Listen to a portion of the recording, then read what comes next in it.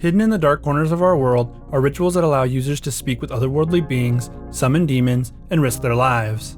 These rituals come in all shapes, from urban legends you've heard since you were a child to the world of creepypastas and internet horror. Rituals play a big part in the internet horror collective.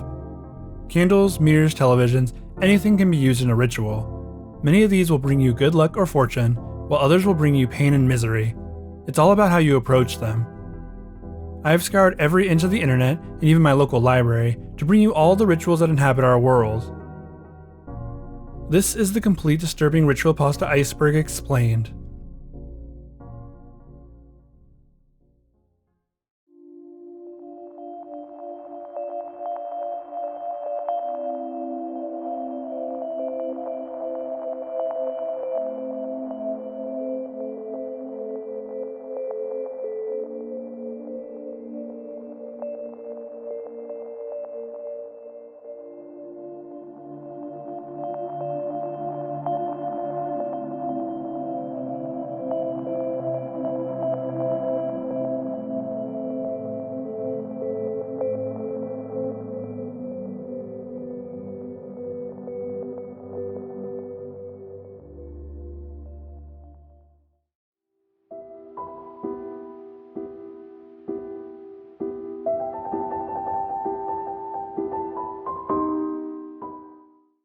The Dark Reflection Ritual is a very simple ritual. The things you'll need are a mirror, candle, and friends, the latter of which are optional. Just about everyone has heard that breaking a mirror is bad luck, but no one really knows why. The reason is because mirrors capture all of our negative energy every time we look into them. This means that if you have a mirror that is a family heirloom, or one that you use every day, then that mirror is going to contain more of your negative energy in it. This makes the mirror the most important part of the ritual. The first thing you need to do is stare into the eyes of your reflection for a few seconds. This will transfer the rest of your negative energy before you begin. Then you must lean forward and breathe onto the mirror and fog it up. This is done to link yourself to the mirror and thus the negative energy. After that is done, you need to light the candle and hold it up to the mirror. You need to leave a burn mark on the mirror. This agitates the negative energy. The burn doesn't need to be severe, just a black spot is enough. The longer you hold the candle to the mirror, the more agitated the negative energy will become. The final step is to break the mirror. This will release the negative energy, and you'll want to immediately leave the area. Normally the negative energy would only stay in the proximity of the broken mirror, but since you've done this ritual, it will now follow you. If you've done this ritual alone, then all of the negative energy will now be following you. The reason it's recommended that you bring a few friends along is so that the negative energy is dispersed amongst everyone and therefore weaker. The negative energy will manifest itself as bad luck. At first, the incidents will be small in scale, a chipped nail or a flat tire, but will slowly escalate. Finally, they'll get to life-threatening levels. No matter how many people conducted this ritual, it will always end at this level for everyone. If you survive the night, the dawn will dissipate any remaining negative energy and you'll be free from it. Now, you might be asking why anyone would attempt this ritual. Well, with the dissipation of the negative energy and bad luck will come a period of good luck. Say you're about to take a final exam and just needed a little luck for it. Those who have done this ritual have reported being blessed with good luck beyond what they expected. Those who you are attracted to will suddenly also start to show interest. That job interview? Well, you just nailed it. So, what's stopping you from trying this?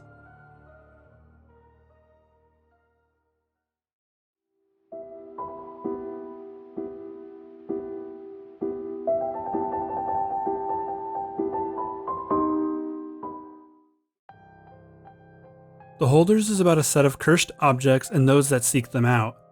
There are a total of 538 objects, but there used to be more before they were lost. The idea is simple.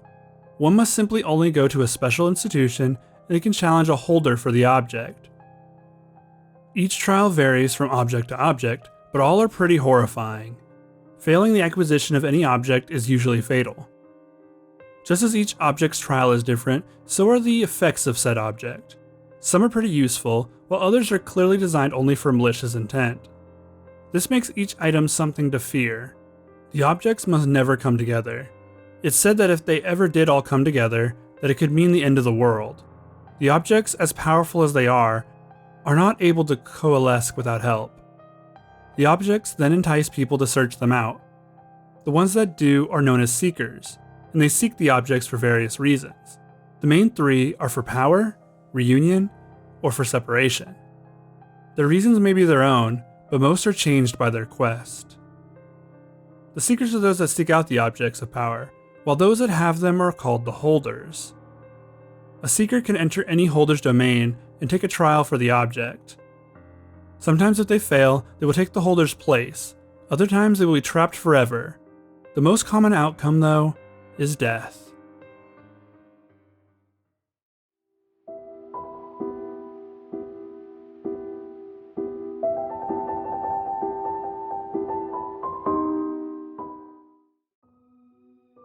The Ravenman Ritual is a summoning ritual for the Ravenman.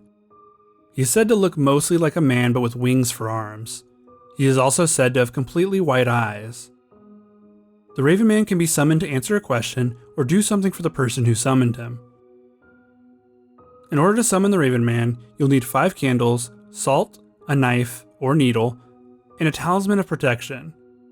The talisman can be anything that could be used for such things, but mostly these objects are religious or deeply personal.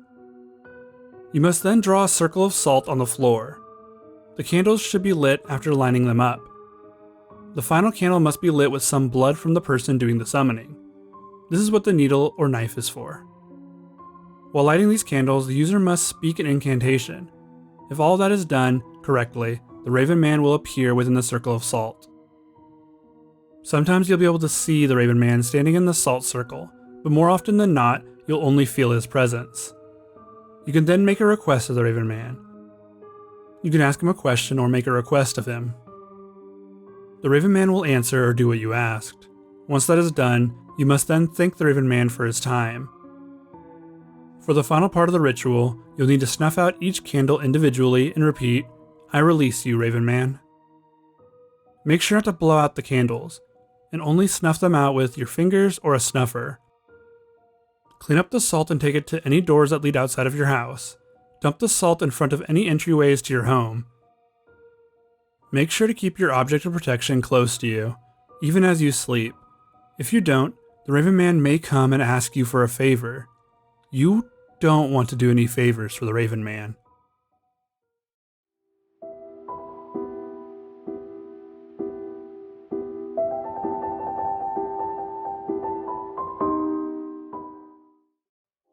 The Black Phone Ritual is one that requires some harder to find objects than some other rituals on this iceberg. First off, you'll need to get a black rotary dial phone. These can be pretty hard to come by these days, but you can go to a thrift store or try eBay and see what your options are. You also need 2 black cords, each should be about 40 centimeters, a piece of paper and a pen, and finally a watch. First thing you'll do is tie the handset of the phone as tightly as you can. Second, check to make sure there's no light that can enter the room. Close all windows with curtains and turn off all lights in other rooms. It is advised to keep a light on near where you put the black phone. Once everything is set up, you'll need to dial 204-060-80 and then return the handset to its resting position. Lift it again and dial 255-158-23. And leave the handset lying off the hook.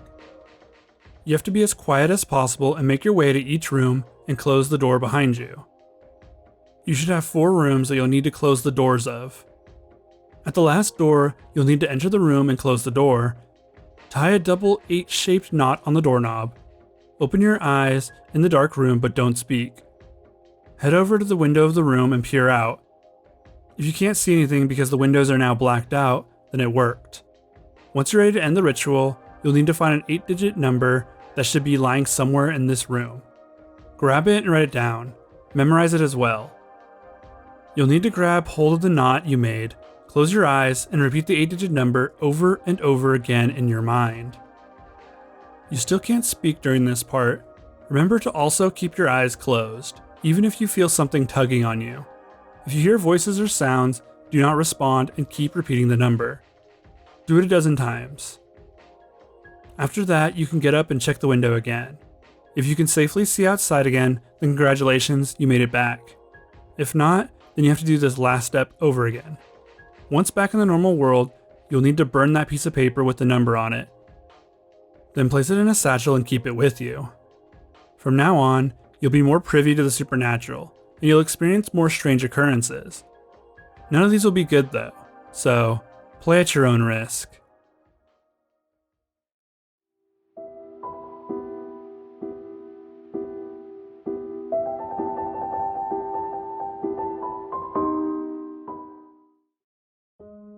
Bloody Mary is a very popular ritual conducted here in the US. It is probably one of the first things I think of when I think of rituals. The ritual is simple and ties very heavily to children, as they're the demographic for it. Bloody Mary is an entity that exists in a world beyond our mirrors. To see Bloody Mary, you just have to say her name 3 times in front of a mirror in a dimly lit or totally dark room. You can be alone or with a group. The Bloody Mary ritual is very popular with preteens. The game doesn't give you anything in return other than seeing the figure in the mirror. This was done more as a test of courage than a ritual to obtain knowledge, luck, or power. After you say her name 3 times in front of the mirror, it's said that she will appear. There's a few interpretations of what will happen after you see her though. Some say that she will curse you for the rest of your life, or 7 years as if you broke the mirror. Other interpretations say that she will claw out the eyes of anyone who summons her. Others claim that she will simply appear and scare everyone. The final claim is that she will pull those that summon her into the mirror world with her. Bloody Mary is a game that just about anyone can play, so why not give it a try?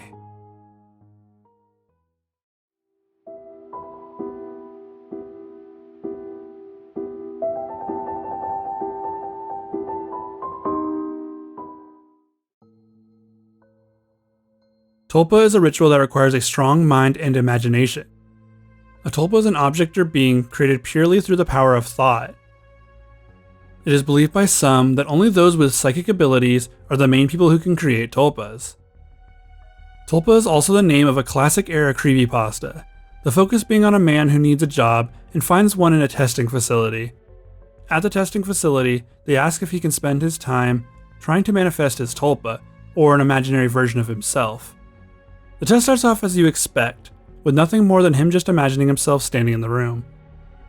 Eventually he's able to imagine his tulpa doing more things and existing beside him. The test continues and the man is perfectly able to manifest his tulpa. The scientists start adding in disturbing music to distract him and see if he's still able to manifest his tulpa. He continues, and is in complete control of his tulpa, for a while at least. Eventually he starts to manifest his tulpa when he's not at the lab, and has conversations with it. The tulpa remembers everything that's happened in his life. Every page of a book he read, every conversation he's ever had, and even starts showing signs that it knows and remembers more than the man himself. After a while, the tulpa convinces the man that he doesn't really need anyone besides it. The man slowly lets go of all of his connections to the real world and only talks to his tulpa and the scientists. After an argument with a friend, where the man's tulpa convinces him to punch him, the man decides he's done with his tulpa. He stops imagining it and tries to move past it altogether. It works. He's able to return to a mostly normal life. The man plans to tell the scientists that he can't follow through with the experiment any longer, but when he shows up to the lab, they drug him. The man is tied to a table and given some sort of drug concoction that forces him to manifest his tulpa. As the man fades in and out of consciousness, he swears that he hears the scientist talking to his tulpa. The tulpa also looked different. It didn't look like him anymore. It had long teeth and claws. It didn't even look human. The story ends with the tulpa killing the man's sister, the last person he had any connection to. Now he worries that the tulpa might be coming for him next.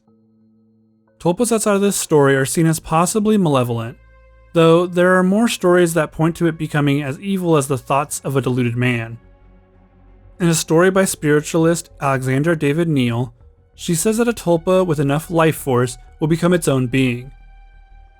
She claims to have created a tulpa that resembles a Friar Tuck-like monk. The tulpa became its own thing, but later had to be destroyed for reasons she doesn't specify. I could honestly make an entire video on what tulpas are and their cultural relevance, so I'm going to move on. Just remember that thoughts have power, and some may be more powerful than you can imagine.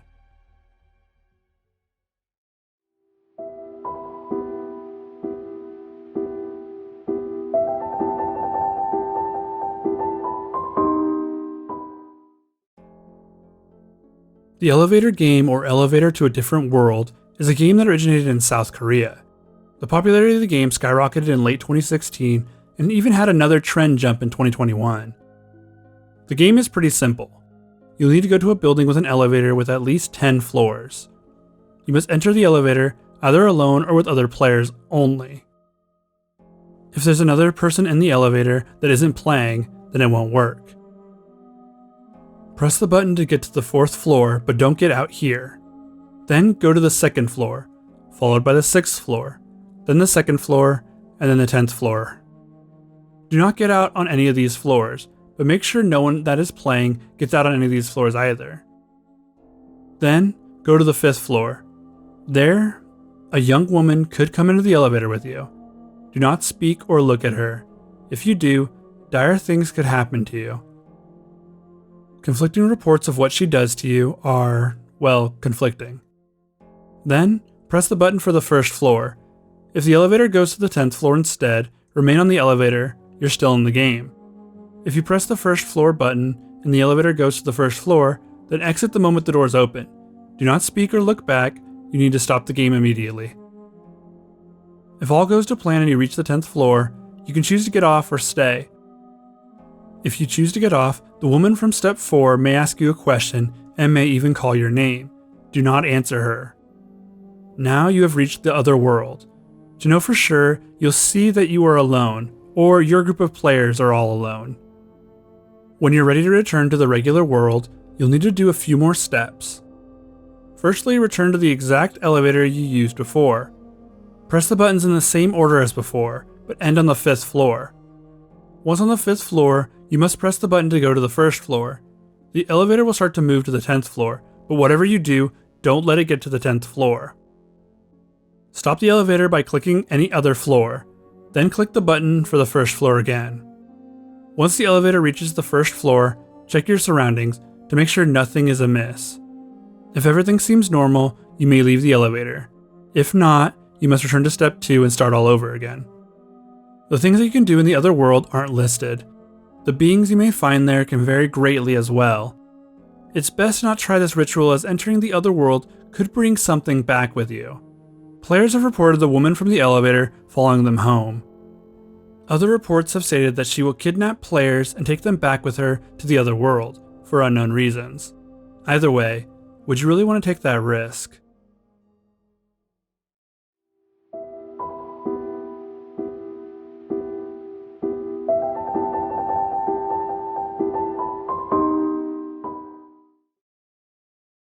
The Three Kings ritual is one that takes a lot of precise setup.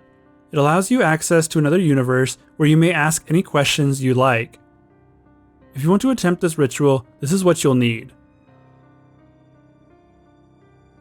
A large, empty, and quiet room, preferably without windows, as you'll need the room to have zero light coming into it. Basements are highly recommended, but if you do have windows, you can just cover them completely. You'll need a candle and a lighter, a fan, a bucket of water, and a mug, 2 large mirrors, 3 chairs, an alarm clock, a cell phone, someone to help if things do go bad, and a small trinket that holds sentimental value to you. You'll have to begin setting up around 11 p.m. Firstly, arrange the chairs in your desired room, with the chair that you'll be sitting in facing north. Place the other 2 chairs in front of the first chair at an angle and exactly 1 arm reach away. You'll then place the mirrors on the chairs and make sure you can vaguely see your reflection if you stared straight ahead. You want to be able to see your reflection out of the corner of your eye only. Place the bucket of water just about an arm's reach away and a fan behind the chair you'll be sitting in. Set your alarm for 3:30 a.m. and make sure to charge your cell phone. You then need to just sleep and wake up at exactly 3:30 a.m. Wake up to your alarm, grab your sentimental object, and head straight for your chosen room. Light your candle and sit down, making sure the candle doesn't go out. You should check straight ahead and not look directly into either mirror. Now the game can begin. The chairs represent the king, the queen, and the fool. It'll be your job to figure out which mirror is which. You can ask any questions you want. Will you get that job promotion? Is the world going to end soon? What is the meaning of life? The question will be answered by either side. Some questions you may ask can also be asked back at you. The beings inside the mirror seem to know everything about you, and will make sure you know that. The game lasts for an hour and a minute. Once that's over, you can freely leave the room. Not a moment before, though. The exception being that you are pulled from the game by the person you had watched over you during your time conducting the ritual. When setting up this ritual, if anything seems wrong before you start, then abandon the ritual. If your alarm doesn't go off at exactly 3:30 a.m., if the door to your chosen room is closed when you left it open, if the fan inside the room is turned off, if any of these things happen, abandon the ritual, take your stuff, and leave your house. The things inside of the mirror may have found a way out. You'll be safe to return after 6 a.m. Before then, you may find yourself being dragged into their world.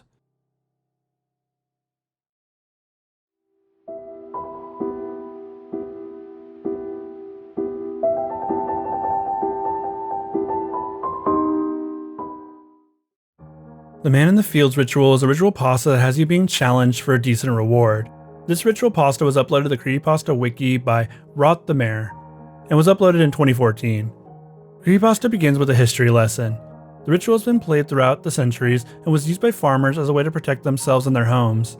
It feels like a way to appease an ancient god of some sort. The things you will need for this ritual are very specific. You will need a house in the countryside, technically not needed, but only those kinds of houses have ever completed the ritual fully and correctly. You could use your backyard, but it likely isn't big enough. You'll also need a candle, a crucifix, and a watch. Make sure that no one is around and it is dark around. Usually people like to start around 9. Go outside and whisper, but who will scare the crows away? 7 times. You should hear a voice behind you say, "That's not your biggest problem." Next, walk back to your house without looking behind you at the field. Close the door as you enter. The ritual has officially begun, and you'll notice that everything in your house is now open. Every window, every door, every cupboard, bag, and anything else that can be opened is. You have to close everything before midnight in order to win this ritual, so you should get to it. Firstly though, you need to find a room with only one entrance and place the crucifix inside. This will be your safe room, and you will definitely need it. Place the crucifix, and make sure everything in that room is closed before moving on to the rest of the house. Out of the corner of your eye, you will see a gray man in old farmer clothes. This isn't the Man in the Fields, but instead a referee of sorts for this game. You shouldn't look at him, and instead continue closing everything in the house. If you just so happen to look out towards your fields, you'd see a scarecrow of sorts, one that you didn't place there. A tall, gangly gray man with a cow skull where his head should be. This is the Man in the Fields, and he is missing his head, which makes yours the perfect replacement. Do not look at him no matter what. If you see him, then he'll see you. He will slowly climb off his post and make his way towards the house. No matter how fast you were closing everything, it'll only take him a minute to reach the house. So instead, keep your eyes focused on the task at hand. If you successfully manage to close everything, then head to sleep. If you're correct and everything was closed, you'll get 1 year of protection from harm. This can also extend to being fiscally protected. If you weren't correct and something was left open, the Man in the Fields will have found his way inside your home. No one will hear from you ever again. The Man from the Fields kind of reminds me of one of my favorite creepypastas, The Thing That Stalks the Fields. That was one of my favorite creepypastas when I first discovered the genre, and is one that I think about from time to time. This one has a similar creature in the fields, but executes on it completely differently, which is fine. I actually like both creepypastas. This one keeps the ritual hard enough that it would be worth the reward, but also pretty dangerous. A pretty good read overall.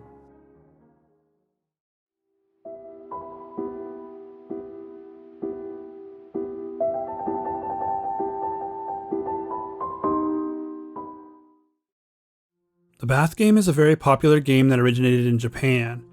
The Bath game also goes by another name, Daruma-san. This game only requires a bathroom with a bathtub.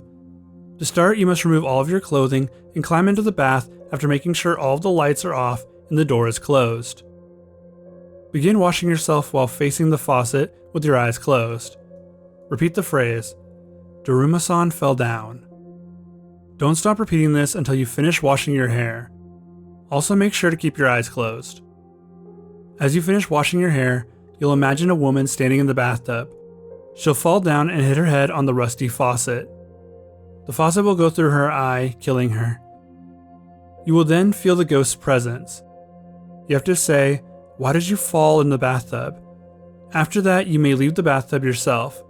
Do not drain the water, and do not open your eyes. Leave the bathroom, closing the door behind you. Now you can open your eyes. Head to bed without turning on any of the lights in your home.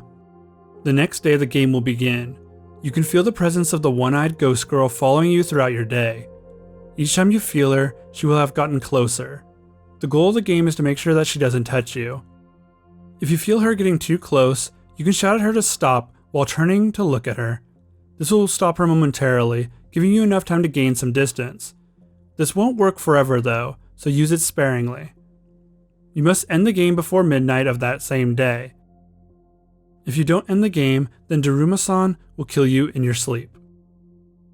To end the game, you must catch a glimpse of her and shout, "I cut you loose," while making a chopping motion with your arm. This game is very dangerous for multiple reasons. For that, I must clarify that I do not recommend anyone try this game.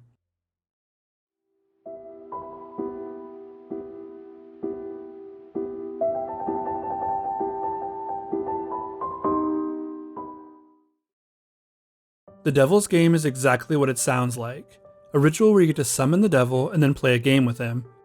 This ritual, of course, comes with a bit of trepidation for most. The devil is known to cheat in almost any game he plays. This game isn't about how to sell your soul for something. No, there are other rituals for that.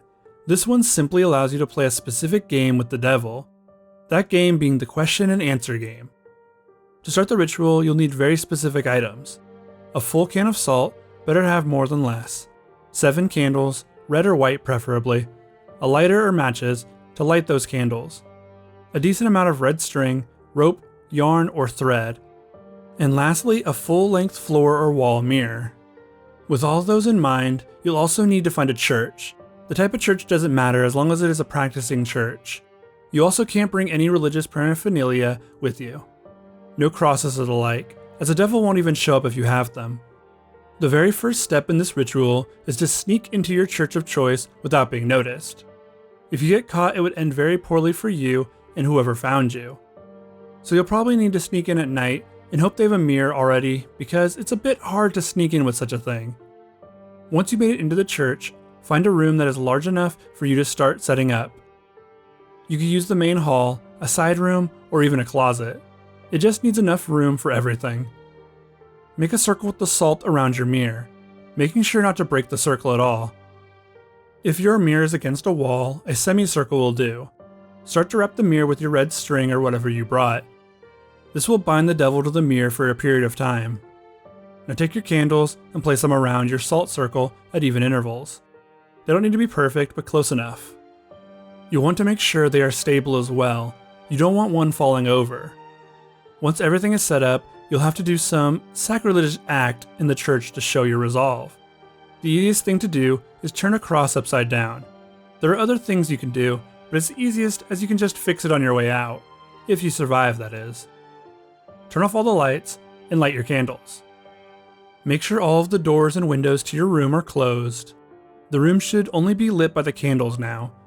Approach the mirror and imagine the devil is looking at you from the mirror. Concentrate as hard as you can, then close your eyes and count to 10. When you open them, you should hopefully see the devil looking right at you. He'll appear to you not as the depictions have him. He won't be a red being with huge horns and such. He'll most likely appear to you as a human, somewhat attractive even. This is mainly to lull you into a false sense of security. The devil doesn't want to scare you off just yet. Once the devil is in sight, you'll need to challenge him to a game of question and response. The devil loves games and will accept no questions asked. Well, not yet. There are tons of rules for things not to do, but I'll get to those after I talk about how to play. Firstly, you'll both ask questions of the other and give responses. Pretty simple so far. Well, it gets more interesting. Every time you get a question right, you'll receive a correct answer from the devil. This can be a bit difficult depending on the devil's mood. as he might ask some really obscure trivia questions that you'll have no way of knowing. Getting a question wrong doesn't end the game. Instead, the devil is allowed to give you a wrong answer in return, though he can still tell the truth if you did get it wrong. The devil is the king of mind games after all. On the other hand, if you get a question right, he'll answer your question truthfully, or as truthfully as he can, as he's not omnipotent. Either way, you won't know if he's telling the truth or not, as he never says if the question you answered is correct. This could leave many wondering if it's even worth playing in the first place. You'll never fully know if the answers you receive are truthful or not, though aren't you dying to find out? For the most part, he'll throw rather personal questions at you, ones you think you know the answer to, but are lying to yourself about. Do you really like your best friend? Are you really confident in your career thus far? Have you lived a good life? These questions may be simple enough to answer, but if you're lying to yourself, the devil knows. He knows a lot more about you than you probably do. Thus he can lie to you all he wants, but you won't know, because you thought you answered truthfully.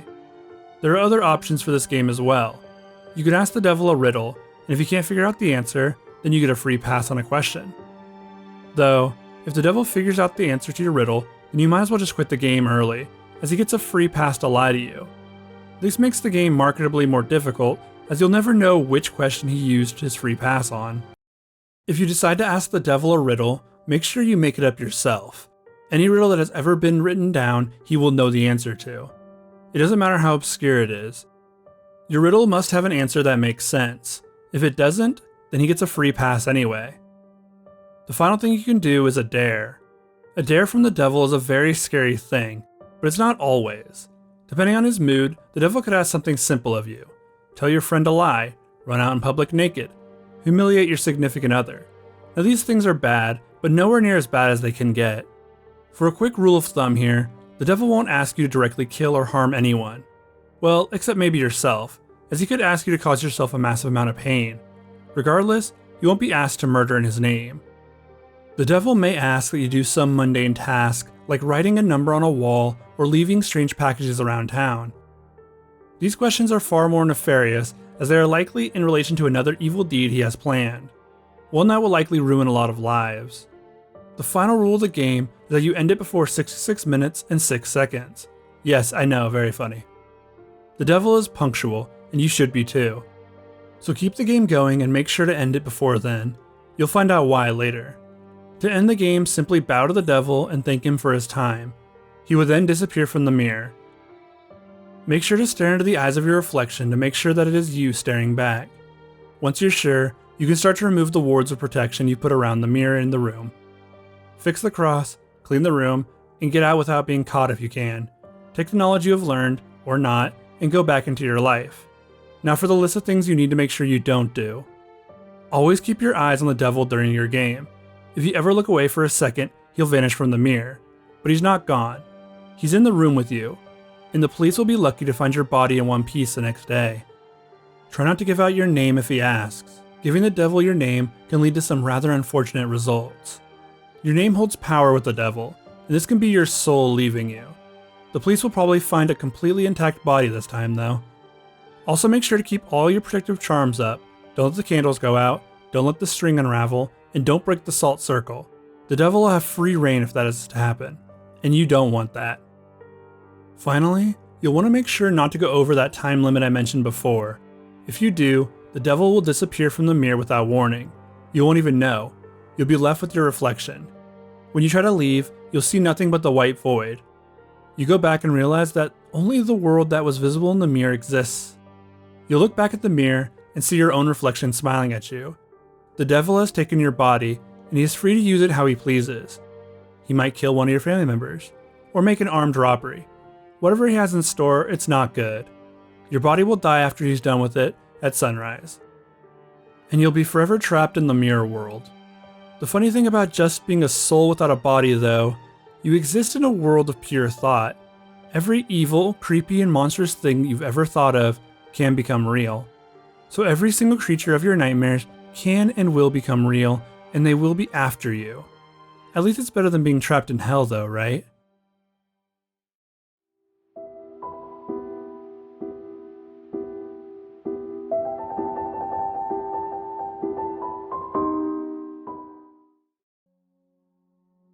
The midnight game is an old ritual that was used as a scare tactic in certain religions.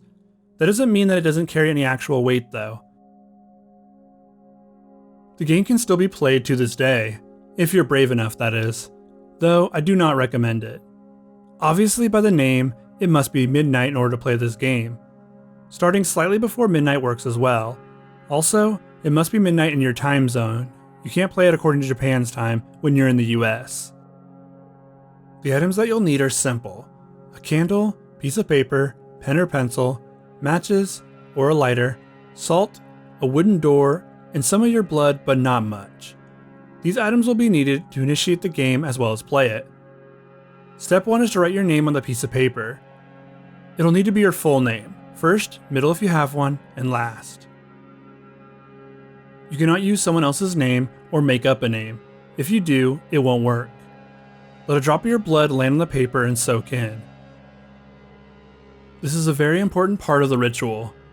Also, you have to use your blood for it to work. You can't use an animal or a friend's blood. Next, you need to turn off all the lights in your desired play area. This could be your house, a friend's house, or whatever. As long as you have at least one wooden door, it'll do. Take your paper with your name on it and place it in front of the wooden door.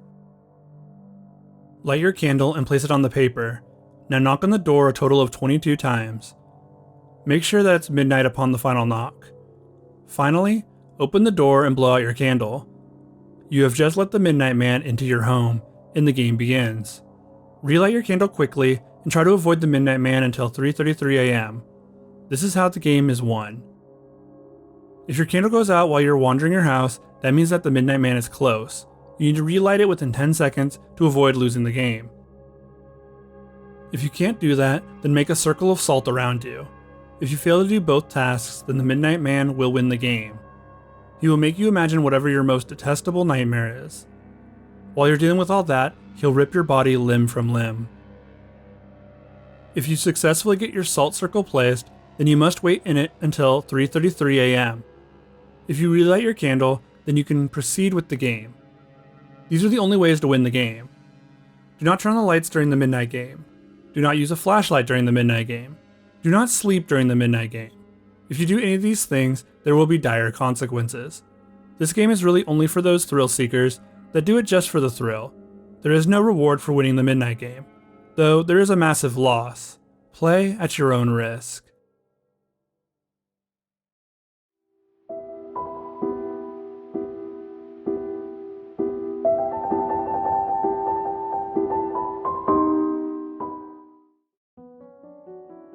The abandoned library ritual is one that requires you to go to Massachusetts in order to do. Find a lady who is running a tourist trap and convince her to let you see the library. She should take you to the library through a hidden corridor underground. The library will look as if it had just been built. You now have 2 hours to find a specific book. The book you were looking for is called The Healer. If you do not find the book in 2 hours, the building will collapse and crush you. The room isn't so big that it would be very hard to find the book though. You just need to look. Once you find the book, a young man will appear and ask you which 5 illnesses you want to remove. You can give him the 5 and he'll put his hand on your head.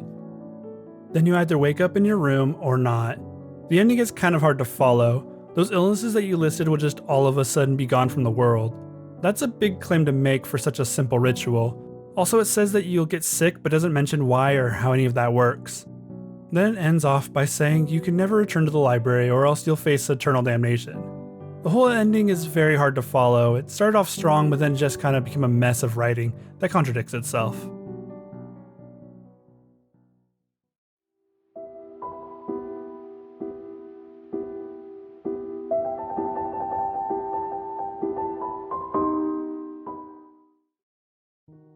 Ouija boards might be one of the most well-known occult rituals. You might not consider it a ritual, as it doesn't require much setup or your blood, but it is. A Ouija board allows you to speak with spirits, the dead, and demons. Ouija boards have been banned by religious groups, meaning this is the only ritual on this iceberg so far that has been banned. This could make it more exciting to some. The history of the Ouija board is a bit of a weird one. It started off as a novelty toy that supposedly answered players' questions with scary accuracy. It then became a tool for speaking with relatives that had passed, and was very popular during World War I, World War II, and the Vietnam War. The Ouija board wasn't seen as much more than a novelty toy until the release of The Exorcist. In The Exorcist, a young girl is possessed by a demon after using a Ouija board. This led to many religious groups banning the Ouija board and any other paraphernalia. There are many ways to use a Ouija board, but the most simple is to gather a group of friends and sit around the board. Turn down the lights, light some candles, and close all the doors and windows. This is more to set the mood than to play the game. Next, you'll need to pick a leader of your group. This person will ask all the questions. You and your other players all gather around the board and place your hands on the planchette. Your first question should be to ask if the spirit is with you. If it moves to yes, then that means it's ready for the rest of your questions. You can ask it anything you'd like, of course, but there are some basic questions that most people fall back on, such as, what is your name? When did you pass? How old are you? These questions usually get a quick and easy response, but not always. You can ask more personal questions, but don't expect a response in every case, and make sure to be polite with the spirits. For the most part, people have reported having a friendly chat with a spirit. They said thanks for the conversation and ended the session. Of course, there are myriads of stories of the opposite happening as well. Tables flying across the room, people finding strange marks on their bodies, and of course possession. It's hard to really know what'll happen unless you try it for yourself.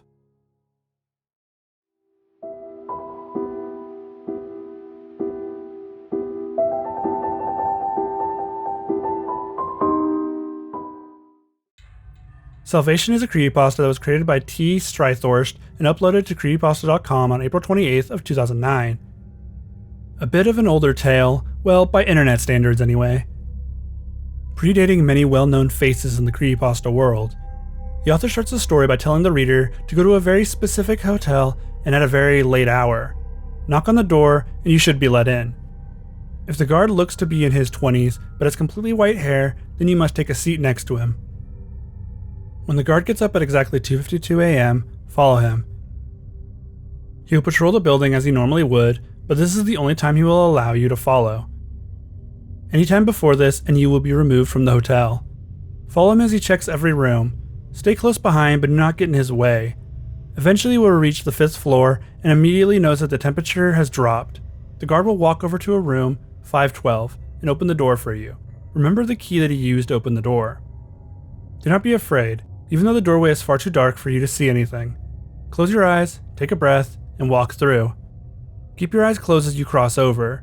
The things you'd see if your eyes were open might be maddening.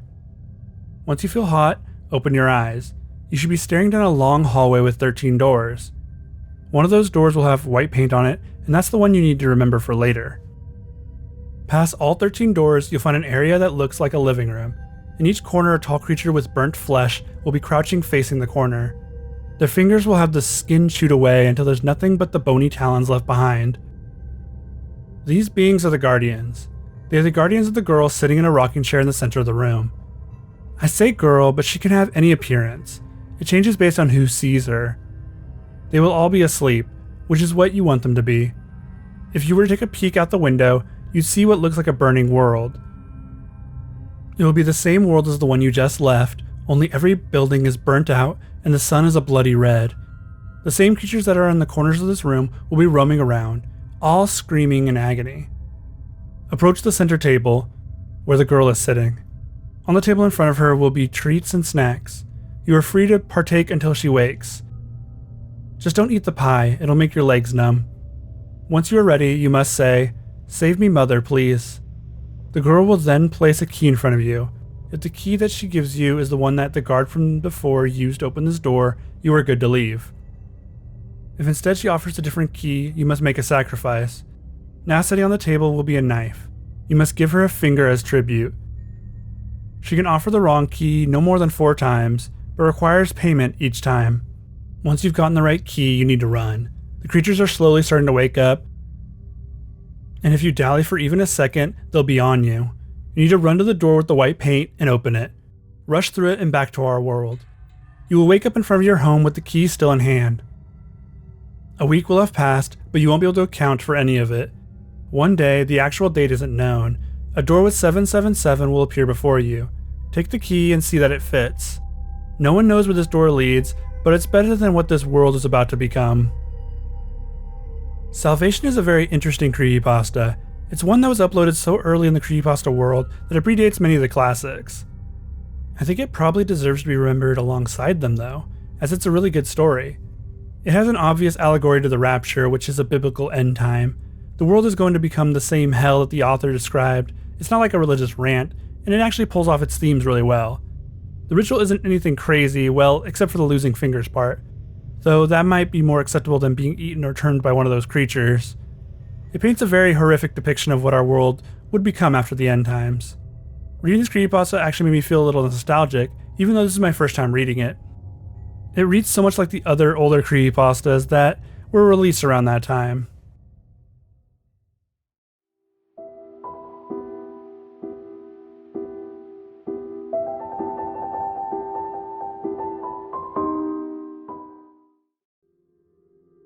Is there anything that you desire so badly that you would risk everything for? If so, you may be in luck. This is the ritual for you. It's called the 11 Miles Ritual. It is one of the more costly rituals because you'll need a car. First things first, make sure you have a car, and not something that is large or noticeable. You'll want something a bit more discreet. Also, a new car will work fine, but it most likely won't come out unscathed, so consider using something you don't mind getting a bit dirty or damaged. The road that you're looking for doesn't really exist. Not normally anyway. Instead, you'll have to find this road by manifesting it with your desires. Let me explain. You'll need to start driving at night. Imagine the thing that you want more than anything in the world, the reason you want to conduct this ritual in the first place. Let that be your guide to the road. Then, as if by magic, it'll appear. Now, depending on what your desire is, the road will be marked differently. If you're looking for love, you might find a rose by an unmarked road. If it's money, then maybe the sign will be like pure gold. What it manifests isn't important. The important part is that you found it. Now you can begin your arduous journey to make your dream a reality, whatever that may be. Important to note is how this whole thing works. You'll need to drive along this road for 11 miles. That doesn't sound so hard. Well, each mile has its own challenges and perils that might dissuade you. But just imagine your desire again and continue. Now let's begin the journey. The first mile is pretty simple. The air around you will get incredibly cold. You may turn on your heater during this mile. You'll also notice that you're driving through a very heavily forested area. Trees will surround the road on both sides. The second mile is more of the first, but now it will be almost too cold for you to bear, especially if you didn't turn on the heater. Do so now, or you might freeze to death before getting far. The third mile is when silhouetted figures will start to appear in the trees. Do not look directly at them. They might look human, but I can assure you that they are not. Instead, keep your eyes on the road. The fourth mile is when the voices will begin. You can hear them calling your name, or whispering your desire. Ignore them. They just want to distract you from finishing the ritual. On the fifth mile, you may experience a clearing with a lake, and the moon may start to glow. Do not look at them and continue on. Keep your eyes glued to the road, as it's the only protection from them. On the sixth mile is where the trees will return. This mile is the halfway point, but it's also when most surrender or lose. The night sky will now be devoid of stars. It'll just be a giant black abyss above you. Continue on the road, focus on your driving. The seventh mile will have the voices returning. This time you'll likely hear them from your back seat. You need to remain calm and keep your eyes on the road. Do not look behind you and do not respond to them. The eighth mile is where you'll need to slow down a bit. 30 miles was the constant speed you needed to maintain, but you need to slow a bit here. Do not stop though. You may see something moving around in the trees. It may howl. Do not let the car stop. On the 9th mile, your car will stall temporarily. You need to close your eyes and restart it as many times as it takes. Do not open your eyes. The voices will persist, and you may even feel something touch you. Keep driving once the car starts up. Do not open your eyes until the mile is complete. You'll know when the mile is done. Try to drive as straight as you can with your eyes closed. The 10th mile is when the voices will finally stop. Do not look in your rearview mirror at this time. You'll see the silhouettes again, and you may find them in your back seat now if you look. Seeing them gives them power. The 11th mile is when your car will finally lose power. Even though it doesn't have power, it will still continue moving. This is when you'll see a bright red light appear in the sky. Cover your eyes and do not speak during this mile. Keep your eyes covered until the car regains power and stops moving. Once it does, restart it and begin driving again. Then you'll find the ending of the road and the way out. Stop at the end and imagine the thing you most desire. Whatever it is will now manifest in some way. Now you're done with the 11 miles ritual. Congratulations, your resolve got you exactly what you wanted, but what now? Your whole life you wanted this thing, but now that you have it, you want more. Well, you can always turn your car around and start the 11 miles again. I mean, you completed it the first time. I'm sure you can do it again.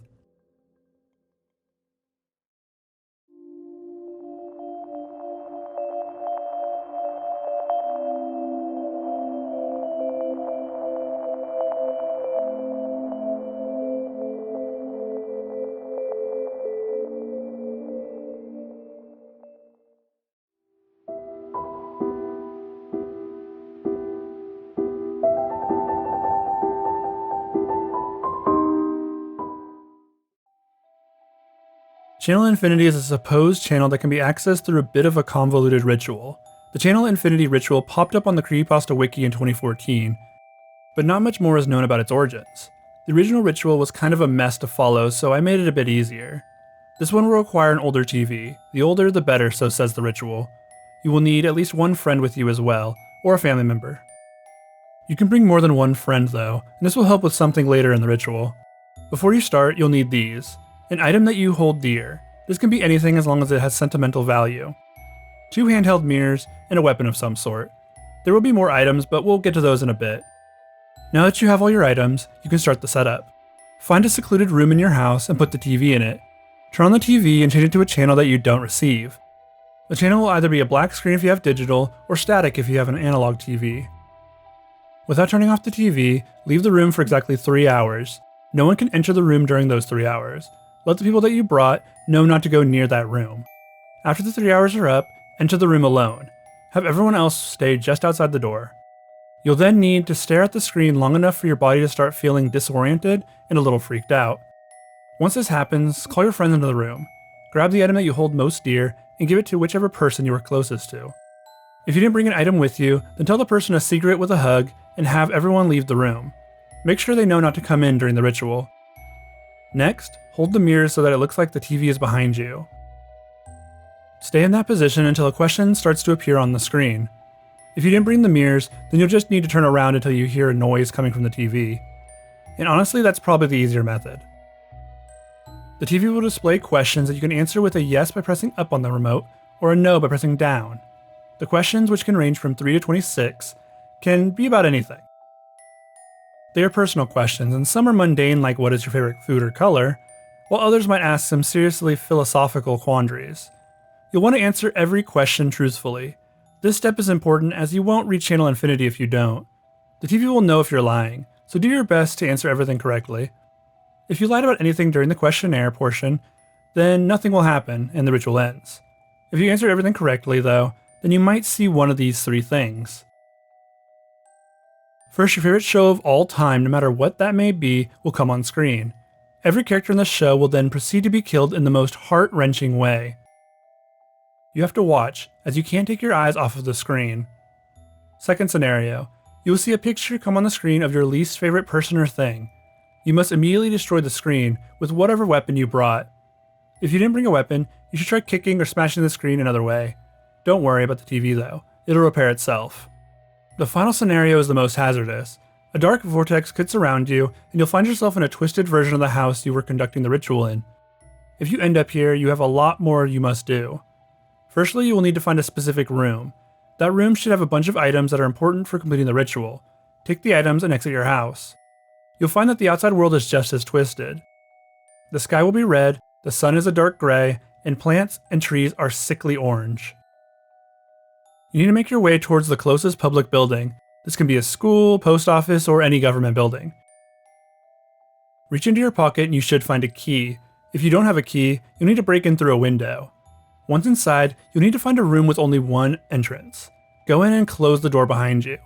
You should have a book that was available in the items that you obtained from this world's version of your home. If you got the book, then start reading it.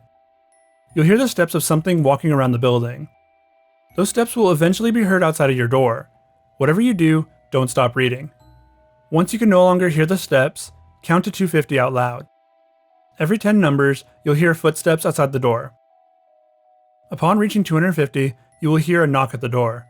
If there are 3 knocks, open the door. But if you hear 4, then say "I forbid you" twice and open the door. Exit the building and look up at the sky. The moon will now be visible and will be one of 2 colors, in either half or full. If it's pink in half, pull out your phone and call your 3rd most recent contact. If it's pink in full, pull out the phone and dial a random number. Before the person picks up, bite your tongue. Green in half means that you need to strip off all your clothes and run back to your house. Do not look behind you the whole way. And finally, if it's green in full, then well, it won't matter because you'll be dead in the next half hour. If it's one of the first 3, then you'll wake up in front of the TV. You have officially reached channel infinity. Grabbing the remote, you can now scroll through some interesting channels. The channels will be named things like The Meaning of Life or How to Acquire True Love. This is your reward for completing the channel infinity ritual. The more people that you brought with you will increase the amount of channels and topics covered on channel infinity. You can only choose one channel, so choose wisely. If instead of choosing a channel you decide you want to just watch the static for a while, then you'll see cryptic images appear on the screen in flashes. These can be deciphered to show you the answer to your greatest question. You can stay on the channel as long as you like, and the ritual will be over the second you leave the room. Important to note that not all the information you'll find on channel infinity will be good. Some of it can be cosmically damaging to a person's psyche. Once you've gotten your answer, remember that you can't tell anybody what you saw on channel infinity. You can never speak of it to anybody, and you can only access the channel 4 times in your life. Whatever you find, I hope it is exactly what you were looking for. Now this ritual has been kind of popular and feels similar to Candle Cove. It probably has everything to do with the fact that it revolves around a TV. Channel Infinity would get several spin-offs, some of which are far better than the original ritual. The ritual itself is pretty convoluted, but interesting. The only part I'm not really a fan of is the randomness of the moon color that can kill you. You have a 1 in 4 chance of just dying during the ritual because the color you got was the wrong one.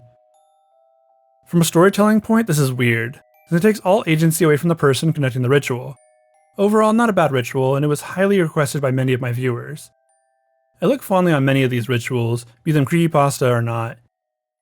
The internet is full of wild and disturbing concepts, and these are some of my favorites.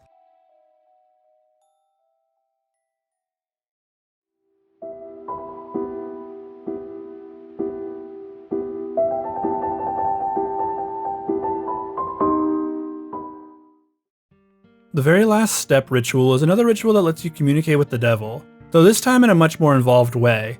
Also, the reward for this ritual is a bit more than what you get from the other devil summoning ritual. This ritual could give you the power of wishing. The first thing before beginning this ritual, you'll need to bring some sort of protective relic. You can bring something of extreme personal value, but it is recommended just to wear a cross. You don't have to be practicing that particular religion for the artifact to work. Just make sure that the artifact is touching your skin at all times. You'll need it to be midnight, or 12:06 AM to be exact, to start the ritual. Find a flight of stairs in your home that has at least 6 steps, then walk down the steps in a completely pitch black room. You'll notice that your stairs seem to be a bit longer than you remember. At this point you'll be walking down an incredibly long staircase, one that couldn't possibly exist in your house. Eventually you will make it to the final step. Before you will be a gaping hole with the sounds of the damned emanating from it. Turn from it and look in the direction from which you came, and notice that the stairs have vanished. Now you must close your eyes and count to 10. Grasp your protective relic tightly as you do so. Keep your eyes closed and say, "I wish to gain the power of wishing." The phrase doesn't have to be the exact same, but should have the same general meaning. After a while, you'll feel a sudden movement and you'll know that you were transported. At this point, you can open your eyes. When you do, you'll see a sort of circular chamber. There will be 2 chairs facing each other at the other end of the chamber. The black chair is the devil's throne, and you definitely shouldn't sit there. Instead, take a seat in the pale red chair facing it. The chair won't be comfortable, but that's really the least of your worries at this point. A thunderous boom will echo through the chamber. The devil has arrived, and he will be in the form of the person that you despise the most in the whole world. There will be a difference though, as he will have completely white eyes with a black pupil in the center and no irises. The devil will take his seat and start to probe your face. After a while, he'll ask if you'd like to play a simple game. You will say yes, regardless of what you actually wanted to do. He'll smile, be satisfied, and give you a rundown of the rules.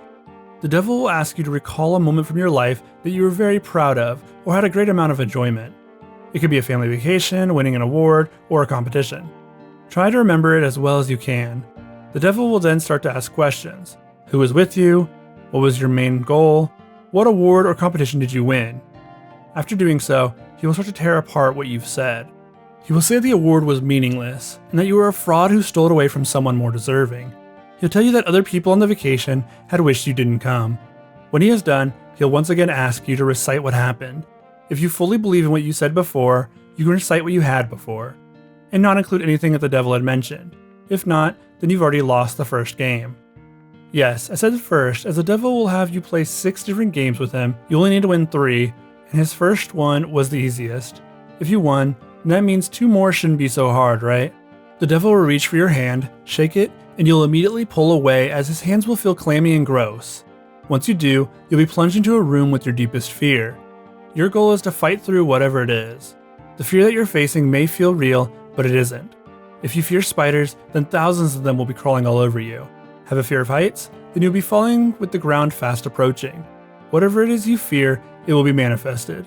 You'll either fight through it or succumb to it. Once that's done, you'll return to the throne room. That is the second game. You won't even have a chance to recover before the devil is pushing you into the third game. The devil will ask you to forgive him, and you must do so to proceed. You will be dropped into your own personalized maze. What makes this maze so personal? Well, it is a maze of your mind. As you traverse it, you'll see moments from your past that will try to keep you there for a while. The maze can also show you things that you want to see. A kiss from your crush, a cuisine that you don't get often, or maybe whatever your sick, twisted mind desires, but you can't come to terms with saying out loud. Everything in this maze is true. This is your mind after all. No tricks, no traps. It's just your wants and your desires in one convenient place. You won't just see the things that you want to see though. You'll also be confronted by your greatest fears, your deepest and darkest secrets, and traumas you'd wish you'd forgotten. Many souls have lost this game. Seeing their mind and soul bare has led them to mental breaks. You can always call out that you can't escape the maze. If you do so, the game ends and you'll be free of it. Or you can find the exit and be free of it all. Once you've returned, the devil will offer you a drink. It will be your favorite drink, or the one that you want at that exact moment. Take it and drink it to the very last drop. You may be wondering what would happen if you won all 3 of the first games.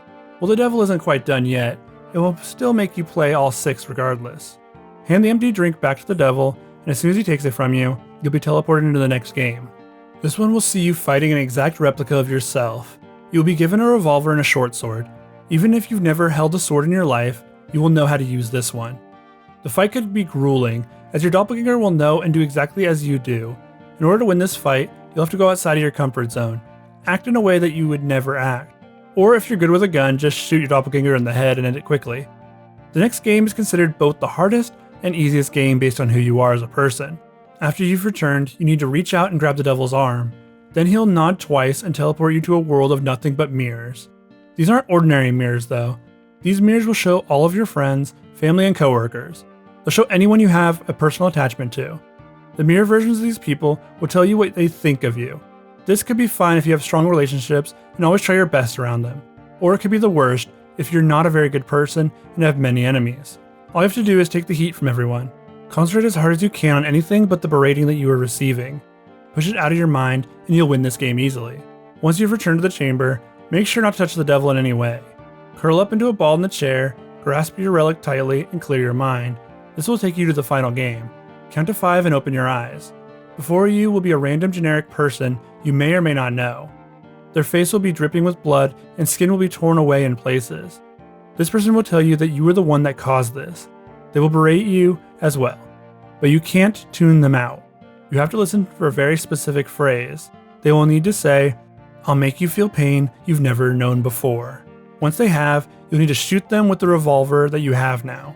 You have to shoot them exactly 3 times in the middle of the forehead. Make sure not to miss. If you do, you lose. You'll next need to tackle the person and shout, "I have given you peace." Turn away and take 3 steps with each foot. Cover your face with your hands and kneel. Do not speak at all. You'll be back in the room with the devil. He will smile and offer you a handshake, but do not accept it. Instead, do a short bow, but keep your eyes on the devil, and take your leave. A door will appear that you can take, and once you step through, you'll be greeted with the last step of your stairs. The devil has given you the ability of wish making. This gift is extremely useful but can be very tricky to use. Every wish needs to be very specific, or you could end up talking to lots of corpses and other strange mishaps with wording. The next day you'll receive a strange newspaper. In it, you'll find an article on the person that you saw in the 6th game. They will be mutilated and have details of how they died in that article. You'll know that that person was sacrificed for your ritual, even if you didn't know them. You'll probably still feel guilty. Let's wind back to if you accepted the devil's handshake. Well, if you did, the devil will gain complete control of you. He can make you do anything he wants, and the first thing he'll make you do is take off your protective relic. You will now join the tortured souls of the damned.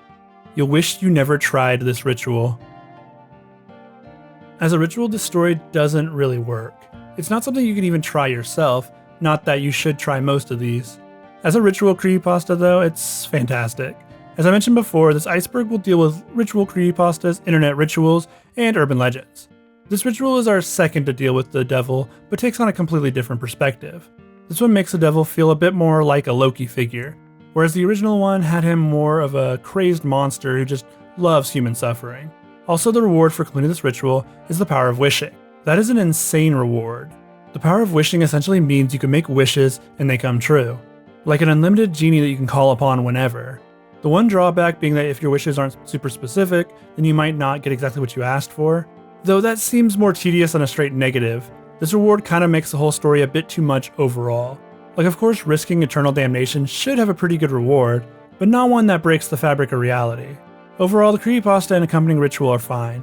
Also worth noting is that this specific creepypasta was written for a contest. I couldn't find the winner of said contest, or even a mention of it outside of the author's note on the Creepypasta Wiki, so there's that, I guess.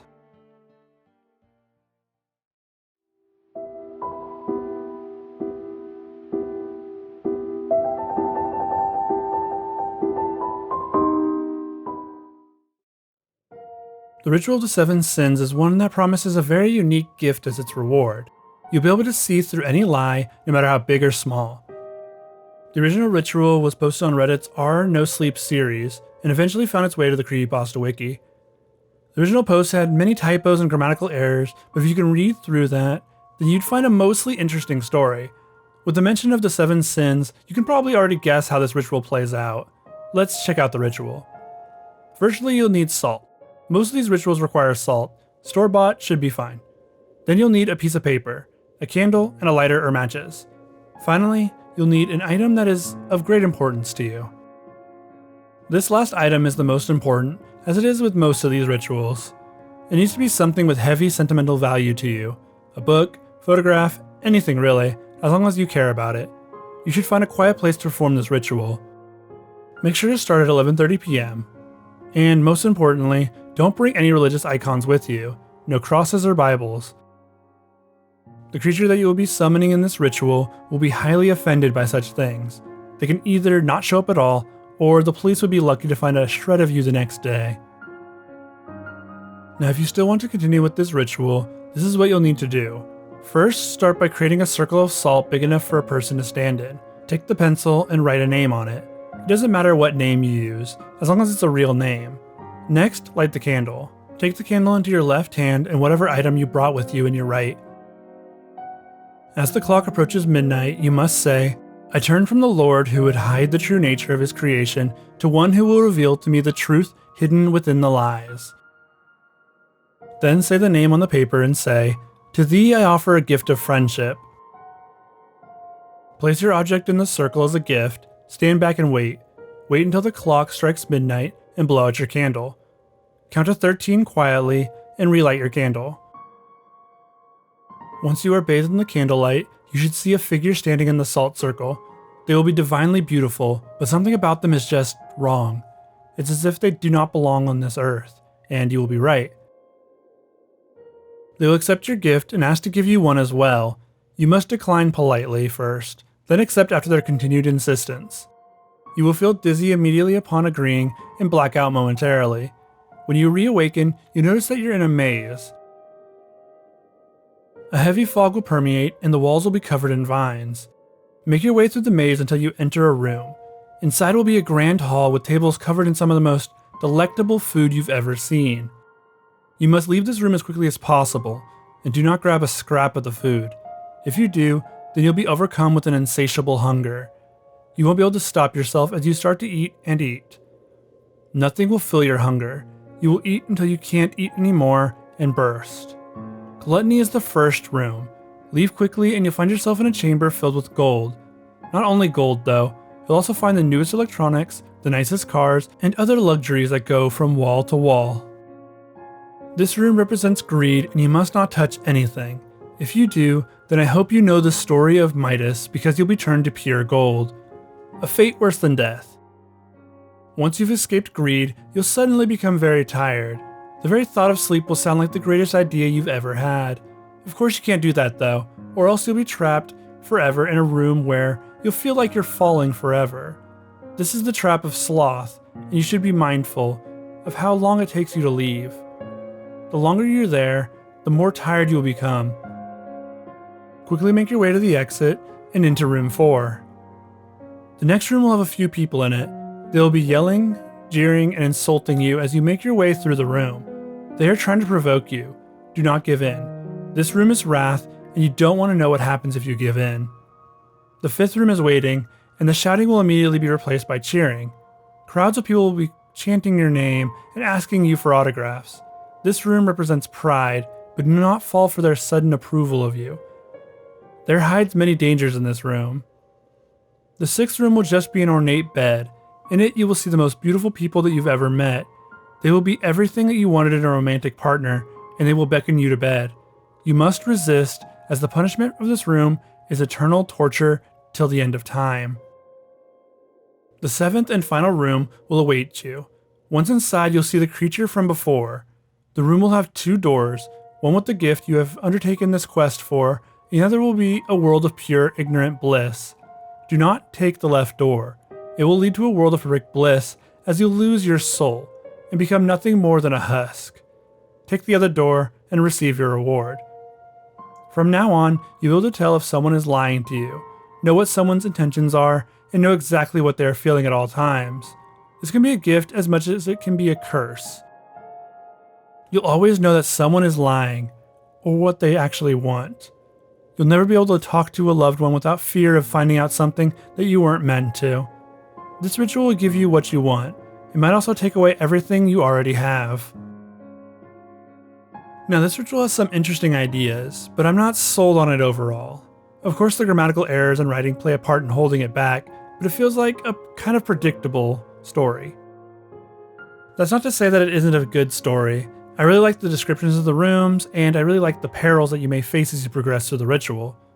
I think the overall reward for this one is also interesting, as it gives you something that hasn't been offered by other rituals yet. I also like how each room is described in a way that makes you feel like you can tell what sin is being represented. I also feel like you would too easily win this ritual if you just kept walking forward. I think some more perils would have helped this story a bit. I do think the ending kind of makes up for it though. Probably depends on who you surround yourself with. Good friends and family members will probably not be too big of an issue, but coworkers might be another story. Overall not bad, and on to the next one.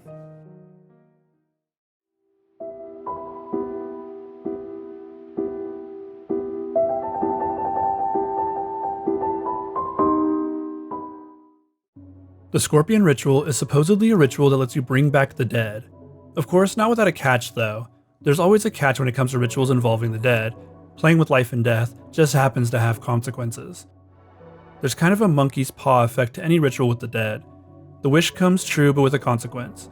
Of course, the consequences for this specific ritual might be a bit too much for people to even consider attempting it.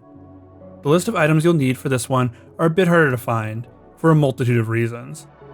Firstly, you'll need a dead body. They must have been dead no longer than a week, or it won't work. Also, the body must not have been tampered with and needs to be mostly intact. After that, you'll need a large scorpion. Scorpions are indigenous to a lot of places, but if they're not in your area, then you might not be able to attempt this one, which you probably shouldn't anyway. Scorpions are also pretty dangerous, so careful when you find one. You'll also need a bottle of acid, pH under 3. One alcoholic beverage, possibly for drinking, but you're not required to do so. You are still required to bring the drink though. And you'll need a gallon of flammable liquid.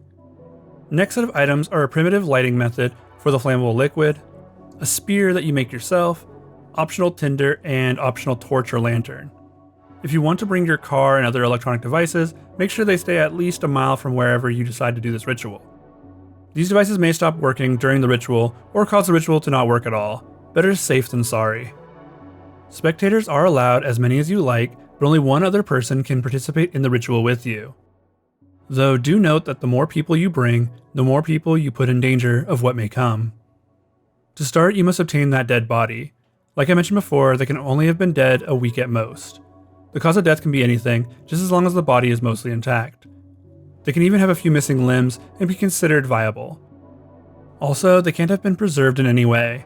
The second step is to find a spot for the ritual. Remember that you don't want any electronic devices, so doing this at a home probably won't work. You'll likely need to find an abandoned area, a field, or in the forest should do. Step 3 is to place the body and make a circle around you and it with the flammable liquid. Do not light the liquid yet. Make sure you have your scorpion, acid, and spear nearby. Please keep the scorpion and acid in separate jars. Step 4 is optional. You need to take a sip of your drink and then give a toast to the sky. This is mainly done as a show of goodwill, but isn't necessary. Like I said, you can skip this step altogether if you'd like. Step 5 will have you lay the body out. You'll need to have their arms resting over their heart with palms up to form a cup. Release the scorpion into their hand and pour the alcoholic drink into the hands to create a pool. Step 6 is to make sure the scorpion stings the hand that it rests in. It only needs to do this once, so it is recommended that you poke at the scorpion with the spear until it stabs the hand. Step 7. Light the fire. Be careful when doing this. Make sure the fire creates a perfect circle around you. Step 8 is to pour the acid on the scorpion and kill it. The scorpion also has to die inside of the cupped hands, so make sure it doesn't escape. This is also the last chance for anyone watching to leave before the ritual begins. Step 9. If everything was done correctly, the area where you dropped the acid will turn into a pool of black. You must stab the location where the new black liquid emerged from. It is important that you don't miss, so you may stab multiple times. Step 10 is the most vital. The body will shake if you stab the right spot. You'll notice the flames around you start to die down. After a minute, the corpse will rise and the flames will completely extinguish. The next step is to run. The spirit will have completely taken over the dead body and be in full control. The only way to stop it is to stab where the black liquid emerged from before. That is its only weakness. Running will give you time to get a better advantage to fight it. The other option with running is to just leave the area altogether. Though if you do decide to run and leave the mile radius, the reanimated would still be able to follow you. The reanimated will be very angry as the dead do not like being woken. It likely will pursue you and anyone involved until you or it are dead. The reanimated will also hate sunlight, so it's a good way to escape it. The reanimated may also find that chasing someone else would be easier. If this is to happen, remember that sometimes those killed by the reanimated can become reanimated as well. This could mean a lot more trouble for you. The last thing of note, if you happen to feel an odd fear of arachnids after concluding this ritual, well, it's already too late for you. The ritual itself is fine, but I have some issues with the overall reason to conduct it. You're not bringing back a loved one or getting some sort of wish fulfillment. All you're doing is bringing back a spirit from the dead that will now try and kill you. I guess the thrill seekers would be the ones to attempt this. Just getting the materials for this ritual would be impossible for most people.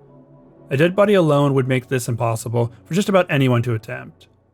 This is another ritual pasta that focuses too much on the creepypasta side and not enough on the ritual side. A good ritual creepypasta should have a great ritual that can stand apart from the story it's in.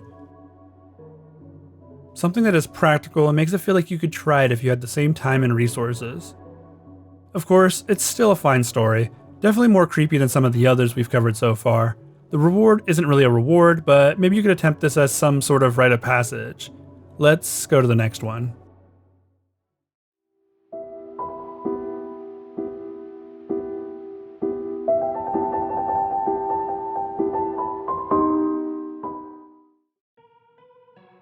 The Disney Mirror Ritual is a ritual that requires you to conduct it at Disney World. This can be hard for many as Disney World is a very specific location and it can be kind of pricey. Also, this ritual has a lot of risk involved, but more on that later. The first instance of this ritual appearing online is on Reddit's r/creepypastas and was later reposted to r/3kings. r/3kings is a subreddit for rituals and paranormal experiments. The subreddit isn't very big, but but I found some interesting rituals on some of the threads. Disney has a long history of creepypastas, urban legends, and ghost stories surrounding them. The parks are no exception, which is how we ended up with this ritual.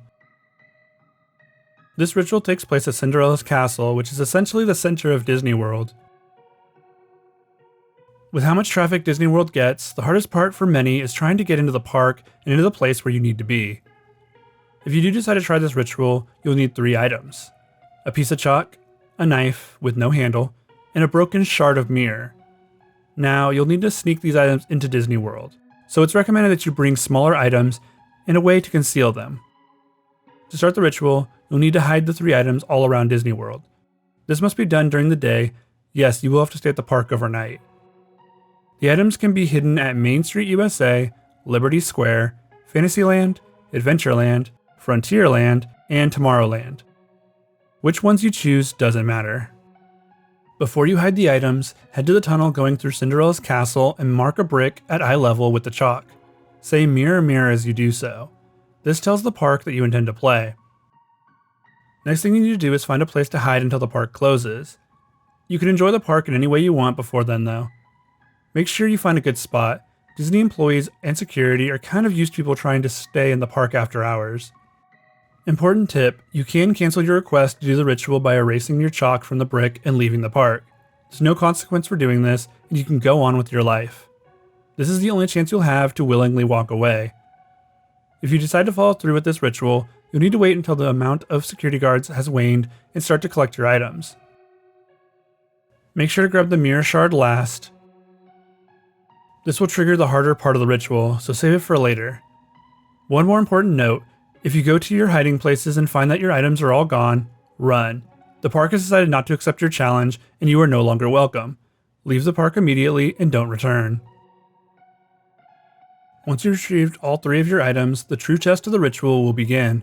Security will suddenly just stop appearing around the park, as if they vanished completely. Security guards may not be an issue anymore, but a new threat has emerged. You'll need to quickly make your way to Cinderella's castle. Doesn't sound so hard, right? Well, you'll also need to be on the lookout for the False. What is a False? The False looks similar to the normal Disney mascots that you see during the day, except their uniforms are tattered and mangled. At this point, you'll need to use your mirror fragment to look around every corner for the False. If you see one in the reflection of your mirror shard, you need to bring the tip of the blade across its reflection. This will force the False to move away and will give you a chance to proceed. More than likely though, you'll have to have a face-to-face encounter with a False. If you see a False and it sees you, and it will see you, then you must place your mirror on the ground and close your eyes. You'll hear footsteps and raspy breathing, but keep calm. Once you hear the False get close to you, you'll need to jab it with a knife. Whatever you do, don't let it touch you. The False will run off with a hiss, and when you no longer hear footsteps, you are allowed to open your eyes. You are allowed to do this method a few times, but each time your blade will get weaker and weaker. Should it break, you'll be completely defenseless and the False will know. Once you've made your way to Cinderella's castle, you'll be safe from the False. Find the brick that you marked earlier and place your mirror against it. Trace the mirror with your chalk and move away. The mirror won't move from its perch. Say "mirror, mirror" 3 times in rhythmic succession. If you've done it correctly, you'll see a clouded face start to appear on the reflection. Now this is when the true ritual begins. The face will say, past, present, future. To choose, just nod your head when the voice says which one you want. The mirror will then show you an answer to a question you have based on which one you nodded to. For the past, you might get an answer to a burning historical question you had. For the present, it could be an answer to a current dilemma you're facing. For the future, it will show you a future outcome that has yet to happen. Ask the question and watch the mirror answer it for you. Once that is complete, turn completely away from the mirror and repeat the phrase "from before" 3 more times. Once you turn back around, you'll see that the mirror fragment is gone, as Disney World has accepted it as tribute. You're not quite done. You need to head back to your safe location and wait there until the morning and visitors have arrived. You need to draw a chalk circle around yourself and stay in it all night. If you are in a room with a door, then draw a half circle around the doorway and sit tight. You can't sleep during this time, and you shouldn't leave the chalk circle. It's unsafe, You need to wait until morning to leave. If you hear voices, do not respond to them. If you hear a melody that sounds like a Disney song, do not sing along, do not hum along, and do not follow along in your head. Distract yourself and wait until morning. Once morning has arrived and the park guests start to appear, you need to quickly leave your hiding place and the park altogether. You could never return to Disney World ever again. You have outworn your welcome. Now let's discuss the consequences for failing the ritual at any stage. Should one of the false touch you, then you will be unable to move freely and become one of the soulless false that wander the park. Or maybe they'll take pity on you, and instead you'll have an accident at the park. Whatever the park has decided for you, you won't be calling it the happiest place on earth anymore. So this ritual is actually one of my favorites. It blends the supernatural aspects with a ritual that gives you a solid reward. This one does lean a little bit into the creepypasta side of the ritual, but keeps the actual ritual somewhat grounded. I kind of have a soft spot for stories focused around Disney. I'm not a huge Disney fan or anything, but I love urban legends surrounding the park, or the various creepypastas about Disney. The false are also super interesting and give me a bit of an Abandoned by Disney and Five Nights at Freddy's vibe. The ritual part was pretty interesting and gave a feasible reward. There are easier ways to get the same reward according to the other stories on this iceberg. Knowledge is important though, so I can understand that those that would want to go to these measures to seek it out.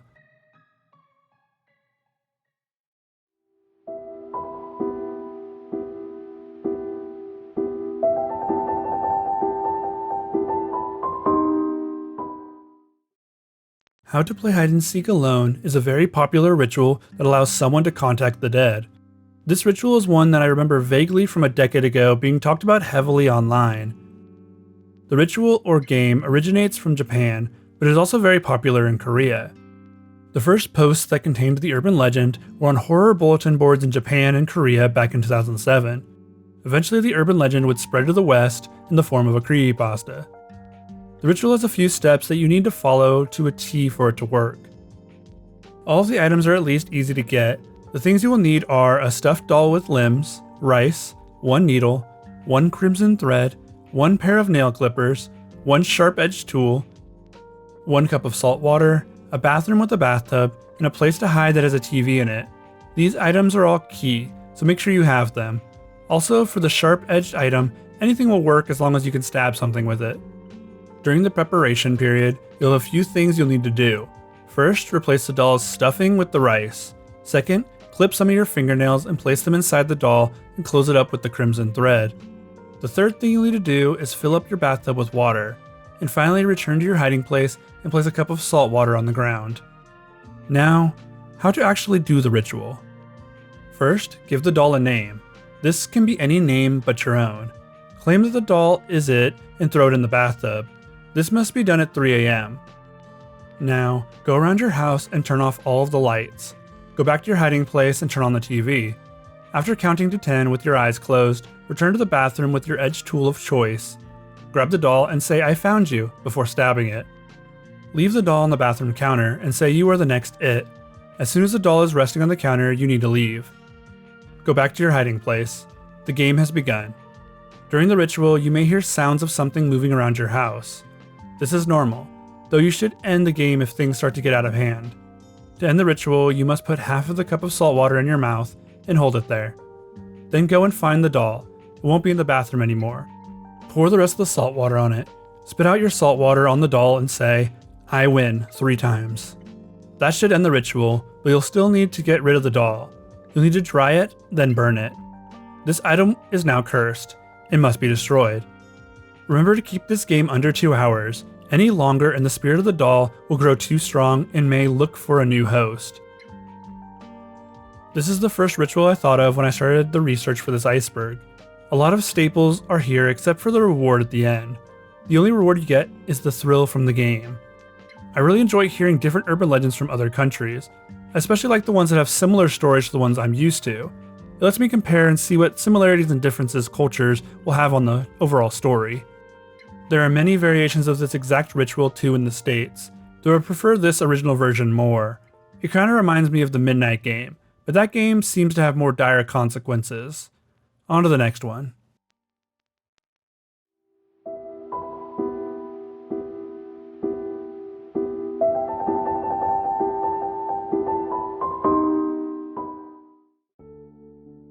This is a ritual that requires a lot less than most of the rituals we've covered so far, and that we will cover later. This ritual will let you experience one of the other sides. You don't get to decide which one. This ritual is pretty straightforward. I couldn't find where this exact story originated from, but it has that classic ritual pasta energy, so I could only assume it was first posted on the wiki. Like many of these rituals, you'll need candles and a mirror. These are essential items in most rituals, that goes for this one as well. This is the ritual to experience the other side. Also, if you don't do this ritual correctly, you won't need to worry about possession or anything. It just won't work. You may find yourself bumping into more objects than usual or accidentally injuring yourself in a small way. Nothing too bad though. To do this ritual, you'll need a mirror large enough to see your upper torso and be big enough for you to place your entire palm on. A pitch black room, because most rituals require less lighting. A candle, one that is large enough to burn for an hour, and an alarm, and finally a place to sleep. First things first, make sure that the room you have chosen is pitch black. No lights from windows, cell phones, laptops, or even small chargers. No light can come into this room at all or it won't work. You'll need to prop up your candle somehow. The candle needs to be behind you during the ritual. It needs to be able to give enough light to the room to make out details, but must remain behind you. A good option is to bring a chair and set the candle up on that. Next, you should get around 2 hours of sleep. You want to be in that just waking up state as you conduct the ritual. In this state, you'll be more likely to recognize paranormal events and experience all the other side has to offer. To start the ritual, wake up and enter the desired room. Light the candle and place it behind you so the flame can't be seen in the mirror. Make sure you are facing the mirror, and place your hand against it. Your palm and the bottom of your fingers must touch the glass. Make eye contact with your reflection and don't let go. Start to breathe in deep and slow, and then let it out. Get into a rhythm with your breathing. And that's the final step of the ritual. You may start to feel the glass wriggle beneath where your palm is placed, or start to see distortions in your own face. Some claim to see the face of a loved one who has already passed. The effects aren't just limited to touch and sight though. You may hear voices and whispers coming from the mirror. Sometimes it will sound almost mechanical in nature. And sometimes you'll even hear music playing and you're not sure from where. In extreme cases, some have claimed to have seen their scenery change. They also claim to see others in the reflection besides themselves. Don't worry, these are only extreme cases. To end the ritual, simply return to normal breathing and close your eyes for a moment. Open them, turn on the lights, and put out your candle. Now the ritual is over. Easy to start, easy to end. A final note of warning, do not do this ritual using a reflective window. Do not do this ritual with a pitch black window or glass door behind you. Mirrors are safe since you can see everything in the mirror, and whatever is on the other side can only see you. Windows and doorways, on the other hand, well, those can be opened. This ritual is incredibly straightforward. You barely need any items and almost anyone can do it. It seems like the whole premise of this ritual is to be easy enough for anyone to try. I don't really recommend it though. The final piece about doorways are cool for some added spooks. If not, then it would be just a cool novelty and not really a creepy story. Most people probably wouldn't think this story is very creepy to begin with though. It kind of lacks real thrills. It's just another ritual pasta story in a sea of internet rituals. At least it's written pretty well.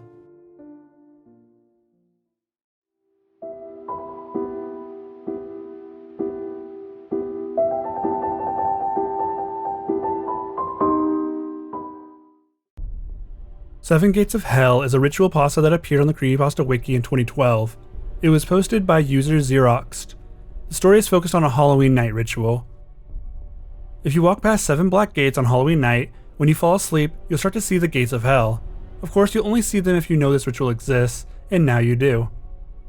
Also, Halloween rituals are actually not as prominent as you might think. After you pass the 7th gate, you'll see him. A tall and bulky man will stand before you. His hands look frail and his eyes are wrinkled. He will say welcome to the 7 gates of hell with a chuckle. You will then proceed to the 7 layers of hell.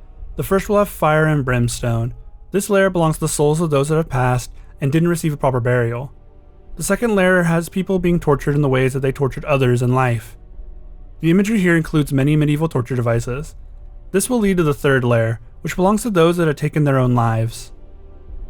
The 4th layer is for those that abuse their power. Politicians, leaders, those in charge that abuse their followers all rest here. The 5th layer belongs to those that defiled others, and they receive the same punishment as what they've done. Layer 6 is for the murderers. They were all being murdered in the same way they'd done their victims. And the final layer is for the mass murderers, and those that had conducted great atrocities. This story ends with the narrator becoming that old man gatekeeper that we saw in the beginning. I don't really know where to start with this pasta. It's not very good. The uses of the layers of hell is interesting, but the ritual isn't explained very well at all. I'm also not a fan of how the narrator transforms at the end. It's just kind of odd, and the way it was worded made it seem like a last-minute decision. It's not very scary and really lacks a story, it just has some gruesome imagery.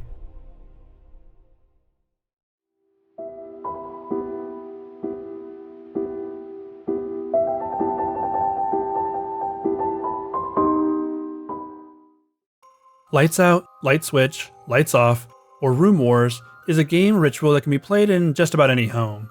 Lights Out, a beginner's guide, was, as far as I can tell, a ritual pasta that was uploaded to creepypasta.com in 2017. I can't find any mentions of its origins anywhere else on the internet. Let's look at the ritual.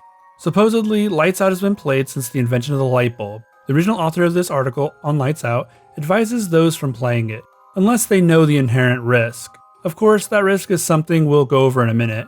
Note also that this game can bring you your desires, so if you're wondering why anyone would attempt this, that's why. It is advised that you do not play this game if you have a pre-existing medical condition, are elderly, a child, or are pregnant. The objective of this game is pretty simple. 2 players will try to either turn on all of the lights in the house, or turn off all the lights in the house. Each player is in charge of either lights on or lights off. The player that successfully gets the lights on or off wins. Not so hard sounding, right? Well, there's more rules to it than that. It has to be a house with at least 8 rooms. The house can have more, but it must have an equal amount of rooms with lights. Even though this is a 2-player game, you will be the only one playing. That's not to say that there isn't a player 2. Player 2 is an entity that you must summon. Once summoned, you will then challenge it to the Lights Out game. First, let's get to the rules. The game may only be played between the hours of 12 AM and 4 AM. The play area must have at least 8 rooms. Like I mentioned before, the game must be played alone. The game has to start with an even number of rooms with lights on and lights off. The game cannot end until one player wins, and devices that would make it easier to turn on or off the lights are strictly forbidden. To start the game, you need to first pick a time. Any time between the hours I listed before will do. Do know that the time does matter, as the game gets harder the closer it gets to 4 AM. This means if you want an easier experience, start the game at exactly midnight. Next, you'll need to make sure every window and door that leads outside of the home is shut and locked. You'll also need a personal item. This item won't be sacrificed or anything, but it should still be personal to you. Place the item in the room that you wish the entity to start in. Make sure the light is off in that room too, so it knows that it's the lights off player. You can also be the lights off player, but it's kind of hard to get around in the dark. Turn lights on in an even amount of rooms to the ones that are off, and you're just about ready to start. Write down your desire on a piece of paper. Note that your desire should be something that you could feasibly attain. Things like raising the dead, time travel, and unassisted flight will be impossible. Your desire should be something you could actually obtain. Now place a piece of paper with your desire in the room that you wish to start in. Now you'll summon player 2. Once summoned, you'll have 60 seconds to make it back to your starting room. The lights will flicker one time, signaling the start of the game. This will happen again when the game is complete. Don't worry about the flickering unless it happens more than once. That means it's probably mechanical, and you should look into that. Once the game is started, a light should immediately turn off around you. You'll need to run and start turning lights on as quickly as possible. You won't see player 2, you'll just feel their presence. Notice that the longer the game goes on, the quicker the entity will be turning the lights off. The game will end when the lights have all been turned on or off. If you won, congrats. You'll find that the piece of paper you left behind is now gone. Now, you can't just sit back and wait for your desire to happen. Instead, you will be given more opportunities to make that desire a reality. It'll make reaching your goals easier. Now, if you lose, there's not much known about what will happen. That is because those that lose are never around to be asked about what happened. There have been instances of losers being found at the bottom of steps dead, or just never heard from again.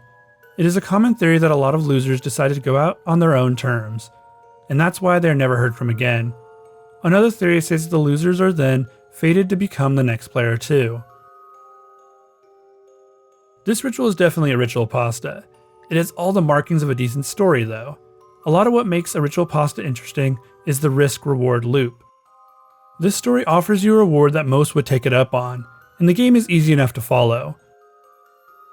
I will say that this being posted in 2017 is probably why I hadn't heard of it initially.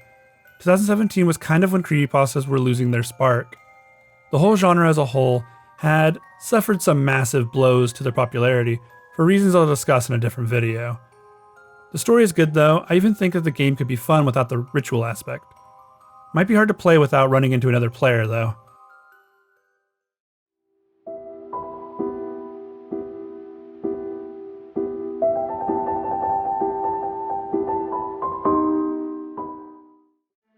For this next ritual, we're going back to Japan. Japan truly does have some of the more interesting urban legend rituals. This one is about how to protect yourself from Ubume. Ubume is a Japanese yokai, or ghost. This yokai is the ghost of a woman who has died in childbirth, or the child has died in the mother's womb, and now haunts delivery rooms. Ubume was left in limbo due to never being able to hold her child. Ubume can appear as a woman carrying a swaddled infant and is seen wearing either a red or blood-soaked skirt only. In some variations of Ubume, she is seen as a wandering ghost that is carrying a child and will ask passerbys if they can hold her baby. If the passerbys accept, they will notice a gradual change in the baby's weight, and will then see that the baby has become nothing but a swaddled boulder or a bunch of rocks. In order for Ubume to not steal your child, there's a small ritual. You must make sure that your hospital hands your baby to you immediately after birth.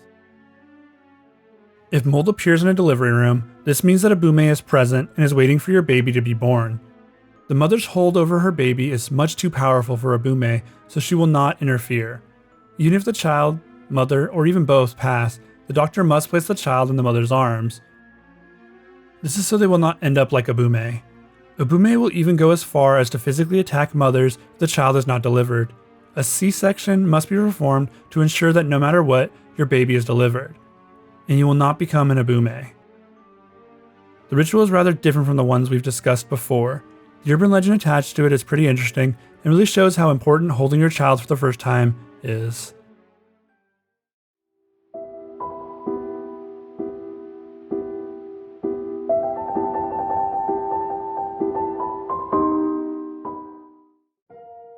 The Six Streets Ritual is one of the hardest rituals on this iceberg.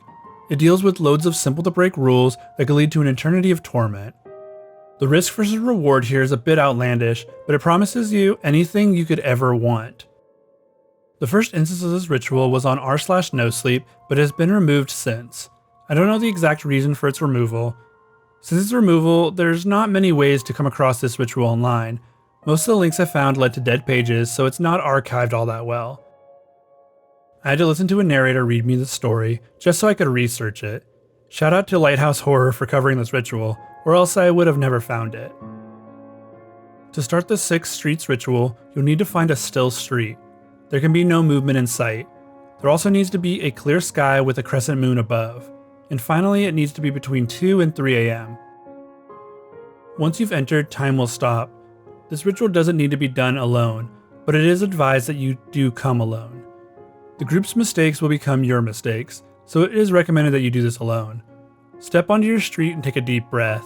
Begin to walk and start humming.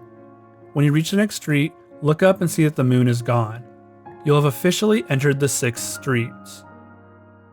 You'll begin down the first street. On the first street, you cannot speak. You'll see a zigzag group of people standing along the street.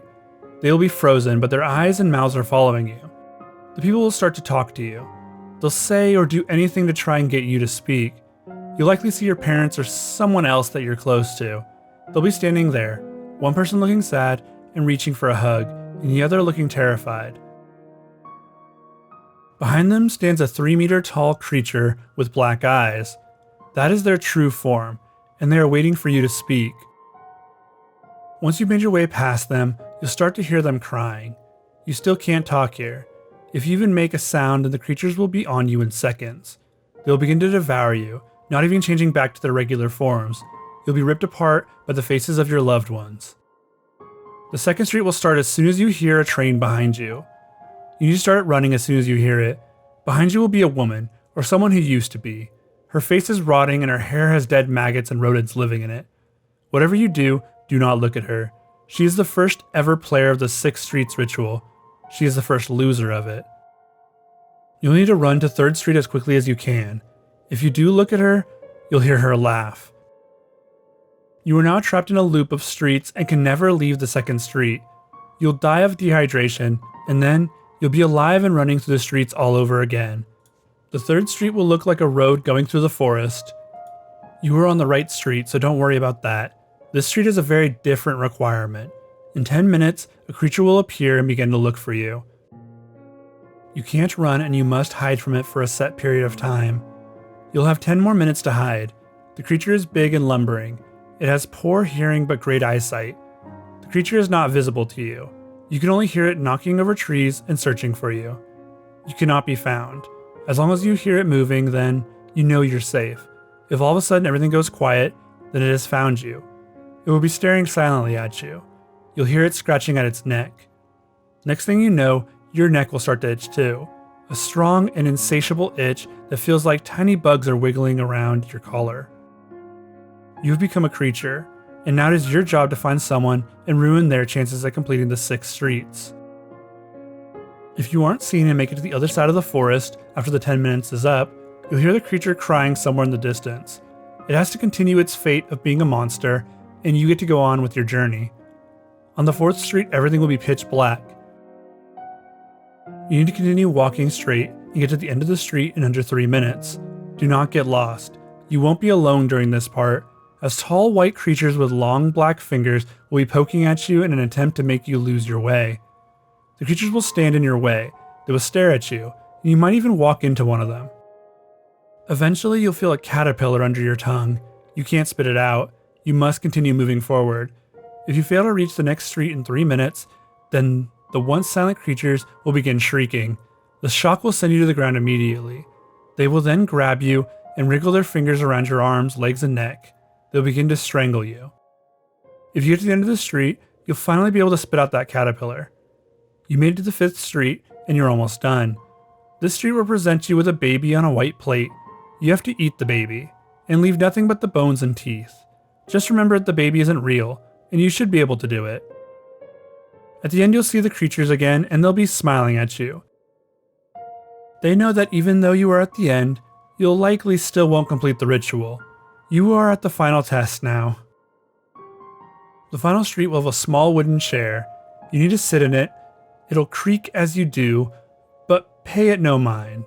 Now you'll need to close your eyes. For 1 minute, you will feel the most excruciating pain. Imagine the biggest pain you've ever felt in your entire life and multiply it by 100. You need to push through it. No matter what, you must not open your eyes. Even when a voice starts to speak to you, the voice will tell you that you've won, even if the minute is not over. Push through the voice, push through the pain, and push until you make your desire a reality. The minute has concluded, and you've won the 6 Streets Ritual. Whatever it is that you desire, you can tell your host, and he will grant it. If you want to fall in love, a person will come into your life that is perfect for you. If you crave power, you will find it in the most direct way. Whatever it is you craved, you'll have. That is the reward of the 6 Streets Ritual. Whatever your heart desires is attainable here, even if what you want would be devastating to someone else. After all, if they wanted it just as bad, then they could also do the 6 Streets Ritual. Most people don't just have one desire. You completed this ritual once, so you could probably do it again. After all, how many desires should one person attain in a lifetime? The ritual is actually really interesting, and far more involved than a lot of the ones I've covered so far. I really like the story right up until the end. I kind of skipped this part, but at the end the narrator of the 6 Streets Ritual tells us that he is Raphael, an angel, and he created the 6 streets because he was bored. I just can't really get involved with the ending. Everything else leading up to it's cool. I love how each street is varied and the dangers that you'll face. It really makes the story feel like a huge risk for whatever reward you were after. Besides the ending, the ritual isn't bad. I was hooked on the story until the end. I would love for this story to be archived though. It really needs to be in some forms more than a narration.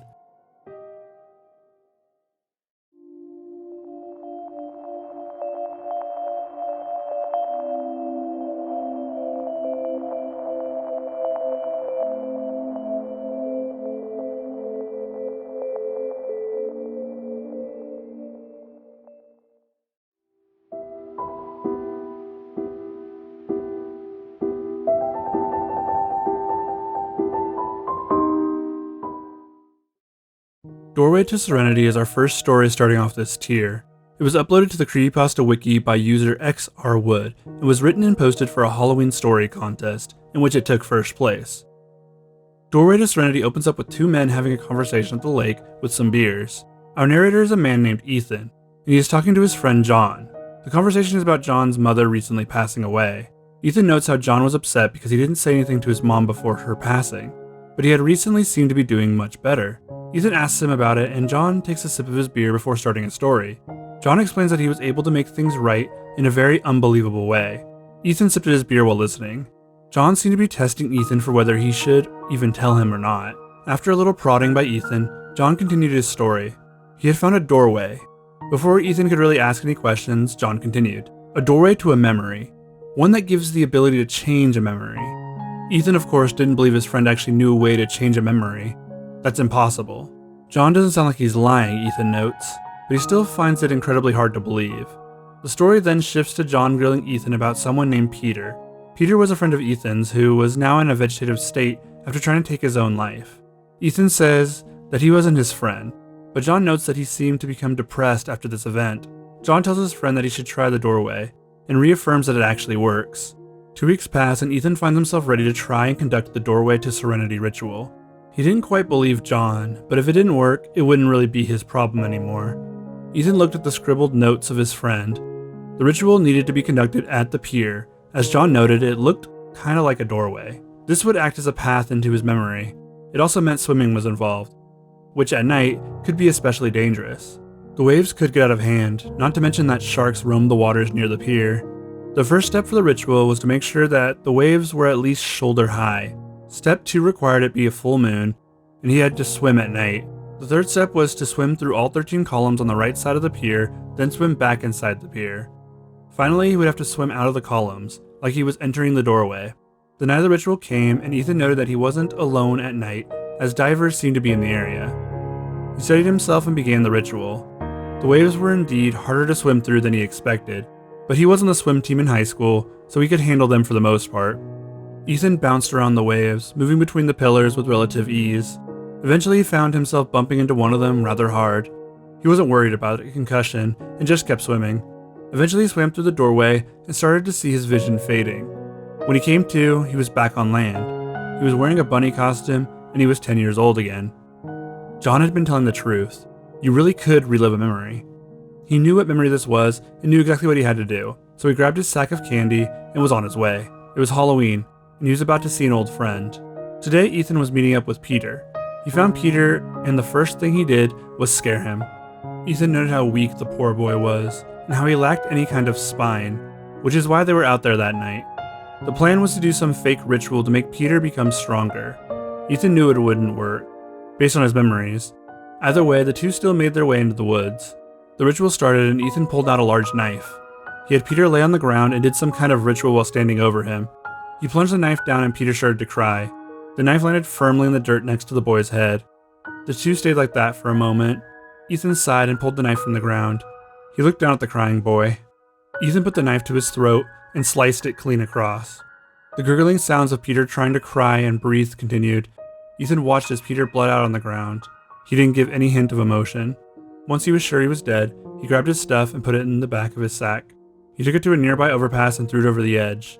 He could hear coyotes near where he had left Peter's body. Ethan awoke fighting for his breath. He had nearly drowned and was now being helped by one of the divers that he'd seen before. She asked if he was okay, and he smiled and said he was finally okay. I can see why this creepypasta won that contest. This is a really good ritual pasta. It sets up the characters really well and delivers on their stories. The starting section is a little slow, but it fits perfectly with how the story is being told. Ethan has some weird connection to Peter. He feels bad for him, but there's definitely something else there. John's story with his mom is really well done too. The ritual itself is something very unique. It's not so easy that anyone could do it, but it's not so hard that it couldn't be done. The reward is the ability to change a memory, which is pretty cool.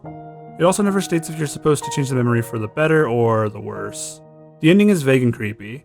This is a good story and I highly recommend people check it out.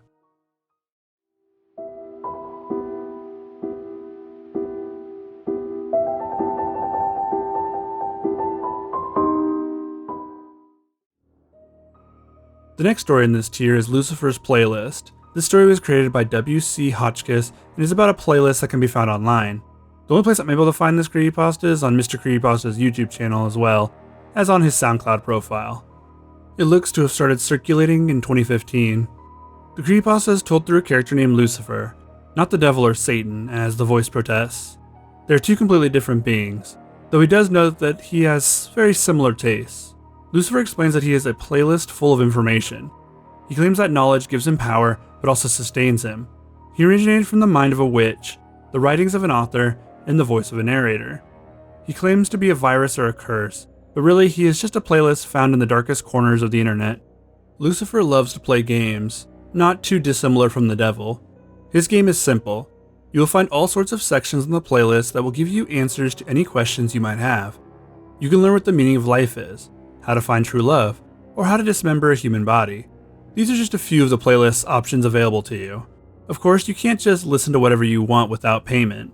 A trade of knowledge is required for whatever it is you desire. You can listen to whatever you want, but you must add something to the playlist. So what's stopping you from listening to the whole playlist without payment? Lucifer lists off several things that will happen to you. He'll enter your head, start to twist you, start to siphon off your knowledge and sanity until you're nothing but a husk. Lucifer continues explaining where you can find his playlist. He states that he is being found in more and more places lately. It used to be found on the deep web, but now his file is being shared around even more. The easiest place to find him is on the dead body of someone who decided they wanted all of the knowledge with none of the payment. Lucifer's playlist gives off the vibes of an easy to find channel infinity. It offers any knowledge you could ever want without the long and tedious ritual. The price being that you have to add to the playlist anything that you receive. It never stated exactly what kind of knowledge trade is required though. Could I just use my very extensive knowledge of internet folklore as tribute? I'm not sure if it would really want that. This story was kind of hard to find. I could only find the narrations by Mr. Creepypasta, which is pretty funny since the story explicitly states that the playlist can be found in any search engine. Overall, I like the pasta. I think the idea is worth checking out. If you find Lucifer's playlist, send it my way. I have an extensive creepypasta lore that I want to pass along.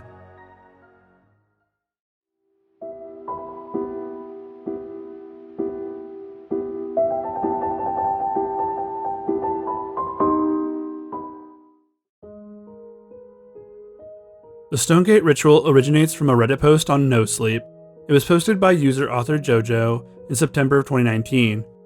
This one hasn't been reposted to the Creepypasta Wiki yet, but it has a few narrations on YouTube. The Stonegate Ritual is a lot easier to perform than other rituals on this iceberg. It doesn't require much, but it also can't be started by just anyone. The ritual will appear before people, and it's up to them to decide if they want to undertake it or not. The ritual doesn't actually require a stone gate. It's actually something you can encounter while walking a path or trail. A road of any kind will do.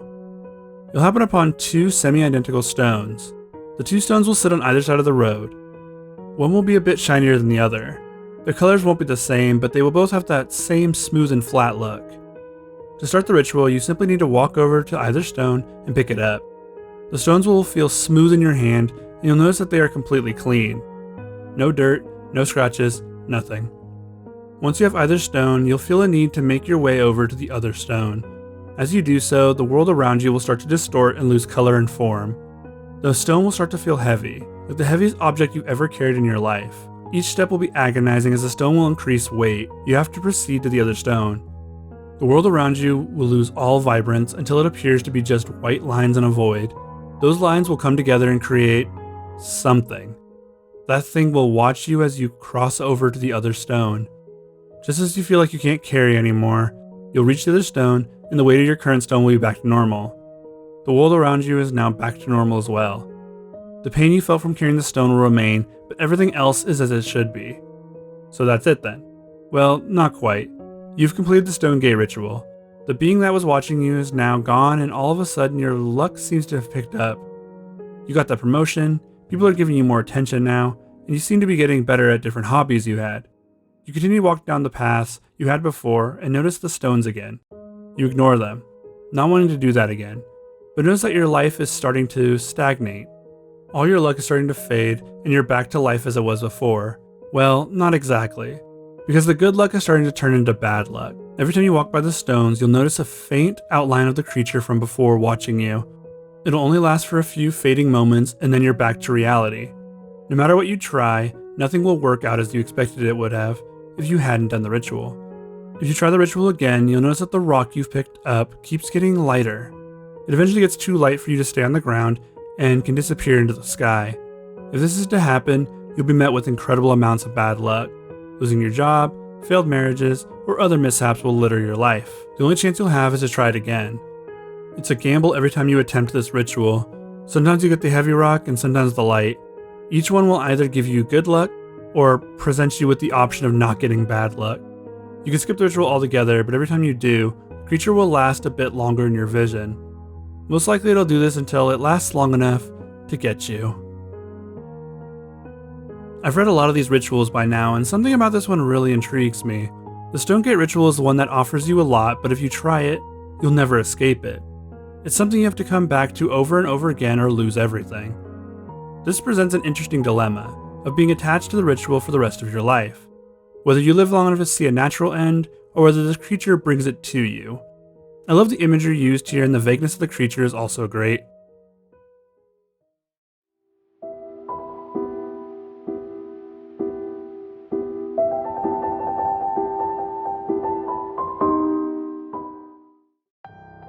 The Stranger Ritual is pretty short, so I'll be reading it in full before talking about it. Have you ever heard about the Stranger Ritual? No? Well, perhaps that's good. Perhaps you're safer not knowing, and perhaps I shouldn't tell you. Seeing as how this ritual can be a little dangerous. Still want to know? Very well, I'll tell you. The Stranger Ritual is a ritual that allows you to contact something from outside this world, something beyond the limits of human understanding. Some say that the ritual allows you to contact death itself. In order to perform this ritual, you'll need a few things. First, you'll need a door, preferably a wooden door. It cannot have any windows or peepholes on it, and it must have a lock. Next, you'll need 2 candles, 1 white and 1 black. Then you'll need a gift. It's important that the gift not be something you have a personal connection to. It is advised to offer something that you have bought that day. Candy seems to be a wise choice. Then, you'll need a piece of chalk, or some other writing instrument. Chalk is probably the best choice though. Finally, you'll need a photo of another person. It has to be one you've taken yourself, and the more recent the photo, the better. It cannot be a photo of anyone from your immediate family. You'll need to wait till night falls before you can do the ritual, and although it can be done at any time of night, it is more likely to succeed the closer it is to midnight. Write the word stranger on the door you're using, then place the 2 candles on either side of the door frame, and light them. Now make sure all the curtains in the house are pulled, all the windows are closed, all the mirrors are covered, and all the lights are turned off. You must also be alone in the house for this ritual to be done successfully. Stand in front of the door and place your gift, just out of the range of the door so that when it opens, it will not hit or knock the gift over. This will also mark your safe zone. Make sure the door is closed. Then knock 3 times, no more, no less. Then wait. If you hear 3 knocks coming from the other side of the door, then the ritual was successful. Open the door, but do not open it fully or look outside. Open it a little and then turn around and stand behind your gift facing away from the door. You should hear the door open fully and you will feel the stranger's presence. It will feel wrong, like something that isn't supposed to be there. Stay calm, the stranger is your guest, so you will not be harmed. Under no circumstances must you turn around or look at the stranger. This is important. Some have dared to look at the stranger, and the ones that survive go completely blind or completely insane. But they always say that the stranger's presence never goes away. If you look at the stranger, then the stranger will never leave. If the stranger approves of your gift, then it will ask you for a name. This is when you must look at the photo and say the name of the person in the photo. Then wait until you hear the door close. Once the door is closed and you no longer feel the stranger's presence, you may turn around. If the ritual is successful, your gift should be gone. You must lock the door. Do not unlock it until sunrise. This will prevent you from entering the stranger's world and anything from there getting into this one. You must also wipe the word stranger from the door and burn the photo you used. If you are too frightened to complete the ritual, simply apologize and ask the stranger to leave. Wait until you hear the door close, then turn around. Wipe away the word stranger from the door and lock it. Do not unlock it until sunrise. Should you do this, never attempt the ritual again, as the stranger will not be happy. Over the next 3 days, check the obituaries. If the ritual was successful, then the person whose name you gave to the stranger will die. Although there is no consistent cause of death, heart attacks seem to be one of the more common causes. It is important to make sure that the photo you used has been burned. If it has not been burned by the time the victim has died, then the image will fade and in its place an image of you will appear. This will be a sign that you will die within 3 days. That's the ritual, and the reward for this is getting someone killed. It's kind of like hiring a supernatural hitman. A strange ritual is you don't really get anything in return. I guess unless you really hate someone. The bit where you need to take a picture of them is kind of interesting though.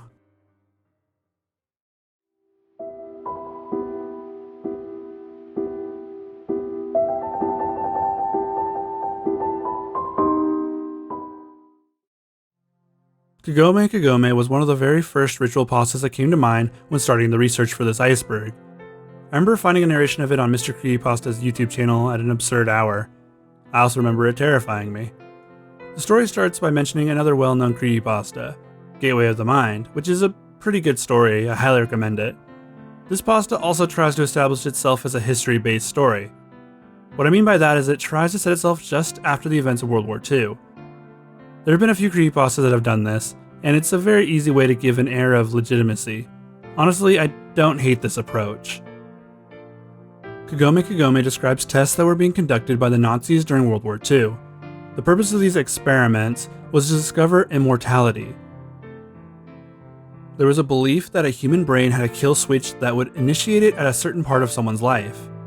They believed they could somehow turn off this kill switch, giving people the gift of immortality. The scientists were told that they couldn't conduct the experiments in Germany for fear that the regular populace might see them. So they're set up with a plan to conduct these experiments in Japan, and so they set up their base of operations in an orphanage in the hills of Japan near Hiroshima. The scientists believed that the experiments couldn't be conducted on the old or dying. Disease or the already activated kill switch would render them useless to the experiment, therefore they had to conduct these experiments on children. The experiment started on the adult caretakers at the facility. They needed to compare the brains at different developmental cycles. They found the kill switch was found in the cerebellum. With this information, they started their first experiment to remove the kill switch from one of the orphan's brains. They were able to do so, but found that the child had died after the experiment's conclusion. The body of the girl was dumped behind the orphanage. After a multitude of failed experiments, finally they got one working. The youngest girl at the orphanage was the first official success. She lost the ability to sweat, but seems fine otherwise. Another issue was that she seemed to die every night and revive in the morning. A few Russian scientists were brought in to help with the experiments in exchange for being able to conduct a few of their own. This led to amputation and replacement of a girl's arm. They wanted to see how a prosthetic could be used in combat and needed to test its use outside of it first. The kill switch experiments proceeded until they were able to successfully reverse the kill switch in the adult caretakers. This is also around the time when the scientists started noticing the kids that had survived the experiment acting weirdly. The kids had been playing a new game they like to call Circle You, or in Japanese, Kagome Kagome.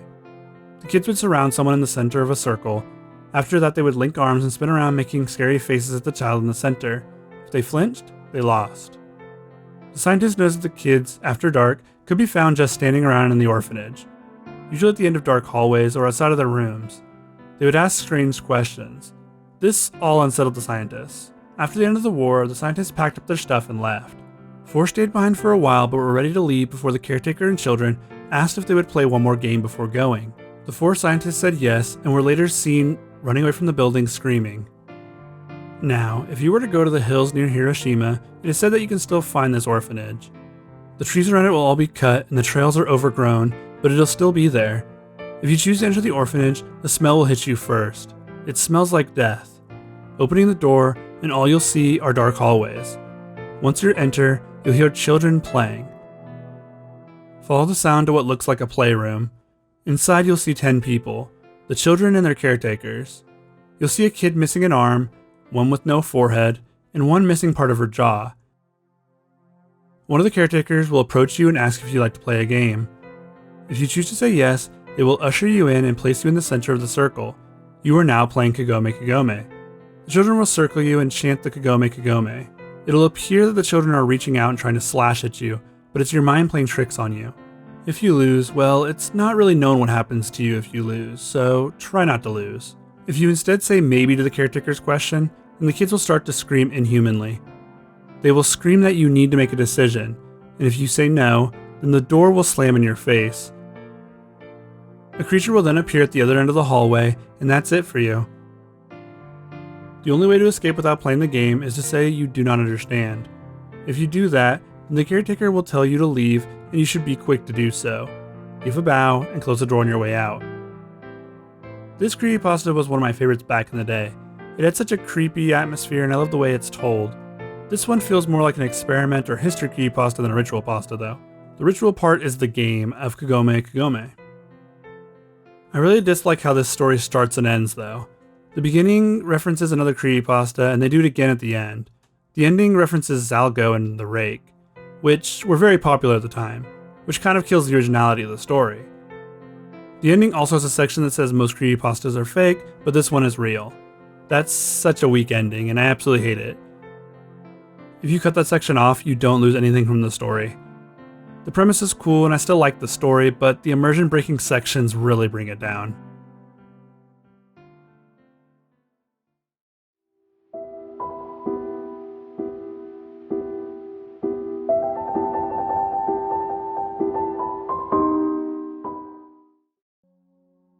Charlie Charlie is a game that went viral in 2015 with the Charlie Charlie Challenge. It's essentially a game where you write yes and no on a piece of paper at the corners. Then you balance 2 pencils on the paper and ask a question, and the pencil will move in the direction of the answer. The idea is that you are contacting a spirit of some kind and it is answering your question. This game comes from a very popular game in Spain called Juego de la Lapicera, or the pencil game. Then made its way to the English side of the internet with the name Charlie Charlie. A parody website claimed that the game had taken the lives of 500 people. This was then immediately picked up by a Fiji news site and spread as a fact. This led to the game being banned in Fiji schools and even the arrests of a few teachers. They were let go later, luckily with no charges against them. This of course led to the fear-mongers who said that the game was a danger to any and all who played it, very much in the same vein as D&D in the 80s, and Ouija Boards before that. The fearmongers claimed that it led demons into your life. And yeah, the usual stuff. Overall, it's just a social game, something you can get a few friends together to play. It should be seen as no different than a Magic 8-Ball.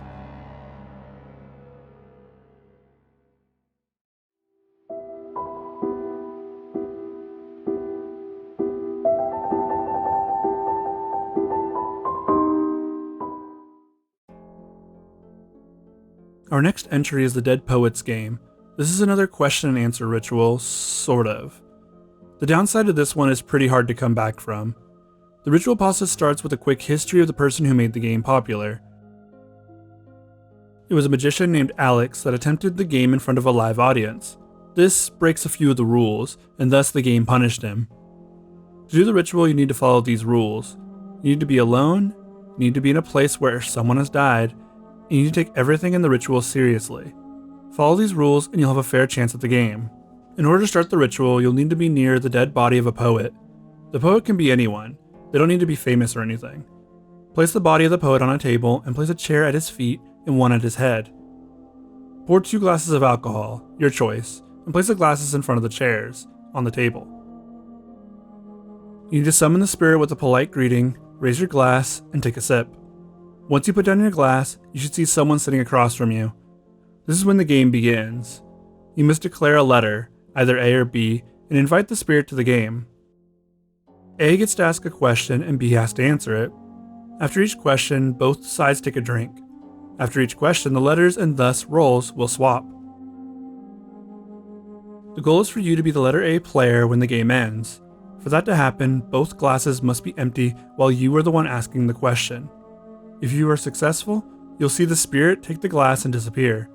You need to blow out the candles and turn on the light. Leave the room as soon as that's done. If on the other hand the spirit wins the game, it'll blow out the candle. You need to turn on the light immediately. The spirit is now attached to you, it'll haunt you until you give up. By giving up, I mean give it your body. You will then be trapped in that room until someone else does the ritual, which will be your only chance of escaping that room. The spirit is still free to use your body as it sees fit. That's the Dead Poets game. Not a bad story, but follows most of the common cliches of the ritual pasta format. The section about the magician who played is kinda cool, but doesn't really add much more than just a cautionary tale. Oh yeah, I didn't finish that part of the story. He ends up conducting the ritual at a theater and gets possessed by the spirit of a serial killer, which then turns him into a demon. Thus the cautionary tale that you need to follow the rules to actually be able to play the game properly. The reward is getting to ask a spirit questions, but the spirit is confined to a singular place where it can conduct the ritual. It's probably not going to know anything of value, so it's overall not worth attempting, which it does address at the very end of the story. And so, if you learned anything from this, do not take the risk by playing this game. It will ruin you. It will destroy you. It will dismantle the very fabric of your world. If you do choose to play this game, I suggest playing it alone. This ritual pasta is just decent. On to the next one.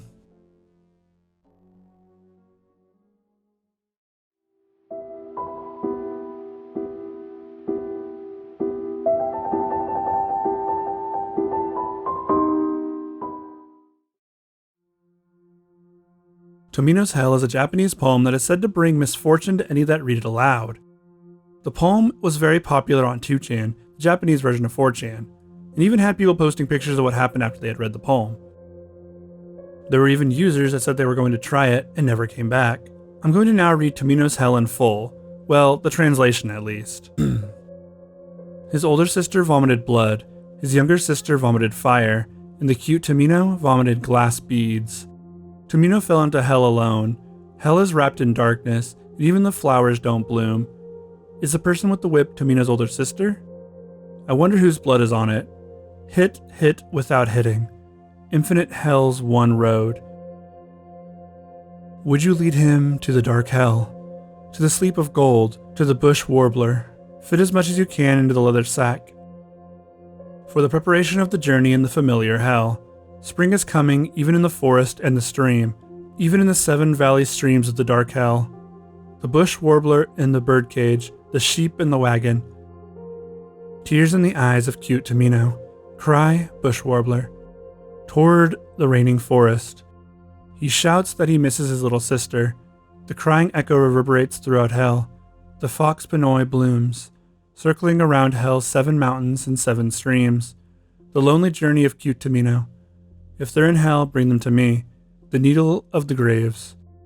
I won't pierce them with red needle, in the milestones of little Tomino. That's Tomino's Hell, a bit of a dark poem. It was created by Seiji Yaso and first appeared in the book The Heart is Like a Rolling Stone. The poem has some dark imagery and a foreboding atmosphere. I can understand where people are coming from when they say this story can cause tragedy. The story of this poem spread is pretty interesting overall. I also want to mention that reading it aloud in the original Japanese is how you get the curse to work, so good luck, friends.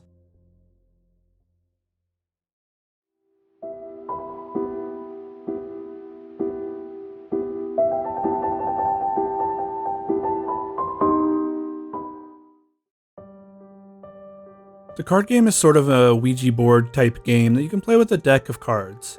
The required ingredients for this ritual are a deck of cards, some salt, a lighter, and some candles. This game can be played with any number of players. In order to play, you must first turn off all the lights in your play area. Next, you'll sprinkle some salt onto the deck of cards. Every person that is playing must participate in shuffling of the cards. The next step is to place all the cards face down in front of you in 3 groups of 6 cards. Then someone needs to ask if the spirits are willing to speak with them. The person who asks the question then hovers their hands over the cards until they feel heat coming from one. If the card they flip is hearts, the answer is yes. If it's spades, then the answer is no. If they get diamonds, then maybe. And if they get clubs, then it means they don't know.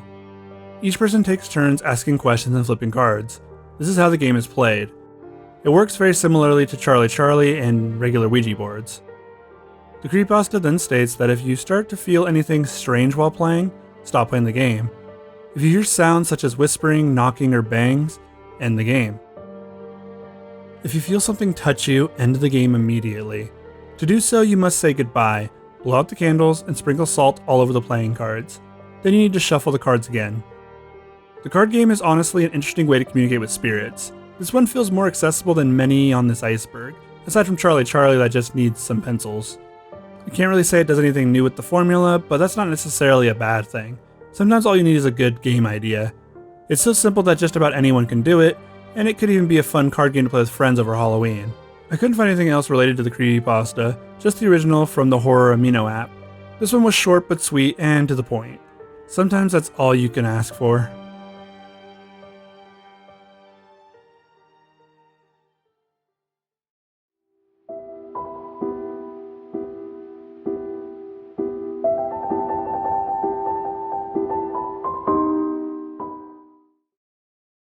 This is another short creepypasta that I'll be reading word for word. This is an old trick, one I'm sure many of you have tried. Turn down the lights and stare into a mirror. Stare at your face and let your eyes go out of focus.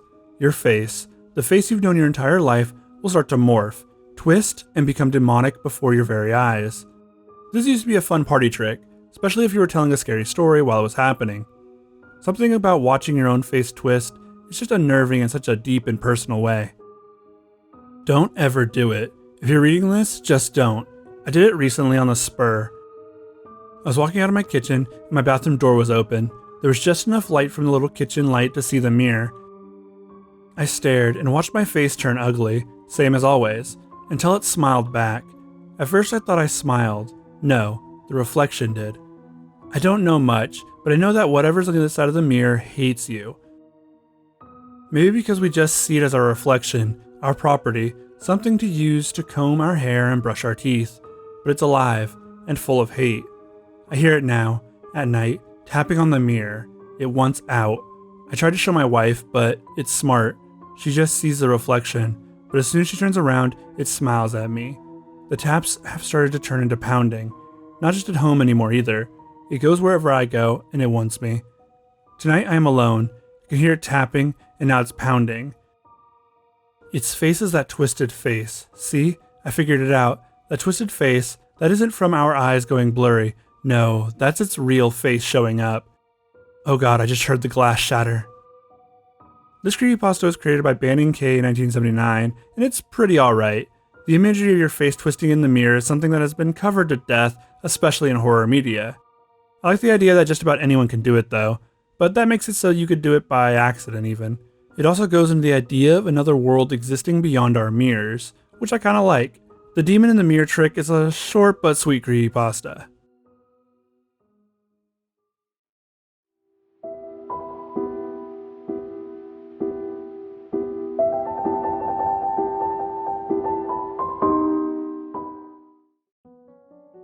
Our next ritual creepypasta is called the Kissing Chair Game. That's a bit of a weird name, but it gets explained in the ritual. This story was uploaded to the Creepypasta Wiki in 2020 by 8.5 Tales. A kissing chair is a type of chair that is connected in an S shape and would eventually become the love seat. Two people could sit on either side but would be facing away from one another. This all writes to the ritual as you'll either need a kissing chair to do it, or you'll need to set up two chairs next to each other that mimic that design.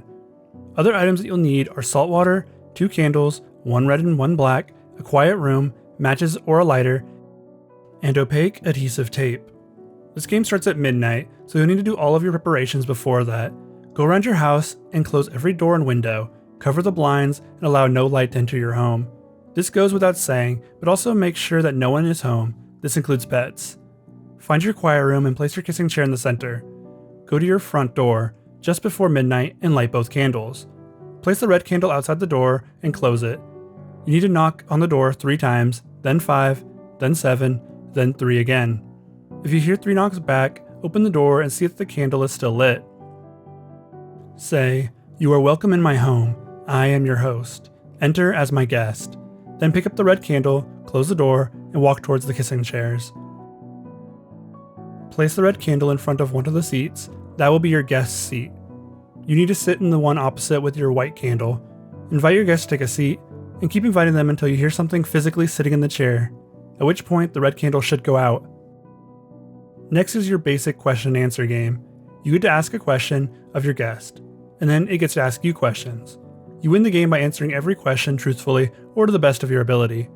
You can also end the game early, but only on your turn. When you're ready to end the game, You just need to thank your guest for coming and to politely ask them to leave. It may try and persuade you to stay, so you need to be persistent. Your guest will eventually leave, and the red candle should go out when it does. Now, for how do you lose the game? You lose the game if you catch even a glimpse of your guest. If that were to happen, then it would be able to touch you, and you don't want that. You can also lose if you never tell the guest to leave. Let the guest in without the correct number of knocks, or lie on an answer. If the entity asks you a question that is clearly a secret, then you must drink of the salt water that you brought with you. Swish it in your mouth until the entity asks a different question. You never want to give up your secrets to this thing, or it will win the game. The kissing chair game is a fairly new addition to the world of ritual pastas, and I think it's pretty alright. The rules are simple and straightforward. The game is played the way many of the question and answer rituals are. For the simplicity, I think it's fine, but it doesn't really bring anything new to the ritual creepypasta genre. The grammar is good, but the story premise is shallow. It's the answer man, but with different steps. You can still check it out. It definitely has that spooky vibe that might interest some.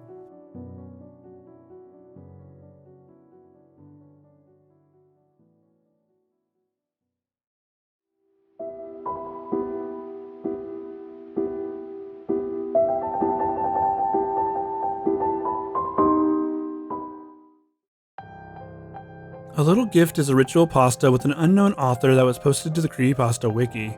I can't find much more beyond that. It's a ritual that requires a lot out of you for a decent reward.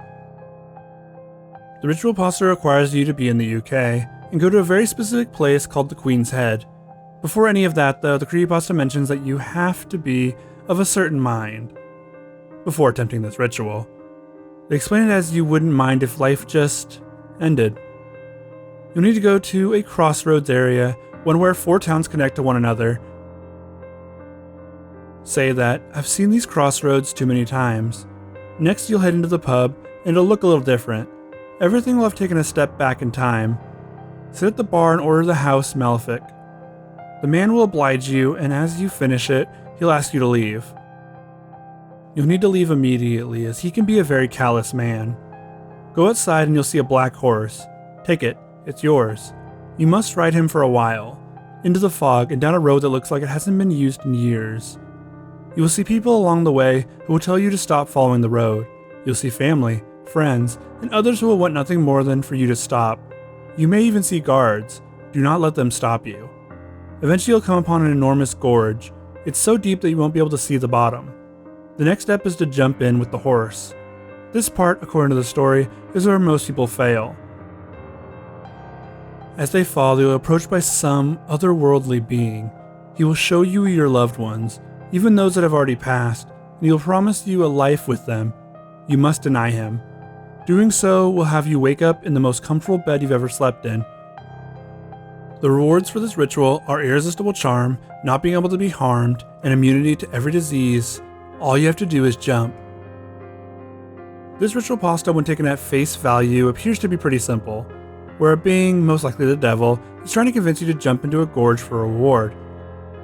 The being that is talking to you before is trying to convince you that life is still worth living. This is clearly the devil trying to convince you to end it all, while the opposite force is trying to pull you back. The narrator for this story is very deceptive sounding, which is probably done on purpose. This is a good ritual pasta, as it feels like the ritual portion is just done to trick you. It's somewhat similar to the way the devil in the mirror trick actually worked. It makes the ritual a bit more deep than the base storyline alone.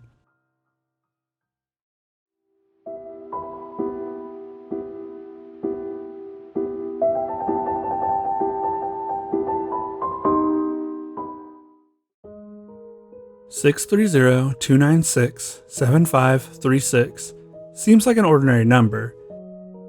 It's a number that leads to a company called Booth World Industries. This story was first posted on No Sleep in 2013 and is a standout story. I'll get to that after the story though. A creepypasta starts with a man who just moved into his new cabin home. He was complaining since the contractor messed up his pipes and now he needs a plumber to come and fix it all. As he was waiting for the plumber, he got a call. He expected it to be the plumber, but heard something else over the line instead. Welcome to Booth World Industries. My name is Samantha, and I'll be your operator for today. Name. The man was confused, but gave his name.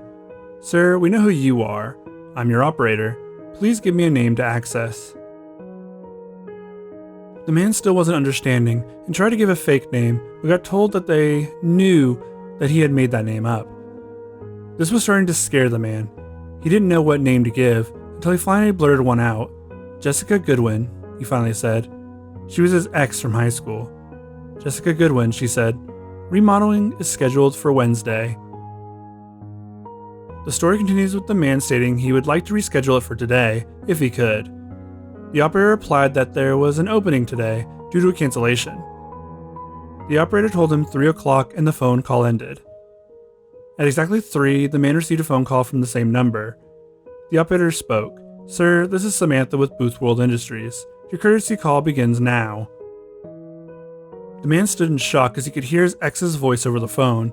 She was begging for her life as she was being strangled to death. After it was done, a man came over the phone and told him that the remodeling appointment was complete. Sir, was that to your satisfaction? The operator was back on the phone. The man smiled and said yes, before answering that he had another name he wanted for someone who needed to be remodeled. The man was then told that he was scheduled for remodeling himself, and only way out of it was to recruit members. The story ends with him handing out the phone number and inviting anyone reading to Booth World Industries. This is a really interesting story. It's some sort of hitman agency that you can join, and there appears to be no limits for hits. Now, the story itself is well written and interesting, but what about that number? If you have seen my other videos, then you know I praise creepypastas that have other forms of media attached to the story to help in the storytelling. It adds an extra layer and makes it more than just a story. For a while, if you called this number, then you would be met with the voicemail box of Booth World Industries. It was an actual number you could call. This made the story so much more than it was. I don't think the number is active anymore, but it was cool at the time. I never got around to actually calling the number myself, but many others did. This is what the recorded message sounded like.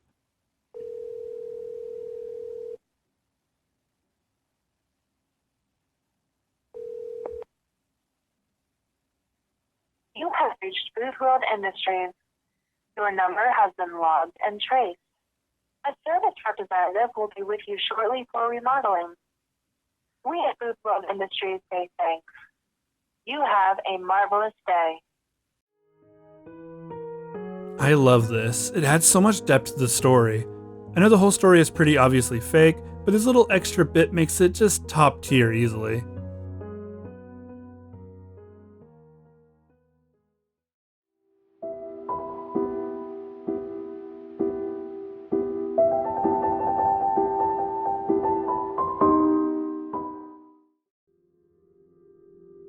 Your Alternate Soul is another short ritual pasta. There are quite a few of these on this tier, and I promise I didn't do that on purpose. It just kind of panned out that way. This one will be read in full again.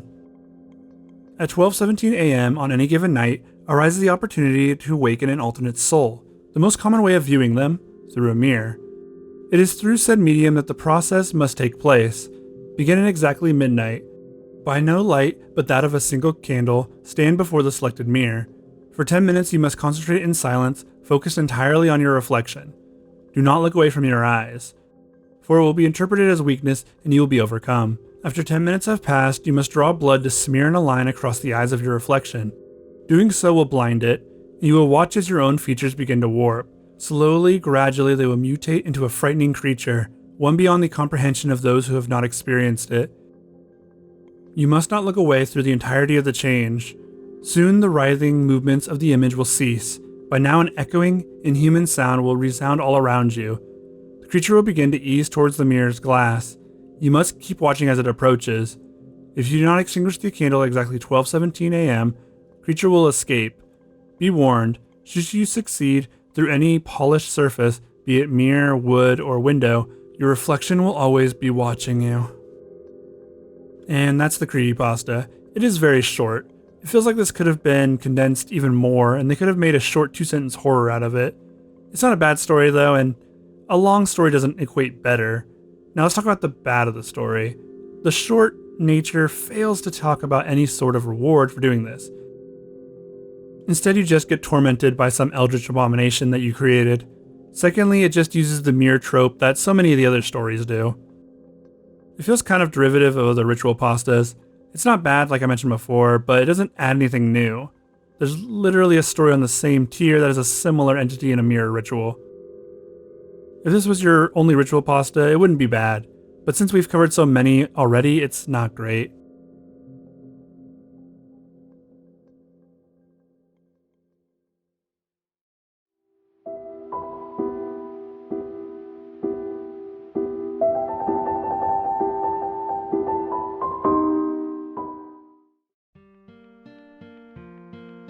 Another Senseless Ritual is a ritual pasta that's written in a way that almost challenges other ritual pastas.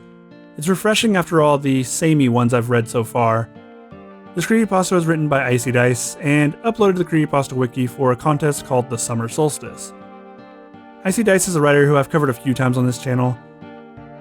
He created Edeled, Nostalgia Trip, and now this story. It's interesting that you can see his writing improve with each new story. Another Senseless Ritual starts with the narrator explaining how bothersome noise is. The narrator explains how if awful noise bothers you, then they have a ritual for you. A ritual that promises a world free from the intrusive sounds of everyday life. In order to start this ritual, you'll need easy to obtain items. These include a pair of noise-proof headphones, a rose, a blindfold, and a bag of ice. It isn't recommended, but you can also bring duct tape. The creepypasta then states that if you continue reading, you've already started the ritual.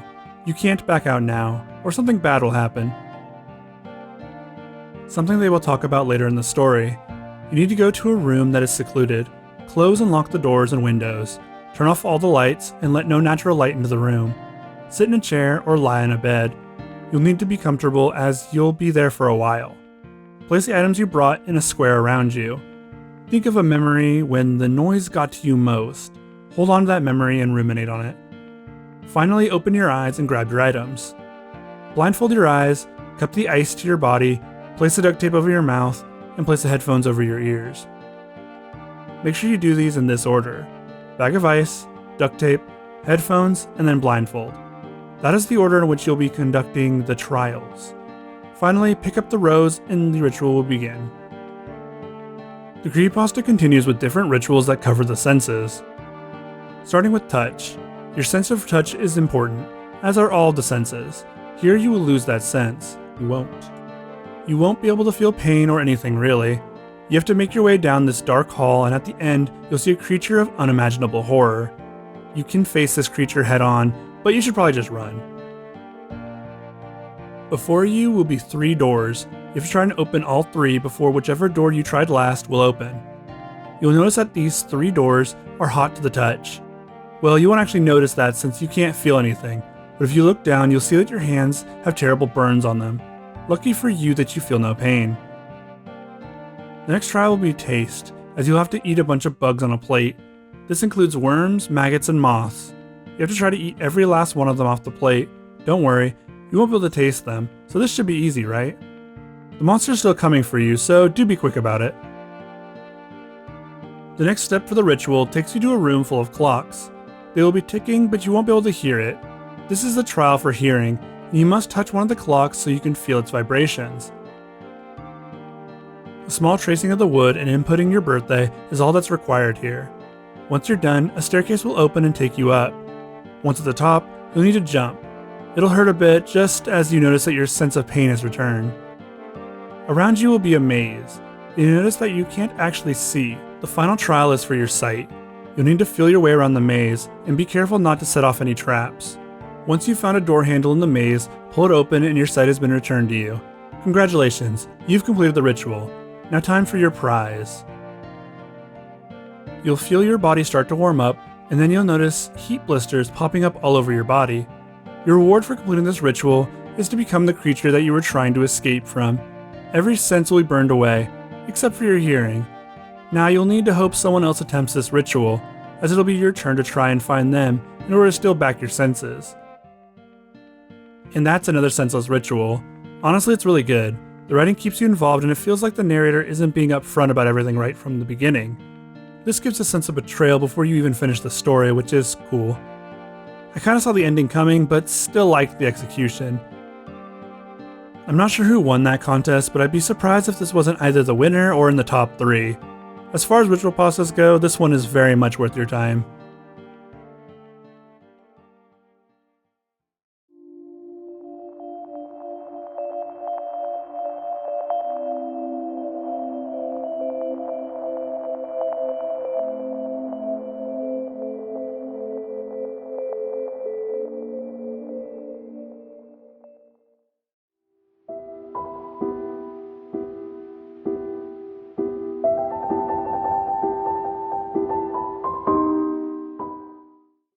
The Soul Game is the first ritual pasta on this tier, and again we're starting off with a pretty good one.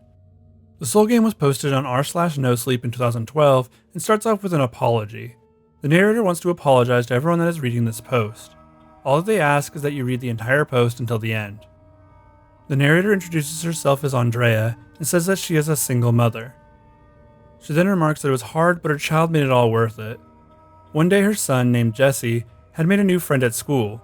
The kid's name was Stan. After picking up her son from school, he started a story about how Stan had become his best friend. This is all that Jesse was talking about for a while. He was adamant about his new best friend Stan. A week passed and Jesse had come home with some pretty big news. He had joined a church during recess. The Church of Stan. This was all starting to get a little weird, Andrea noted. Her son was also starting to act weird. He seemed more timid, almost like he was sick. He was pale when he got home from school, but all he would talk about was Stan. Andrea picked up her son from school and he was looking worse than usual. When she asked what was wrong, he said that they'd played the Soul Game at school. The Soul Game didn't sound familiar to her, but the way her son looked didn't make the game seem innocent. When she asked Jesse about it, he freaked out. He said he didn't want to play it, but that Stan said he wouldn't be his friend anymore. Jesse told his mom that he couldn't explain to her what the Soul Game was. Andrea decided that her son just needed sleep and she would ask him about it again later.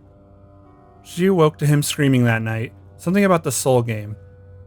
No amount of consoling would stop his crying, but he eventually tired himself out and fell asleep in her bed, but not before saying that he would tell her the rules of the Soul Game tomorrow. In the morning, Jesse was tired and lethargic. Still, he went to school. It wasn't for long though, as he vomited in class and needed to get picked up. Andrea picked up her son, who looked just as bad as he had that morning. Jesse then asked if Stan could come over today. Andrea said that he was sick and that it probably wouldn't be the right time. Eventually she relented though and said yes. The back and forth was very odd, Andrea thought. When they got home, no less than 10 minutes passed before there was a knock at the door. Andrea opened it to see two small children standing on her porch. They were Stan and his sister, she found out. Stan then started to explain the rules of the Soul Game. It's really quite simple. Rule 1, don't walk past mirrors in the dark. Rule 2, don't leave any doors open when you go to bed tonight. Ask your son what Rule 3 is and remember, a creak means you're falling behind, a rustle means you've almost lost. When the lights go down, hopefully you won't see the dark shadow standing in the corner of the room. Hopefully you won't hear breathing as you shut your eyes and you begin to drift off. And if you hear a bang, well, hopefully you never hear a bang. The two children, Stan and Devin, left after that. Andrea turned to her son and asked him what the third rule was. Through tears, Jesse said that knowing all three rules makes you a player. Stan and Devin like to let you know when they get near. Andrea asked how you can win the game. Jesse said, you win if you tell more people the rules of the Soul Game than told you. Andrea again says that she's sorry to r/nosleep. She's finally ready to be free, and to give her best to Stan and Devin for her. You'll likely see them tonight. This is an excellent ritual pasta, and a great start to this tier. The setup of apologizing before the story starts is great at establishing the intrigue, and it is executed very well with the ending. By the time you figure out what was going on, it's too late and you were a player in the Soul Game. A promising start to this tier, so let's go to the next one.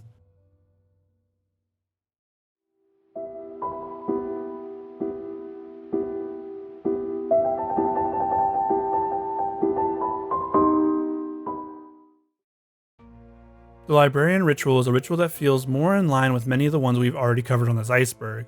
It's a ritual that teeters between not worth attempting and a worthy risk for reward. That mainly comes from the risk portion. Let's take a look at this ritual. The Librarian Ritual is one that has a higher chance of working in a library. This is where the name comes from, as the entity that you will be summoning is called the Librarian. The entity can be summoned elsewhere, but at a lower rate of success.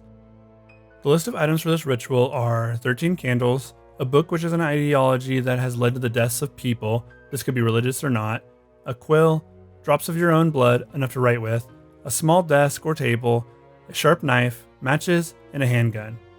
Note, if you have multiple people conducting this ritual, they'll also need to bring their own stuff. In order to perform this ritual, it'll need to be between the hours of 12 a.m. and 4 a.m. This ritual hasn't been observed outside of those times.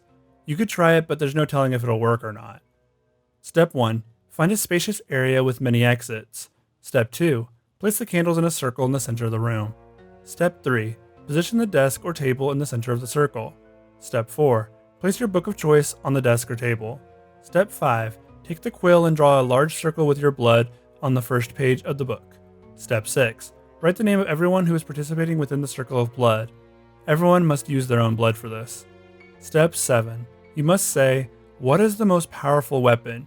You should hear a loud voice boom back, "Knowledge." Next, you must stab the book and make sure that each name gets cut by the incision. You should feel a presence among you. It'll feel like a chill running down your spine, and you may even see a shadow out of the corner of your eye. The librarian has deemed you worthy of your prize. You will receive an enhanced mental capacity beyond most. You have just signed a blood contract with the librarian, and you two are now connected. If you did this in a group, none of you can contact each other after the ritual is over. You might be wondering about the handgun. Well, you only need to bring 2 bullets per handgun. If the librarian deems you not worthy, then it will appear in the room and be visible to all. You must shoot the librarian to stop it. If the bullet has no effect, then it's best to turn the gun the other way. The librarian will do unspeakable things to you, and it's better not to see what those are. The Librarian Ritual sounds very interesting to me. It's so simple, of course. Well, mostly. It keeps in line with the pursuit of knowledge angle that a lot of these rituals go for. Knowledge, after all, is one of the most powerful things to have. I like the length and that it can be done in groups. A group ritual always gives it a fun edge, as it can be tried with friends or like-minded individuals. Of course, being alone makes these rituals far scarier. I'm not sure how the librarian decides who is worthy of knowledge, so that makes it a bit of a major risk to me. You are tempting fate, but also the pursuit of knowledge is a very valiant one.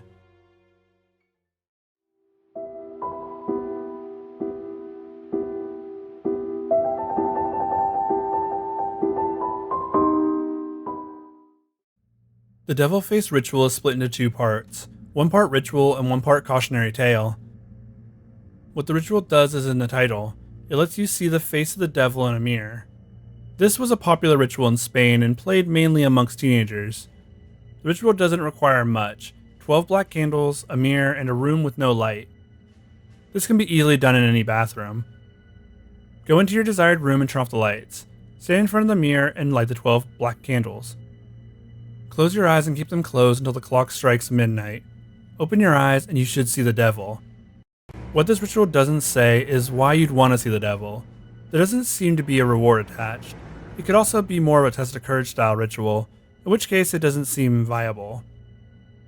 The cautionary tale is about a Spanish teen who was trying to impress some girls at a party. The party had turned to scary stories, as a lot of them do. A girl had told the story of the devil face ritual to everyone. This story, above all the others, had scared the group. Eventually, the one boy had said he would attempt the ritual. This led to the other boys of the party going out for black candles, while many of the other partygoers urged him not to try it. Of course, as pride dictates, he couldn't stop once he said he would do it. He took the stuff into the bathroom and locked the door. As the clock struck midnight, nothing happened. The door to the bathroom didn't open or move at all. Everyone started to get worried, as there was no answer to the knocking. They got a crowbar and removed the door. What they found was the boy lying on the floor in a crumpled heap. From that day onward, he wasn't able to speak and was paralyzed on one side of his body. He had suffered a stroke, the doctors said. They don't know what caused it, but the teens at the party say they do. This is our once-a-tier devil-related ritual. We have had 1 or 2 at almost every tier since the beginning. This one is a little different, though. This ritual does something that I love, and that's leaving it mostly to your imagination. How to do the ritual is explained, but nothing beyond that. There's no specific reward listed, no penalties, just an opportunity. The latter half of the story with the cautionary tale really makes this one creepier. I like the story overall, and definitely a fun story to tell around a campfire.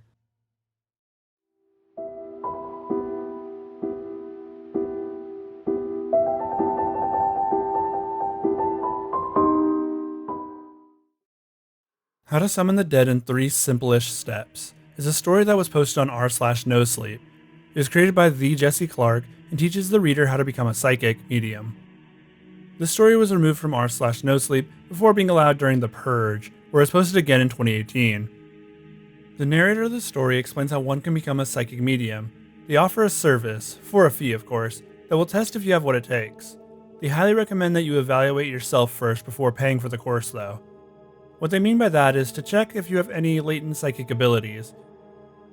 Being able to perceive messages from heaven or hell, knowing when or where something bad will happen, or having any sort of premonition is a good place to start. And you must absolutely be sure of what you're feeling, as being a medium is hard enough if you have the tools, and impossible to do if you do not. The narrator explains how being a medium works, talking to dead relatives, exploring the planes of hell, of which there are 4, and reading people's fortunes are just a few of the jobs you might get. Being able to talk to the dead is probably the most common, and for this specific task you must be very prepared. You'll have to transcend your physical being and travel to one of the 4 layers of hell. The first layer is just a vast emptiness, where most spirits reside until judgment is ready for them. The second layer is for liars and cheaters, scammers and thieves. This layer is mostly for those that were bad people in life, but not so bad to end up in the next layer. Layer 3 is where the worst of the worst reside. Those who have conducted historical atrocities, murderers, and the like all reside here. They face eternal torture and damnation. This layer is where all serial killers end up, and it's a fate worse than death. The fourth layer isn't really described in the story, it is simply titled the Lake of Fire. It is a stereotypical view of hell, though not much more is mentioned about it. It just exists for now. Each layer of hell is accessible by the medium, but it is advised to only access the first 2 layers. The third has roaming demons who would jump at the chance to take your body for a ride. You'll need to find the person you are trying to make contact with and move as quickly as possible. So let's go over what we've learned. In order to summon the dead, we must have at least some psychic ability. Step 2 is to know who you are trying to summon and what they've done in their life. Step 3 is to go to the lair of hell that they might reside in and bring them back. That doesn't sound so hard. Of course, you might have to deal with some demons along the way, or a body possession or 2. Nothing someone with enough training can't handle. That's how to summon a demon in 3 simplest steps. It's not a bad story, really well written and engaging enough for its length. The story is less of a ritual and more of a guide on how to become a medium. The ritual comes in the form of how to actually summon the demon. It doesn't go heavily into detail, just explains the concepts. I don't mind that, as it's a break from lots of the mirrors and candles. There's nothing wrong with mirrors and candles, of course, but we have a lot of them. So the story is good and I would love to see more from this concept.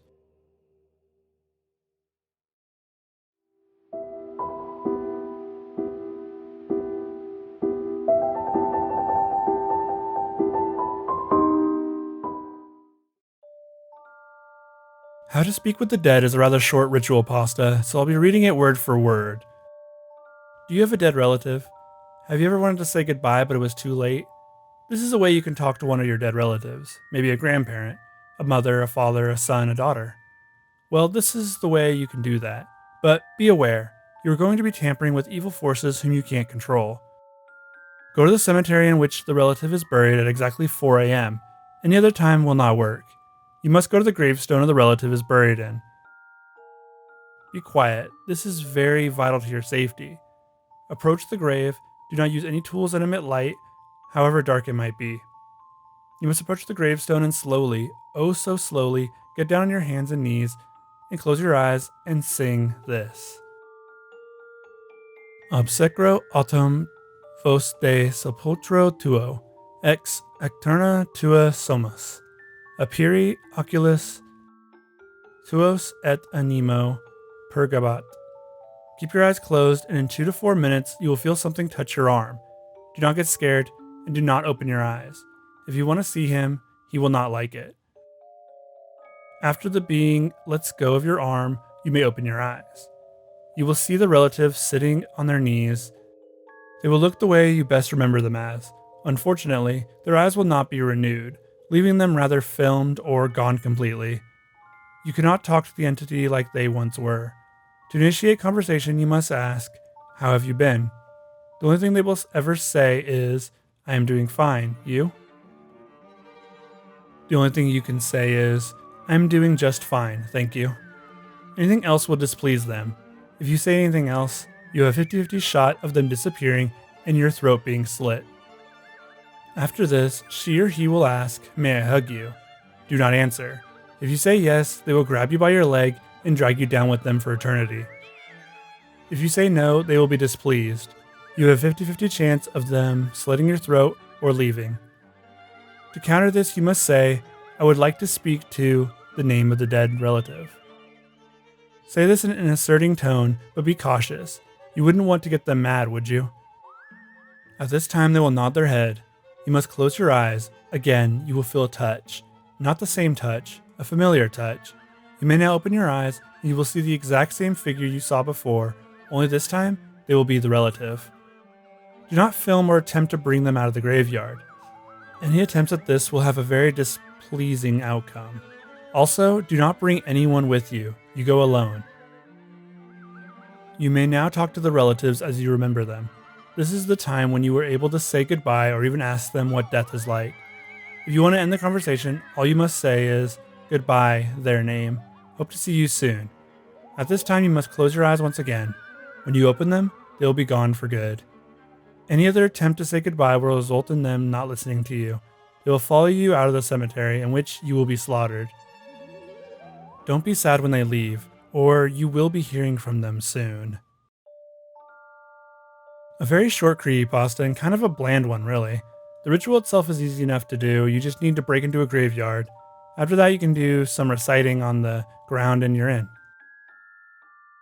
The downside is really risky, though. The entity you summon has a 50% chance of just taking you down with them. Those are not great odds. I would never attempt this one, and that's probably for the best.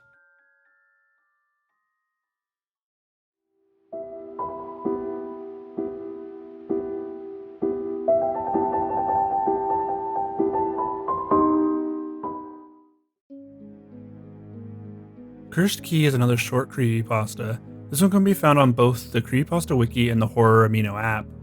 I will be reading this one in full again. Have you ever hated someone so much that the only thing you want to do is to put them through misery and pain? If so, you have come to the right place. This curse was used on Japanese spies that went rogue in the ages of the samurai, and is still used by secret organizations today as a form of unnoticeable torture. The target will be plagued by misfortune, which could range from minor injuries all the way to deadly situations from which the subject cannot escape. This is also used by the Indians after the technique was discovered in the late 1800s. It is important not to speak about what you have done to anyone, otherwise the curse will have the opposite effect. This happens for reasons unknown, since its creation was originally used for wooden keys of that era, but was modified by the aforementioned secret organizations in the late 1900s to affect metal keys. To begin, you will need one of the subject's keys. You must make sure that it is not an important key, since important keys are easily missed by owners. You might have a hard time even getting close to your victim's key ring, but after you acquire this, you will need the following: ash of a burnt down tree, log, sticks to capture a spirit, a silver container to make sure that the spirit does not escape while it was captured, a knife or sharp object to anger the spirit by stabbing it, rice to make sure that the spirit can become more powerful and do more harm, a pen and piece of paper to make sure that the spirit hits the right target, salt as a precaution to pour around the silver to contain, so if the spirit escapes both the ash and silver container, this will provide you with enough time to complete the ritual if the spirit is very strong. Water to lay the container in, maybe inside of a sink or something else, just as long as you can retrieve it again in a short amount of time. If you have the above mentioned, then follow the steps to begin the ritual. Pour the ash into your silver container and begin to pour the salt around the silver container. These are your 3 titanium walls, blocking the spirit trying to attack you. Now place the key inside the ash slowly. Chant, "I've got a treat for you," 15 times. After 5 minutes, take your knife or sharp object and stab the ash, which is now the spirit's body, 8 times, which will anger it and make it stronger. Now pour the rice into the silver container. This will cause the curse effects to become stronger. After pouring the rice, the spirits will be back in the container. If it could escape both the ash and the silver container, write your target's name on the piece of paper and drop it into the silver container. Go to your water source and let the container soak for 30 minutes, so you can give the spirit time to make the key its home. After 30 minutes, you should take the key out of the container slowly and return it to where you found it. Warning: if the target dies, the spirit will come for you, so cover all openings of your house with salt, otherwise you might see the same key appear in your house and you will die. There's not much to say about this story. It's a curse that you can use against your enemies, but also has the possibility of backfiring and taking you out instead. I wouldn't say it's worth it, no matter how much you hated someone. Overall, a fine short ritual pasta, so let's move on to the next one.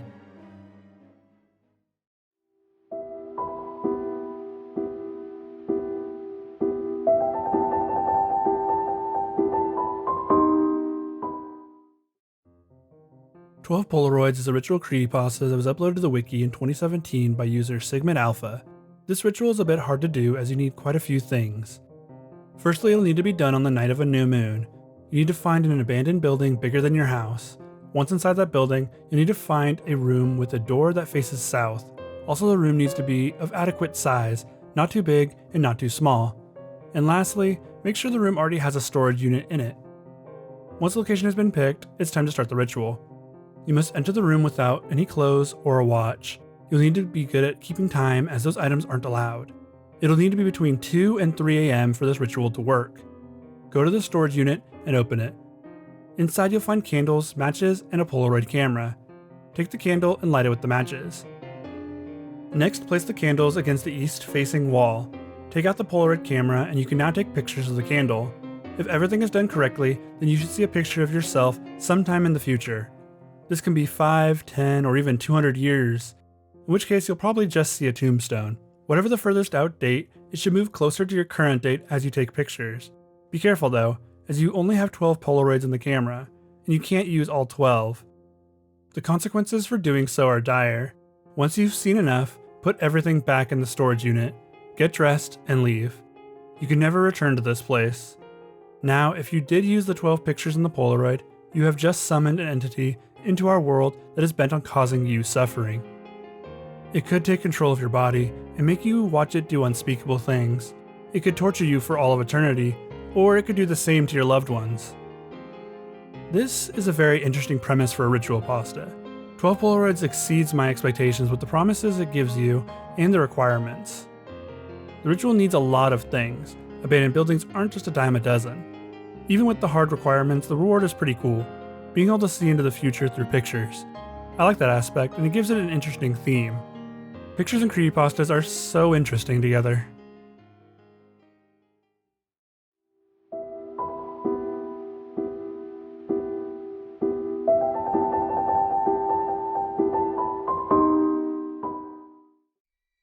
Let's Play a Game is a group ritual pasta, meaning it can only be done in a group. This story can be found on the Creepypasta Wiki, and I can't find an actual author for this story. The unique factor here is that the ritual pasta has to be played in a large group. In order to play the game, you'll need a group with an equal number of participants. So you can't play with 3, but 6 or even 20 is fine. The more players make the game easier overall, well, sort of. Each player must show up to an abandoned area, building, field, forest, whatever. The players must all be in the same black outfit and all wearing similar masks. The idea is that no one can tell who anyone else is. Hoods are also recommended to conceal hair. Gather everyone in a circle and have everyone start to bang on a similar item. The item must make noise, like pots and pans or bells. The banging is done to call the spirits to your area. The game can only be played at exactly 4 AM, until sunrise. The play area is decided based on how many people are playing the game. You must evade the spirits, not talk aloud, and never remove your masks. Spirits can try all manner of things to get you to either speak or remove your mask. If you are tricked by a spirit, then they will kill you and take you with them. You will be a spirit in the game for the next group of players. You have to kill one of them in order to be free from whatever torment awaits you. When the game is over and you survive the night, you'll get your reward. The reward is to have greater luck and fortune. Yeah, not the most exciting or diverse, but it's something. Probably not worth dying over though. Let's Play a Game is pretty straightforward. It's another short story, but I didn't feel like this one should be read in full. The game itself is unique and sounds like a fun game to play on Halloween, but the reward and risk are a bit wonky. For starters, you'll be killed and forced to become a spirit and play this game until you win. That doesn't sound great. And the reward is getting to have better luck. I'm not sure I like the odds here really. A fine short creepypasta, but could be better, so on to the next one.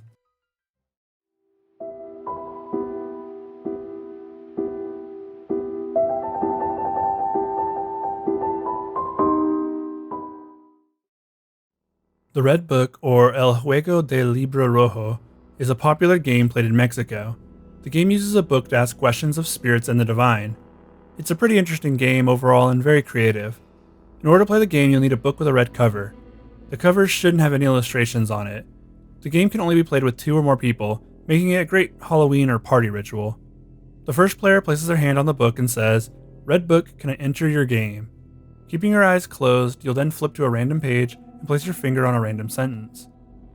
You have to interpret the sentence as either yes, no, or undefined.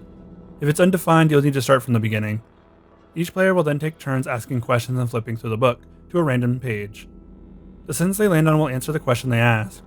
You can do this for as long as you like. Once you're done, you have to ask the red book to end the game. Each player has to ask for permission to leave, only then will the game really end.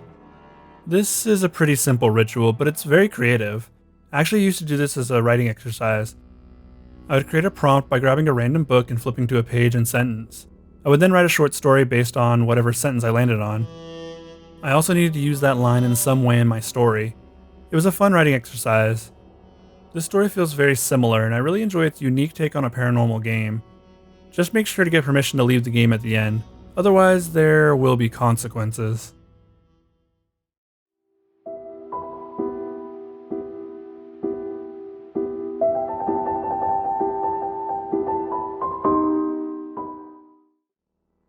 The Vegas Illusion is a short ritual creepypasta posted on the Creepypasta Wiki in 2013 and was created by J. Stan Shocker. This one requires you to travel to Las Vegas, which to many sounds like a good time. If you're willing to make the trip out there, you might as well enjoy the magic shows. Now, this ritual pasta states that there is a real magic show that can be found in Vegas. It's just not on the strip. Now you'll have to head into the desert in order to find it. If you're interested, that is. Leave the strip behind, go past the airport, and drive until you see nothing but sand. This will need to be done after midnight. You need to exit your vehicle when you can't see the Vegas lights behind you, and close your eyes. When you open them, you'll see a motel shrouded in a dark mist. Walk up to it and go inside. It will be lit and seem like an ordinary hotel. Keep going until you get to a set of double doors. Open them to reveal a grand show before you. This is the magic show of Master Illusionist Mephisto Centurion. Every seat in the house will be packed, save for one at the very front of the crowd. Take it. This seat was reserved specifically for you. The magic show will seem even more real than any you've seen before. Tricks that seem impossible will be done with ease. Even if you know it's fake, you can't believe your eyes as you watch. That's when Mephisto will ask for a volunteer to make disappear. The spotlights will shine on you. You can't say no, not with everyone cheering you on from the crowd, so you'll get up and head to the stage. You'll notice Mephisto stands at around 7 feet tall. He'll have you step on a platform and begin to chant in a language you've never heard before. His eyes will start to glow, and before you can react, you'll be encased in light. You'll be teleported to different locations. First in a lion's den, but just as the lion is about to chow you down, you'll make it to a new location. Each location will be dangerous, but you'll always escape just in time for the danger to get you. Finally, you'll end up back in your seat with a near heart attack. The crowd will cheer, and Mephisto will give a bow before disappearing in a poof of smoke. With the show over, you can either stay and chat up the other members of the crowd, or leave. As soon as you step out of the hotel, you'll black out. When you wake up, it'll be in the hotel room you'd rented in Vegas. Of course, you'll want to look up Mephisto, but you won't find much. Just a single article about a fire that took the life of a magician of the same name. This story is unique for a multitude of reasons. The premise of a secret magic show in Vegas is pretty cool. It could be done anywhere, but with the other magic shows that Vegas puts on, it's a good fit. My only problem was the ending. I left at a part that goes a little bit deeper into what happened to Mephisto. He was actually making a sacrifice to some ancient god in order to get the powers he has. It also explains that he caused the fire and took many of the viewers there with him. This is all fine and good, but then the narrator of the story explains that they are the creator of the magic realm, and that's how they know about all this. Also, now you are dead.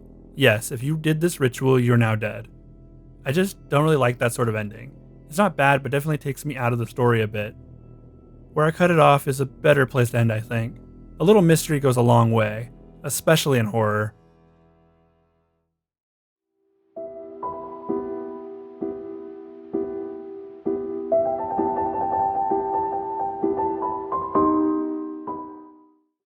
The Yggdrasil Ritual is a ritual pasta that is similar in concept to the elevator game. It was created by Alice Seeger and was uploaded to the Creepypasta Wiki in 2020. The creepypasta states that in Norse mythology, people believed in a world tree known as Yggdrasil. This world tree held multiple realms on it, each with very different inhabitants. Many would know Valhalla as the realm where warriors who passed in this life will end up.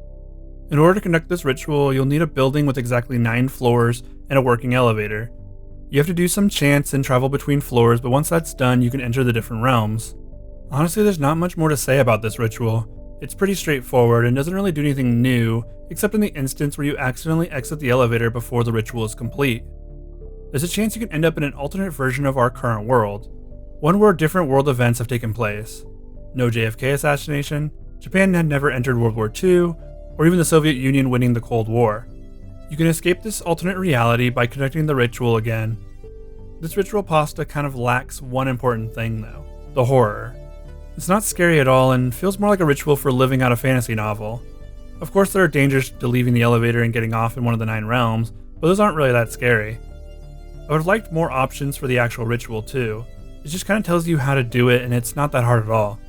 There's not really a reward, except to see the other realms, which could be pretty cool. Without the horror though, this story is just missing that bite.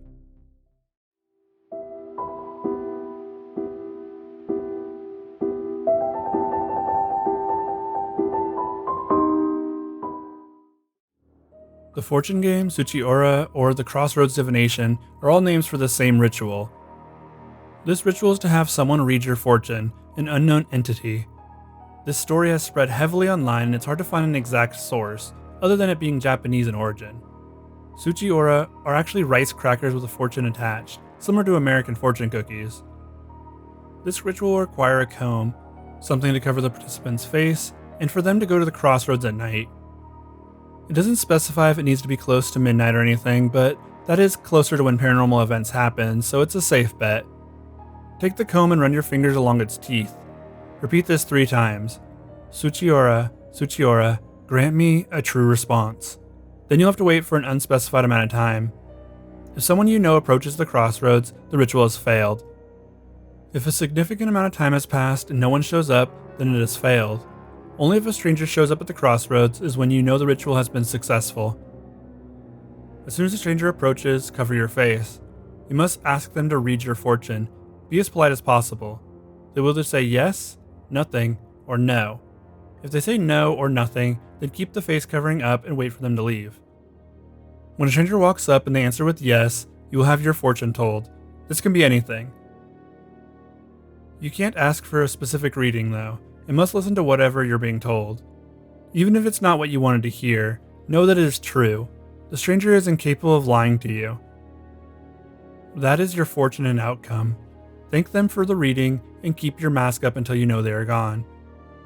Now you know some aspects of your fate. Take this knowledge and do with it as you will. It has been said that some take their own lives after finding out their fate. So is it really worth it?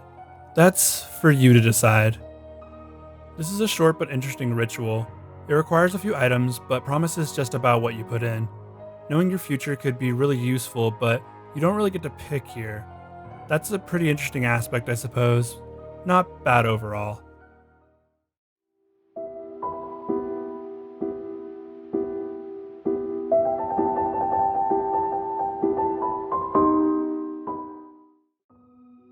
The Answer Man is a popular ritual that seemed to gain infamy around 2014. It was popular mainly in Asia and has big requirements to even start it.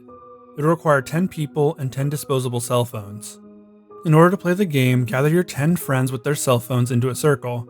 Each person must get the phone number from the person to the right of them. When everyone has each other's numbers, you must all dial at once. This means the person to the left must dial to the person to the right's number, and this must continue all the way around the circle. If all the calls either fail or end up on busy tones, the ritual has failed. You can either try again or call it here. In order to actually complete this ritual, one phone must get through to an unknown voice. The one caller is the lucky one who gets to talk to the Answer Man. They are allowed to ask any question of the Answer Man, and they will receive an answer in return. Then the Answer Man gets to ask his question. The questions will likely be something deeply personal, but you must answer truthfully.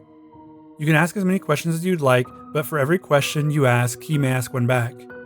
Once you're done asking questions, you have to tell the Answer Man that you have to go. He may try to stop you by saying he'll answer more questions for free, but do not take his offer. Every question comes with a cost. Keep politely telling him that you have to go. Eventually he will rescind and hang up. This is when you are officially allowed to hang up. Everyone must burn their phones afterwards. Here are some rules to follow. Do not put the answer man on speakerphone or pass the phone around. The answer man chose who he wanted to talk to for a reason. Do not accept his offer for a free question. He'll likely make the question he asks impossible for you to answer, in which case he'll claim a piece of you. Make sure every phone is burned beyond repair. These phones are now attached to the other side, and you don't want to answer any calls from there. And most importantly, do not hang up on the answer man. He won't like that. The answer man is another ritual that feels like it would make an interesting movie. 10 people, 10 phones, something like that as a tagline. The ritual itself is interesting as well. It is a different take on the formula of answering and asking questions of a dark entity.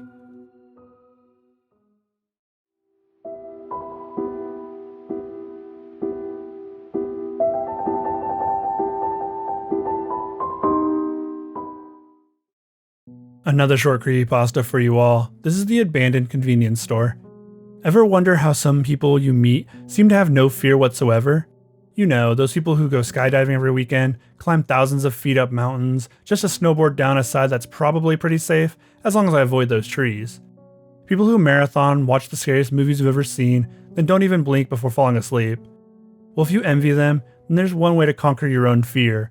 You just have to pay for the consequences. Get on any passenger bus that travels a long distance. Greyhound is usually a good pick.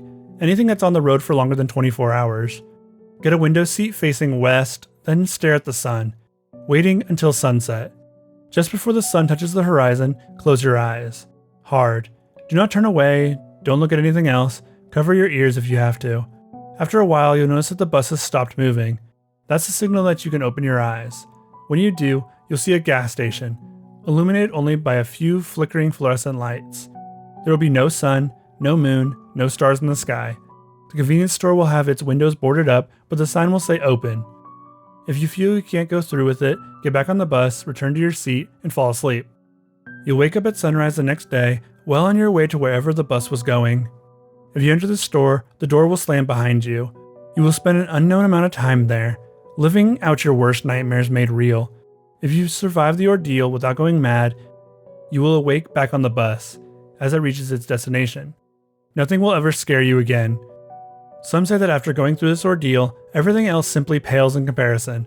Others say that all the room contains is all the fear you will ever feel in your entire life, and exposing yourself to it all at once keeps you from feeling it anymore. This, however, can only be done once. There are some exceptions to the ability as well. All I know is that if you try to repeat this feat, the sign on the door will say closed.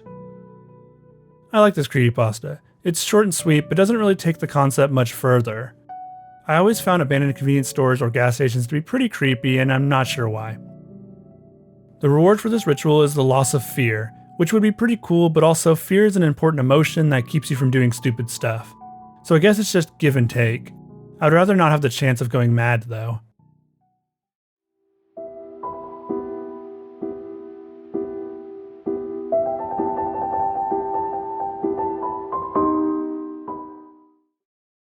Absorption of the Speaker was written by Rising Fusion and posted on the Creepypasta Wiki in 2015. This is another ritual pasta where one can seek answers from an otherworldly being, similar to quite a few other stories on this iceberg. To start, the author of this ritual wants you to know that it's more safe than a lot of other rituals on this site. All that's required is for you to keep your head about you. If you do that, then there will be no issues. The otherworldly being that is being summoned is called the Speaker. The Speaker has an immense wealth of knowledge. To start this ritual, you'll need to get red solo cups, 20 to be exact. Then place them in a circle and make sure that the brims of each cup touch. You'll need to make sure there's enough room at the center of the cup circle for a person to stand. Place wet dirt in the center of the circle and make sure it doesn't end up in any of the cups. You should also fill the cups with a few candles. Not every cup though. If any dirt ends up on either side of the circle or in a cup, it'll allow the Speaker to exit your protective area. You will need protection, which means a few specific items. The Circle of Cups is the first layer of protection, but you'll need multiple for this ritual. That's where the protective relic comes in. This relic is made from an item that you hold dear, a religious artifact from a religion that you actually believe in, and some red string to tie the two objects together. As an extra layer, you can also add a ring of salt around the circle of cups. To continue this ritual, you'll have to cut some paper into strips and write the speaker on each one. Place one strip in each cup and discard any extras that you may have.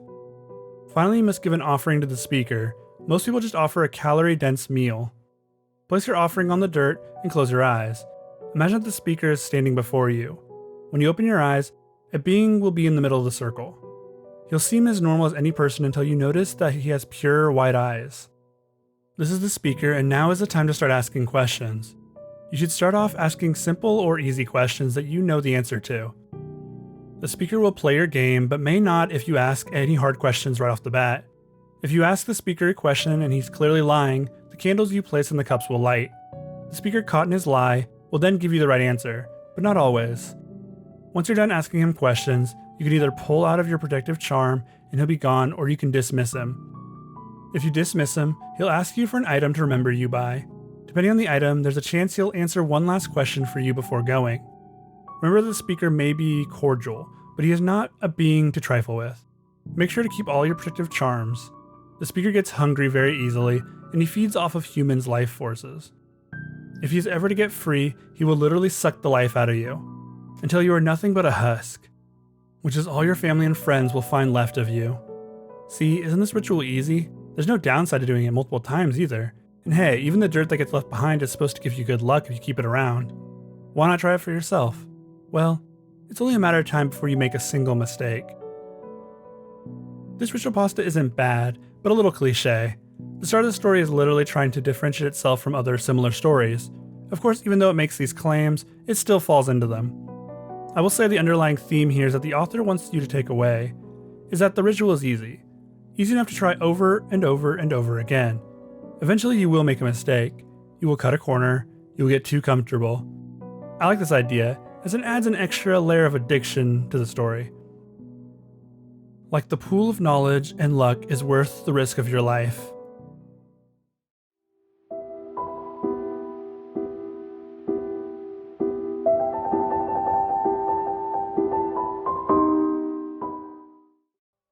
The picture game is a ritual that will require a camera. Cameras hold some paranormal significance, as many people have claimed to see spirits only through the lens. Pictures of ghosts are actually one of the most common pieces of evidence presented for ghosts, spirits, and phantoms. This ritual will require a camera with flash, camera phones not recommended, a piece of string or rope, a glass, bottle of wine, scissors or a knife, and one small mirror per participant. This game can be played with 2 or more people, though it is advised to have more than 2. The game starts at midnight. Make a circle with the rope or string and place it in the center of a quiet room. Pour the wine in the glass and place it inside of the circle. Do not step into the circle during the setup or during the game. Now everyone must sit in a circle around the rope or string circle. All participants must place their mirror on the ground in front of them. Each mirror should be pointing towards the ceiling. Finally, turn out the lights. All participants must close their eyes, hold hands, and say, "I trust you." Each person should say this individually, and not in unison. Then they must say in unison, "The door is open, please come in." The camera then gets passed around and you need to take a picture towards the center of the circle. Every participant must take 2 pictures. That is, unless they feel uneasy or nauseous, then they must be skipped. After that is done, another phrase must be repeated in unison. It is time to go home. Everyone needs to flip their mirror over. The lights should be turned on, and the rope should be cut with a scissors or knife. Finally, the wine must be taken outside and dumped onto a patch of grass or dirt. Now you are allowed to look over the photos you took. There's a chance you'll see a ghostly apparition in every photo. Important to note, if someone said they were feeling scared during the ritual but still took a photo, do not look at that photo and destroy the camera. Not much more to say about this ritual. This could be a fun party trick at a kid's sleepover, but the requirements of wine makes that impossible. I still think I can get a few friends over to try it out though.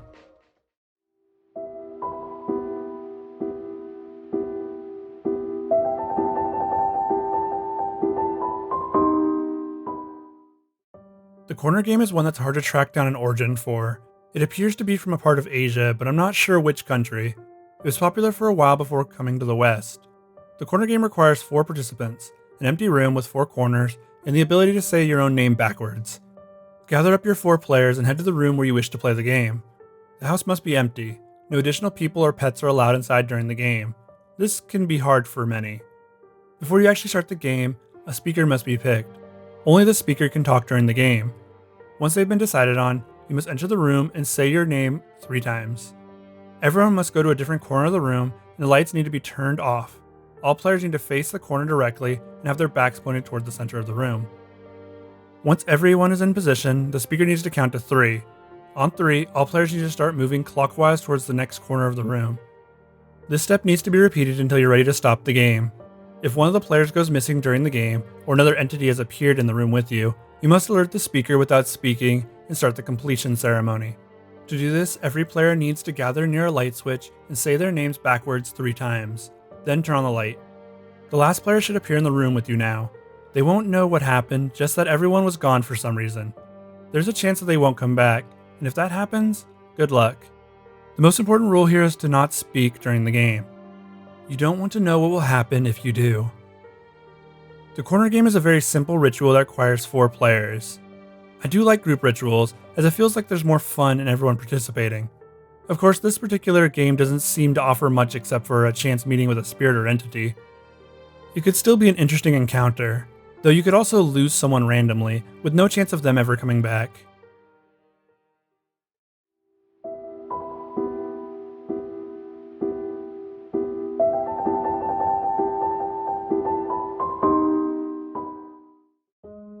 For the final ritual pasta on this tier, we have another short one.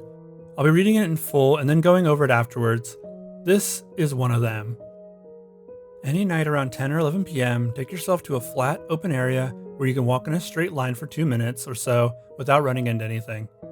Once there, face in the direction you plan to walk, with your arms at your sides and your hands relaxed. Close your eyes and take a deep breath. At precisely 11:09 and 20 seconds, start walking. Be sure to take 1 step every second, no more, no less. Do not open your eyes and do not hesitate. Count your steps in your head as you go. On the 100th and 11th step, say the word 1 out loud and stop. Your breath will catch in your throat, and your hair will stand on end. For the next 10 seconds, you will be unable to move a single muscle in your body no matter how hard you try. After these 10 seconds, you'll be able to move again and breathe. However, you will then start to feel the sensation of a cold metal claws seizing each of your fingers by the base and plucking them clean off your hand. It will not hurt. You will surely be horrified though. But do not open your eyes and do not move.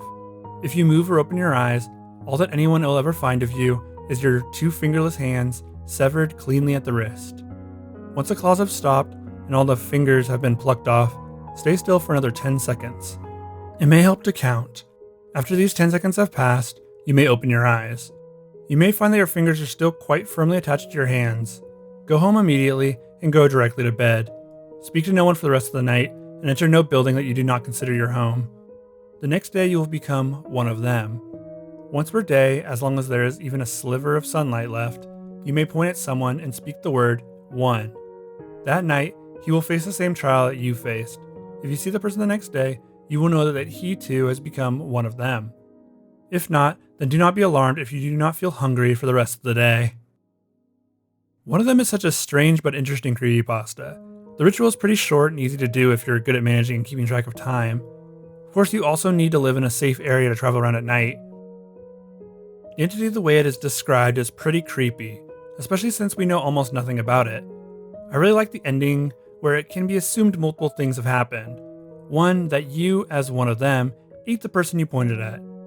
Or 2, that you have fed the entity, and it in return has taken away your need to eat for that day.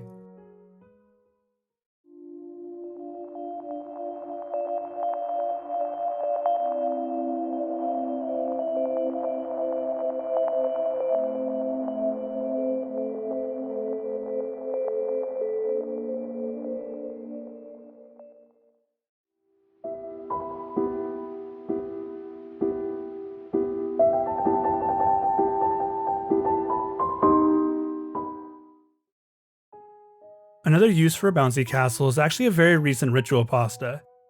It was created by Orange Tango and posted to the Creepypasta Wiki on March 5th of 2022. This ritual promises a few fleeting hours of returning to your childhood. The ritual pasta starts with the history of the ritual itself. It has been done for over 200 years, though it probably predates even that. It was used by many to experience moments of their childhood. A trip down memory lane. The only requirement is nostalgia and a vehicle or vessel, in this case a bouncy castle. The first object you'll need is of course a bouncy castle, but important to note here is that if you never really used one as a kid, then it won't work. You must have an emotional or nostalgic attachment to the bouncy castle. This whole ritual works by playing on your nostalgia and memories. Another important note is that you can only really do this ritual if you are 16 years or older. This is because you are still close to your childhood below that age. Wait a few years and then give it a try. The bouncy castle you choose is also important. Try and grab one that you were in as a kid. This can be any bouncy castle that you had at a previous birthday or other event. It doesn't need to be the exact same, the feeling is what's important. The next thing to do is pick a day to conduct the ritual. It can be any day, but it is recommended that you choose a day that has some childhood significance to you. You can do it on your birthday, Christmas, Halloween, or any other important day. Also, you should not do it on a day where a great loss happened.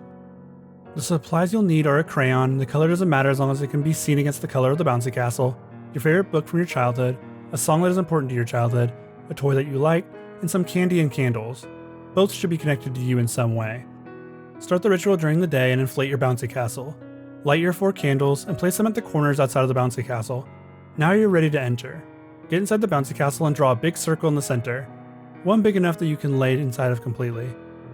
Next you'll do these things in any order. Read from your childhood book, just enough to feel nostalgic, and then place it down. Make sure it is open to the exact middle page. There should be even pages on either side of the open book. Then take your toy and play with it like you used to. Place your crayon anywhere in the circle. Finally, take your candy and eat a piece of it. Take all of the supplies and make sure they're all placed in the circle around you. Lie down in the middle of the circle and start to listen to your song. Close your eyes and let the nostalgic feeling encompass you. Say the words, "I do not acquiesce, concede my time." You should feel your senses all go numb one by one. It will feel like you're floating. You need to keep your eyes closed, not like you'll be able to see anyway. This should only last for a minute or so. Once you feel all your senses return to you, you can open your eyes. The world should look a bit different. The sounds of adults talking and children playing will come from all around you. Exit the bouncy castle and you'll have stepped back in time. You will see people around you that look to be 9, which is the age you'll also be. Everyone from your childhood will be there, even if they are no longer with us. It is your birthday party, and everyone is here to see you. Relatives, childhood friends, maybe even some current friends but younger. They were all here to celebrate you. And you have exactly 2 hours to do all of that. If you ever leave the backyard where everything is set up, you'll notice the world seems a bit grainy and more saturated. That's because you're not in our world anymore. You are a guest in another one. Well, I guess a guest would be a nice term. You've just traveled to another realm. If you try to leave the confines of your space, you'll start to notice distortions. Buildings won't look right, and the proportions of things will be all over the place. You have about 2 football fields radius around you that you can travel with light distortions. Be careful though, as you're not alone in this world. The beings that inhabit this place aren't too kind to their guests. Even if you happen to be walking around your party and see any adult that you don't recognize, you should leave immediately. The beings know that you're here, and they want to take a closer look. Going too far out of your boundaries will lead to the same thing. If you feel a cold presence, that's how you know they're watching you. Your bouncy castle is your only defense against them. Once your 2 hours are up, or close to it, you should make for the bouncy castle. You have to do a reverse ritual to leave. Read your book in reverse, play with your toy roughly or even break it, chew on your candy and spit it out. Once that's done, lay down and say, "We concur on this matter. I wholeheartedly return." Think about the joys of being an adult and the things you can't do as a kid. Your body should go numb again until you hear your song playing the last 30 seconds. Wait for the song to end and go silent, then open your eyes. You're home now, safe from that other world. Draw an X in your circle left in the bouncy castle and snuff out the candles. Once that's done, so is the ritual. A few things to remember. Don't overstay the 2 hours in the other world. The beings will not be happy with your lingering presence and the bouncy castle will not protect you. Also, don't let anyone at the party know that you're leaving. For all they know, you've been there the whole time. Lastly, make sure to snuff out those candles and draw your X. If you don't, then you've just created a doorway for which the beings may enter our reality. Their only goal is to get you. This is honestly one of my favorite ritual pastas that I've read recently. Like, I've read so many of these ritual pastas by now, but somehow this one really stood out to me. Maybe it's just the focus on nostalgia, something we all have. The ritual itself is pretty easy to do and is unique to each individual person, which is cool. The only real downside is the reward versus risk portion. Being able to relive 2 hours of your childhood is nice, but not when compared to the unreal danger of the beings that inhabit that other world. Overall, a good creepypasta, and one that will likely be in my top 10 for a while.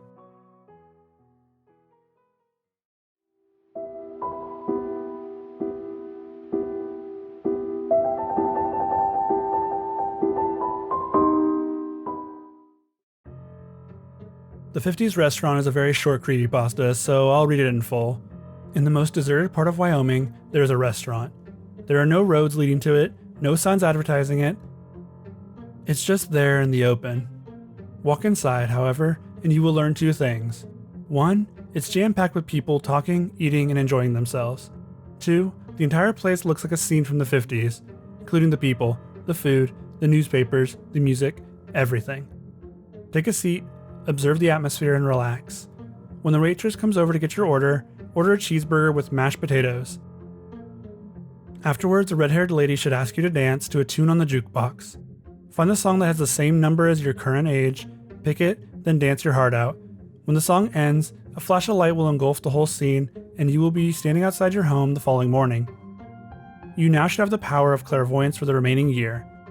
If you didn't do this correctly, then woe is you, for you missed out on the best meal you'll ever eat. This creepypasta is kinda hard to pin down. It's very short, like 2 paragraphs, and does have a ritual to follow. It just doesn't have much going for it unless I'm missing something. Also, you just get clairvoyance for a year. There's no trial, nothing that's really standing in your way, except a trip to Wyoming, which I guess for some could be a nightmare. I feel like this could be better if it added a little bit of a creepy factor. Maybe add in some horror elements and make the reward something you have to fight for. If anything, use that 50s vibe in a better way.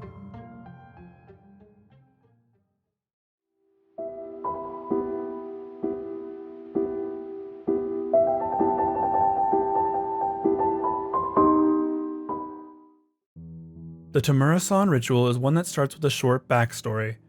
Tamura-San was a Japanese school student who was bullied by her peers. One day she wasn't seen at school. The teachers had no idea where she went and sent some girls to find her. The 3 girls just so happened to be her bullies, and they would eventually find her. She would be found in the bathroom with her dangling feet being the first thing they saw. She had a note attached to her chest that read, "You have everything, so why did you hurt someone who had nothing?" The 3 girls tried to hide the note, knowing it was them who had bullied her, but all 3 would end up gruesomely dead. To this day, it is said that Tamura-San takes ghostly vengeance on those that bully or treat others poorly. Now for the ritual. You can actually summon Tamura-San to help you with any bully problem you might be facing. To do so, you'll need 3 participants, and a 4th assistant who won't be participating. Go into a girl's bathroom that has at least 3 stalls in it.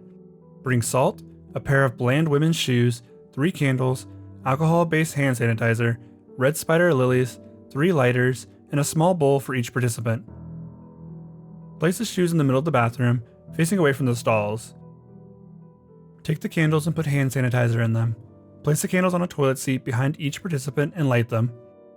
The flame should be blue, to symbolize foxfire. Next, walk backwards out of the stall while chanting Tamura-San and close the stall door. Do not look at the other participants and continue chanting. Surround yourself with a circle of salt. You should hear the tightening of rope or knocks coming from the stall behind you. If one person hears the sound from any stall, they must follow up with an offering. Say, Tamura-San, insert bully's name here, has wronged me. Please exact vengeance on my behalf. The member then needs to place the bowl on the floor with a lily in it. The sounds of the rope or the thumping should stop, and then you'll know it has worked. Do not open the stall or remove the flower from the floor. Just turn on the lights and leave. Your bully should have a streak of bad luck, and depending on how awful they were, they could also die. Important notes for this ritual. If you hear multiple thumps from different stalls, you need to stop the ritual and turn on all the lights. Multiple spirits have been called, and they aren't there for ghostly vengeance. This is a really dark ritual. It's more like a curse you're placing on someone else. The idea that you can get vengeance like this on someone else who has wronged you is an interesting take for a ritual though. At least it's something I haven't come across too often. The most important part of this ritual, though, is that if you try and curse someone who hasn't done anything to you, then you'll face that curse instead. So it only works for those that have actually been wronged, which is very interesting. Though I'm not sure if the ghost makes that call or what.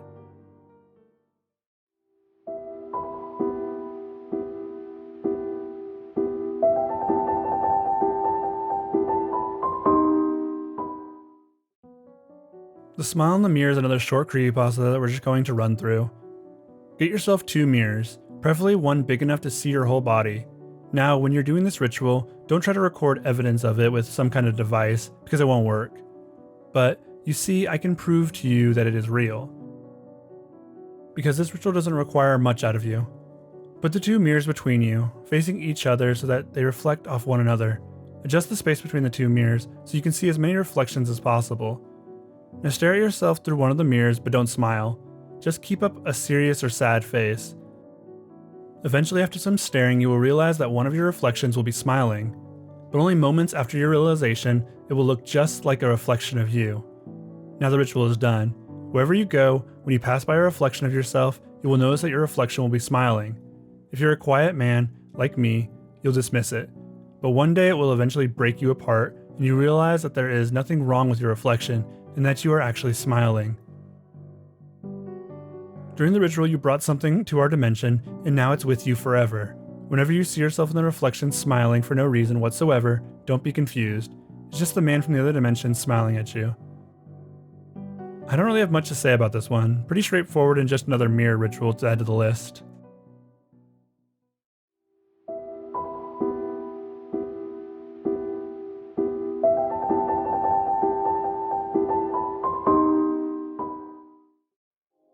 The 7 Silver Coins Ritual is a creepypasta that was written by NoName000001 and uploaded to the Creepypasta Wiki in 2018. The creepypasta has you summoning the Demon of Time, a demon that, in exchange for some of your life, will grant you whatever you wish. The ritual starts by saying that even those that work hard for things in life won't get everything that they deserve, that there's some dark wish or fantasy that they never will have. This is where the demon comes in, as if you summon him, he'll grant you your wish. You'll need 7 coins. They don't need to be silver. Also, they need to have never been used in this ritual before. How will you know if they were used before? Well, that's just part of the risk. The ritual must be done before midnight and must end before midnight. Some other objects that you'll need are a red candle, a lighter, salt, a knife, and a picture of you as a child. Once you're ready to start the ritual, go to your bedroom. This will be the place that you can summon the demon. Make sure to allow no light inside the room. Cover every source. You'll need to light your red candle, and that is the only light available to you. Next, make a circle around you with salt. Every item you brought must remain inside the circle of salt. Place the items on the ground except for the knife. Keep that with you during the ritual. Once preparations are complete, burn your childhood photo and say, "I could give you this time I once owned." A darkness should fall over you and its presence will be known. Now there's a 50-50 chance of him not being interested in leaving or him killing you. If he continues, he'll ask you for more memories to feed upon. You have to deny him yours, but offer him the memories of everyone who has touched these coins. He will agree and you can begin the second part of the ritual. Take your first coin and heat it up against the flame of the candle. Once it's hot, pull it away and let it cool. Throw that coin over your shoulder. Do this with every remaining coin, making sure to turn the opposite way after each coin. When you get to the last one, do the same thing with the candle. Once it's hot, press it to your palm. It's going to hurt like hell, but don't let out a whimper or cry. Throw the coin in the same direction that you're facing. This will show the demon that you aren't afraid of him. The demon will try and persuade you to leave the circle, but you can't. Instead, make a small cut on your hand and let the blood fall outside of the salt circle. When you pull your hand back inside, it'll be completely healed as the demon has accepted your blood as payment. You can now speak your wish. It is important to have the cleanest expression of that wish. Much like the devil in previous rituals, he will try and twist whatever it is you wish for. So keep it concise and very literal. To complete the ritual, you'll make a small deal with the demon and step fully out of the salt circle. The demon will either grant you a blessing of luck and take 1 year off of your own life, or grant you nothing and take 10. This is entirely up to how the demon is feeling that day. That is the 7 Silver Coins Ritual. And I can't say that I love it. The original writing had many typos and weird things that just didn't make sense. I actually cut off the ending so I could talk about it after. So basically your hand that you burned now has a permanent coin etched into it. You can't remove it, and when the light touches it, the demon knows where you are. This is a weird thing to have forever, but also it gives you super strength and your hand is resistant to fire. This makes the ritual kind of weird sounding. Like, it was fine before this section. I would have just preferred to have the wish and that's it. Also, the demon can just take 10 years off your life just because. The whole ritual is very one-sided. Overall not bad, just not great. Next one.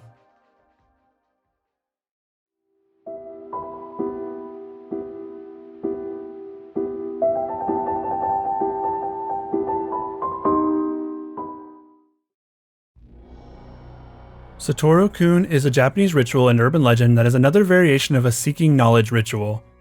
Satoru-Kun is the ghost, spirit, or demon that takes on the form of a little boy who knows everything, past, present, or future. In this ritual, you'll be able to summon him.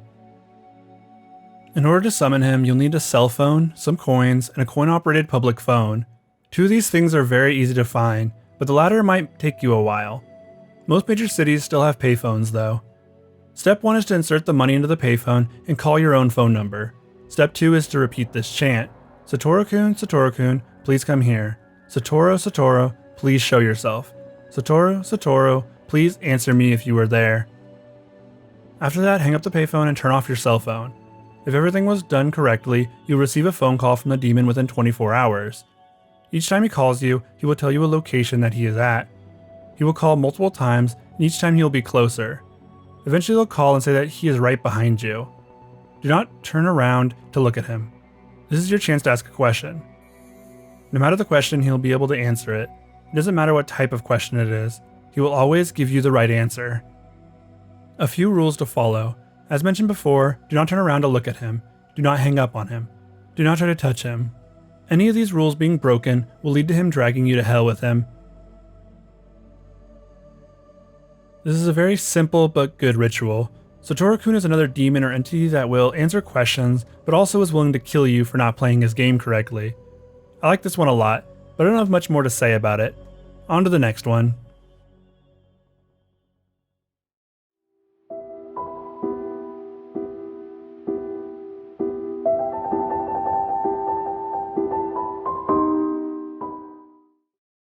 The Ritual of the Gambler was uploaded to the Creepypasta Wiki in 2018. The author of the story is Stephen XXXBXXX Howen. This is another ritual pasta that allows you to attempt the fates. The story begins with the narrator explaining that everyone wants something more out of life. Whether that be wealth, fame, or love, everyone wants something that they currently don't have. And that's where this ritual comes in. The things you'll need are rather easy to get. You'll firstly need a dark room, though it does need a bit of light, just enough to see objects faintly. Next you'll need a coin, it doesn't matter what kind. An object of importance to you, which can be anything really. A candle, 2 chairs, and a table. And finally you'll need a piece of paper and something to write with. These objects are very easy to obtain. Whatever it is you choose for your important item, be ready to lose it. It'll be payment for having your wish granted by the gambler. The gambler is the entity that you will be making your deal with. No one really knows what the gambler is. Many believe him to be a demon, or some kind of spirit. Some even believe that he is the devil himself. Whatever he is your goal for the ritual. This is when you can start setting up for the ritual. Go into your room of choice and start placing everything. Make sure to have 1 chair on either side of the table. Place the candle near the far left corner of the table. Place the coin at the center of the table. On the right side of the coin, you'll place your important item next. Next, you'll place the piece of paper on the chair opposite of you, but first you must write what you want in return for the ritual. This can be anything that is feasibly obtainable. You'll need to wait for the gambler to accept or deny your offer. If he accepts, then you'll see the thin frame of a man sitting across from you. You must say, "Thank you for accepting my wager. I will be the head side of the coin, and you tails. Let fate decide my fortune." Take the coin and flip it. It must lay on the table and can't touch the floor. You are also not allowed to touch it after flipping it. Just let it land where it lands. This is the gamble you are taking. If it lands on heads, then you win the gamble. Whatever it is that you wrote on the piece of paper is yours. You should receive it within a week, and it'll appear naturally so that no one is the wiser. If you lose though, Firstly, you'll get the opposite of whatever it is you wrote on the paper. If you ask for a relationship, then your current ones will deteriorate. Additionally, you will also have a string of bad luck following this. This can make the ritual not worth doing by itself, but there's also one final catch. Sometime in your life following this ritual, it's not really known when, the gambler will come back to you. He will take you and you will become part of his collection. That is the ritual of the gambler. It is an interesting ritual, but definitely not worth the 50-50. You can either lose yourself entirely or get a girlfriend. It's really not worth the risk at all, but I guess for those who want to tempt the fates, here's another ritual for you. The creepypasta is pretty good and well written. I definitely like the premise. It follows a lot of the other rituals of this nature, but keeps it simple so that anyone can try it. I just don't love the literal coin flip nature of it.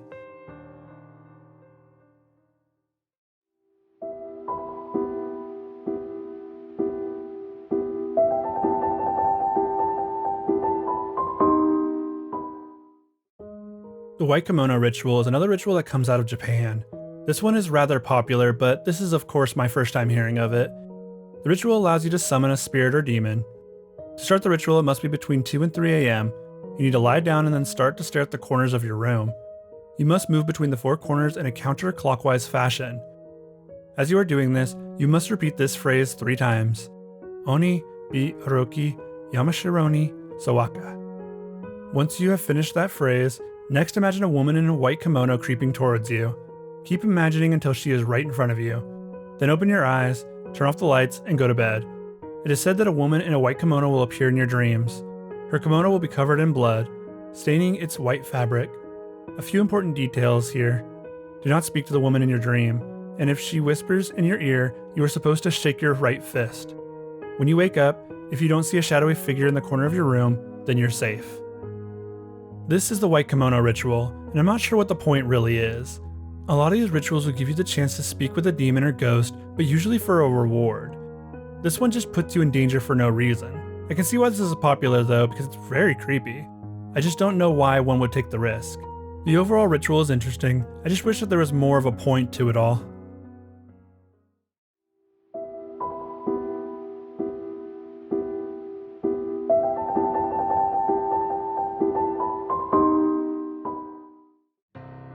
The Forgotten Vending Machine is another short ritual pasta. Let's check it out. There's a village somewhere in England that has not been inhabited for over 20 years. It has long since been forgotten off of most maps, and only has one road in and out of it. If you manage to find it, it will seem a peaceful enough place. The derelict buildings being overgrown and nature taking back the land for itself. However, somewhere within the village is a vending machine which still has power. It will still have its original look and sell ordinary brands of drinks, though with 20-year-old packaging. However, the one at the very bottom will be marked E. Pay only in 10 pence pieces to buy this drink. Before drinking the mysterious beverage, peer inside the can to check its color. Do not try to pour some out. It will refuse to leave the can despite any vigorous shaking you may attempt. If it is green in color, drink heartily, as it will give you an unnaturally long lifespan. And good luck in everything you do. If it is red, however, drinking it will spread a horrific pestilence over you, claiming one of your senses every 10 years after the date that you first guzzled the fizzy drink. This ritual pasta is alright, but kinda gets weird towards the end. I don't know if you're allowed to throw away the drink or leave it. If you can't, then this ritual is really rough. If you can, then just take your chances, and if it's bad, leave. Honestly, a longer lifespan might seem worth it to some, though a body-eating disease that takes one of your senses every 10 years sounds pretty awful.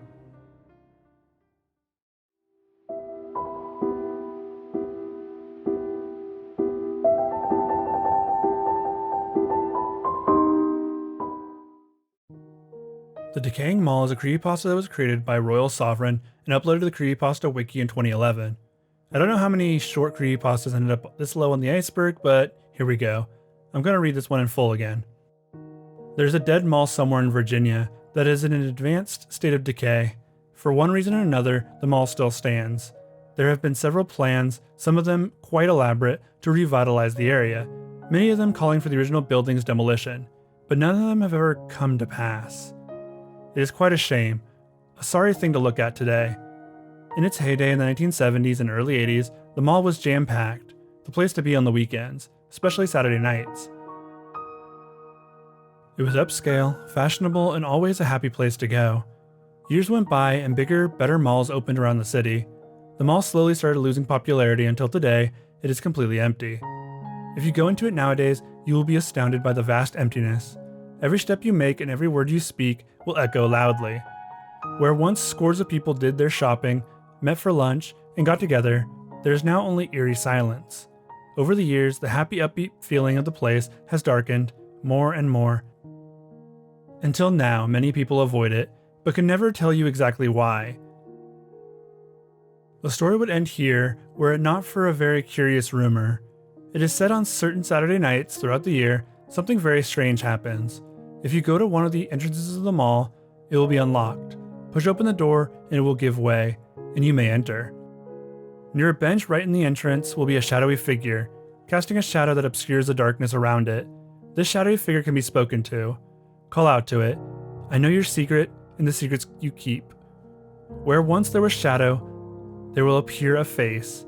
A radiantly pale, withered old man's face, with black holes for eye sockets. No, he will respond in a voice that will be like the slithering of maggots, for I know yours. He will then ask you a question. The question will be about your life, or rather a detail about your life, something that happened many years ago. The question he poses will be one you should know the answer to, but so obscure it will be difficult to answer at first, if you can answer it at all. You will be forced to answer. You simply won't be able to respond with, I don't know. If you get the answer right, the shadowy man will thrust a box into your hands before dissolving back into the darkness. Open the box. There will be a note, on which will be written the name of the person you were meant to marry or fall in love with. Only rarely is it the person you think it will be. If you get the answer wrong, your body will be found in the morning of the following Sunday. At the entrance of the mall you came in, mutilated and eviscerated, so badly no one will be able to identify the body. The Decaying Mall is a fun short pasta that gives more backstory to this mall than tells an actual story. The Shadow Man can tell you who your soulmate is, but also kill you. I don't know how I feel about that trade.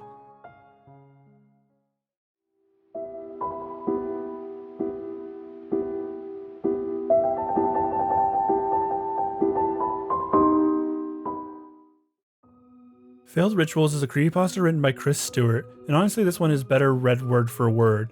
I could summarize it, but that takes the fun out of this story. So here's Failed Rituals. I really wish I had left that light switch alone. Who would have thought the flip of a switch could mean the difference between life and death? Actually, everyone's thought that. That's why I turned it on. Stupid little rituals that we take from childhood. The light will chase the monsters away. The blankets over your head will save you from the boogeyman. It seems like you just get more of these rituals as you get older. As long as you lock the doors and turn on the home security system, you can rest your head happily in your cozy little fortified home. No killers, no psychos, monsters, or boogeymen. But it doesn't work. None of it. We always slip up somehow. The one time you forget to lock that door, that's when they get you. I would have been sound asleep if I hadn't been woken by the loud slam as the front door flew open. I stumbled out of bed and down the hall. I see it swinging back and forth. I moved quickly down the hall to secure it. A moment of panic swelled inside of me. My home felt like a crime scene. It wasn't my safe little sanctum anymore. Despite the overwhelming feeling of intrusion, there was no sign of disruption. Just the door. Just my careless mistake. I couldn't comprehend it at first. It had to be a burglar or some psycho. I looked around the rest of the house, checking every cupboard, every crevice.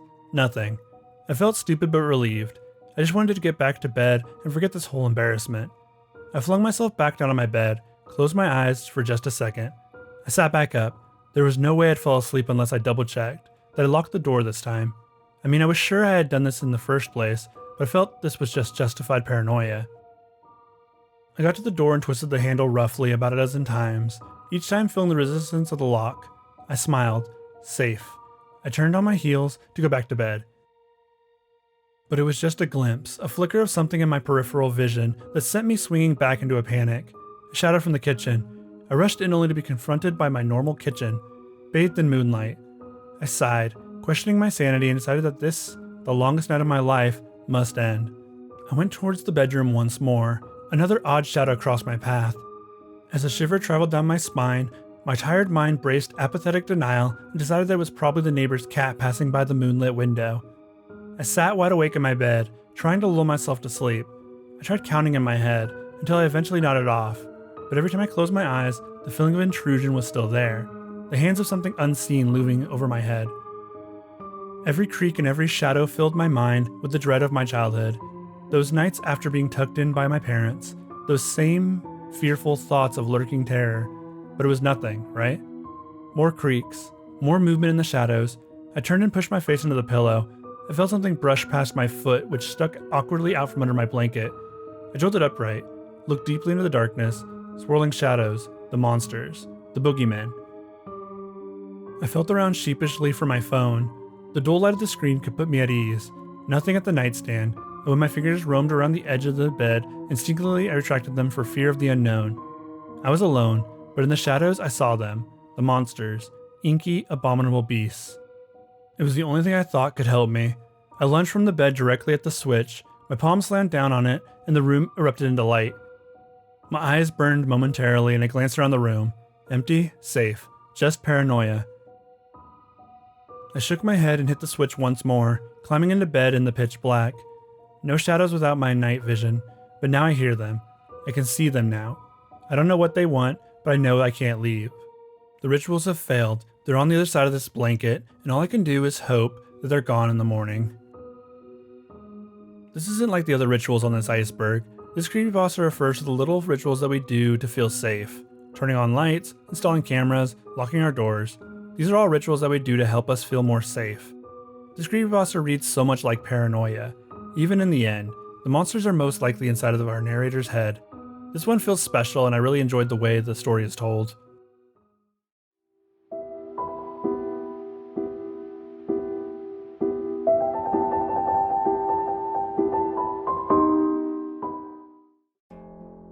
Sara Sarita is a game that is played mainly by teens in Mexico. The game is a bit similar to Charlie Charlie, but not quite the same. I couldn't find an exact date when this game started circulating, just that it started in Mexico. Sara Sarita is a game where you will summon the spirits of two twin sisters who were killed.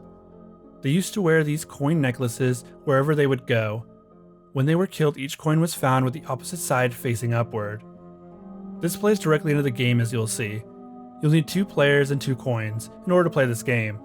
The coins must be the exact same kind and must have a head side and a tail side. The coins themselves, outside of that, do not matter. To start, you and the other player must sit down in front of each other and prepare to flip the coins. Each player flips a coin after asking, "Sara Sarita, can I enter your game?" If the coins both land on heads, then it's a yes. If they land on tails, then it's a no. Finally, if they land with both heads and tails, the answer is a maybe. You have to keep asking the questions and flipping the coins until you are accepted into the game. Once you've been accepted, you can start asking questions of the twins. The questions can be anything you want, but the twins aren't omnipotent, so they might not know every answer. You'll ask a question, both flip a coin, and then see the response. This means you can really only ask a yes or no questions. Even so, you still have plenty that you can ask them.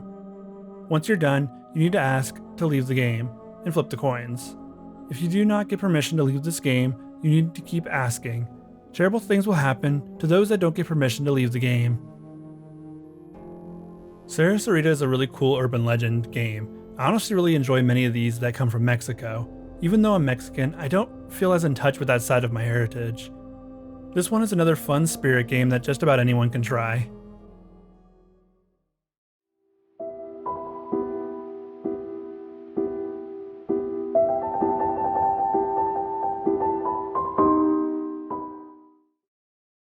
Blind Man's Bluff is a creepypasta that was uploaded to the Wiki in 2012 by user Ananorai.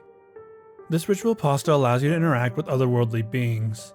What you do with these beings are up to you, as you'll see in the story. This ritual is fairly easy to set up. You need to pick a room, it doesn't matter if the room has windows or not, the room should be completely darkened. This means you'll have to cover all those windows if you have them, which is easy enough to do. Once you've picked a room, you'll need to set up 3 chairs in the room. It is possible that you can have a couch or love seat, but 3 separate chairs is best, really. This will be your game room. You need to sleep around 8 p.m. because a little sleep is important. Wake up around 11:50 p.m. and put on a blindfold before getting out of bed.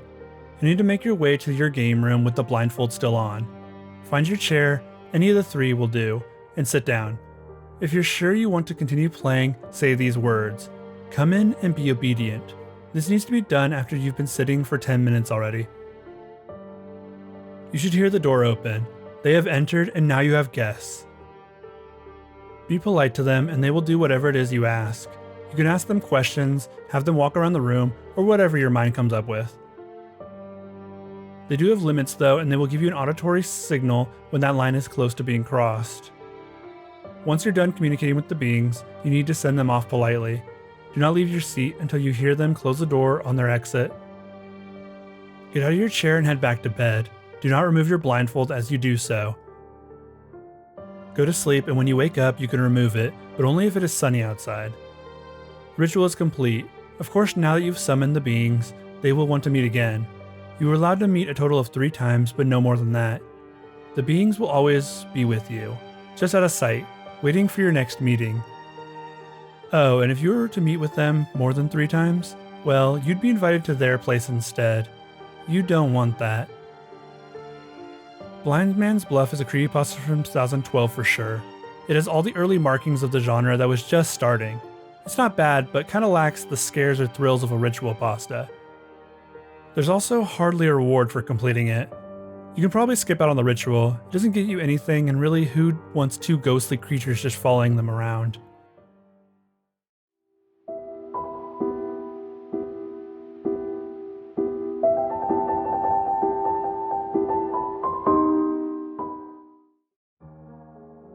The Concentrate game is another little urban legend similar to Bloody Mary and the like.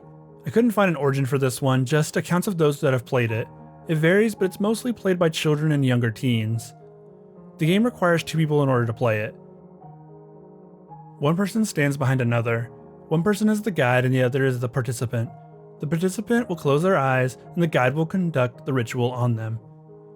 The accounts vary again, but the guide should recite a poem or song and mimic what is being said in the song on the person. Some say you need to sing it for it to work, and others say you just need to follow the rhythm. The poem goes like this. Concentrate, concentrate, concentrate on what I'm saying. People are dying, children are crying. Concentrate, concentrate. While chanting this, the guide needs to be pounding lightly on the participant's back. The game is pretty standard until you get to the 3rd verse, which goes like this. Stick 10 needles in your sides, let the blood run down. Let the chills run up, let the blood run down. Then repeat that phrase. While doing this, you should be lightly jabbing the person in the sides with your fingers, and then running them down their sides to mimic the blood running. The final verse is by far the worst. It goes like this. Wrap a rope around your neck, wrap it till it's tight. Wrap a rope around your neck and pull. The guide will need to mimic this again, but do not wrap your hands around their neck. Finally end with this. You're standing on a building, you're out on the ledge, you're feeling very dizzy, and you're close to the edge, and someone pushes you. You need to lightly push them, but not enough for them to actually fall over. After the game is over, have the participant open their eyes. They should see a quick flash of a color. The colors have meanings. This is how that person will die. The colors are as follows. Red, stabbing. Blue, drowning. Yellow, poison. Orange, fire. Green, falling. Purple, asphyxiation. Gray, illness. White, old age. Black, old age again, but heading downwards in the afterlife. And brown is buried alive. You know, I can totally believe this is a kid's game, but I'm not sure how. Which kid thought of this game and how did it spread? The ritual is really interesting in how it uses the senses, which alone would be a pretty creepy ritual to do. The second part with how you die just adds an extra layer to it. I really like this ritual actually, though it might not be the most family friendly.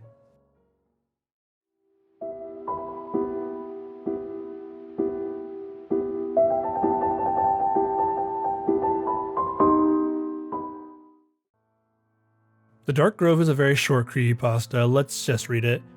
There exists a small circle of trees somewhere in the Rocky Mountains, completely unremarkable from the outside, but just inside, no sun or stars ever shine.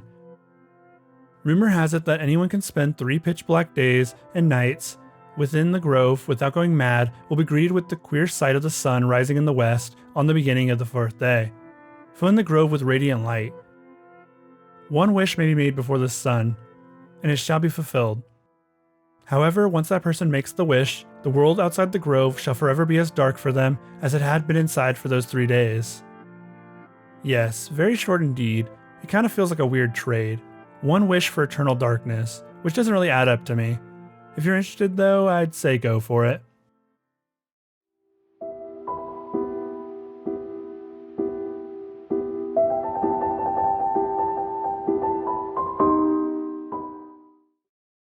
Do not read this, I beg you, is another short ritual pasta.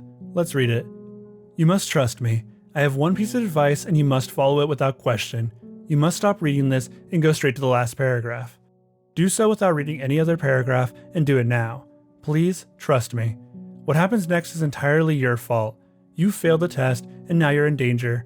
I didn't write this. They made me write it. It's my fingers on the keyboard, that's all, and your eyes on these words. Whatever happens, do not look away from these words. Keep reading until I tell you otherwise. And when I tell you otherwise, do exactly as I say. For if you do not read this exactly how I tell you to, you will die. Listen carefully. First, you must skip the paragraph that follows this one. Whatever you do, you must never read the paragraph that follows this one.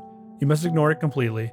Casting your eyes down to the paragraph that follows it, promise me, for the sake of those you hold dear, this is your only chance to redeem yourself for not trusting me earlier. Skip the paragraph following this one and do so now. The forbidden paragraph. You had to do it, didn't you?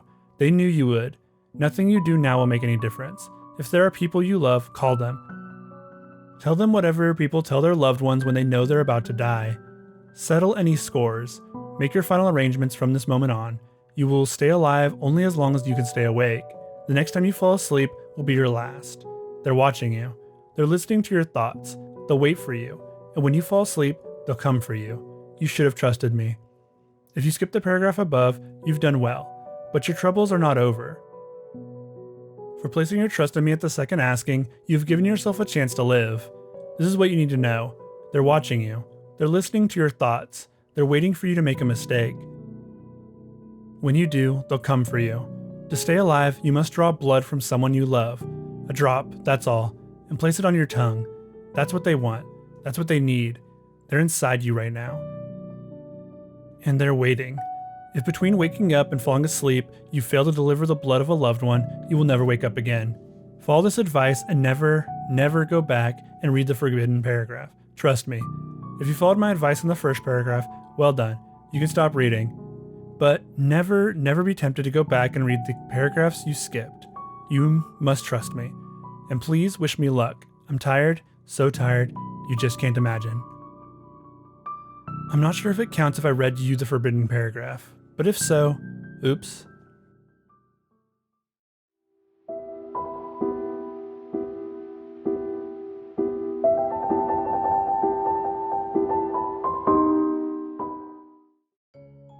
This ritual is one that might be a bit harder for most people to do. It involves traveling to the Amazon. The ritual is called the Face Keeper, and it promises the ability to know absolutely everything about any person you choose.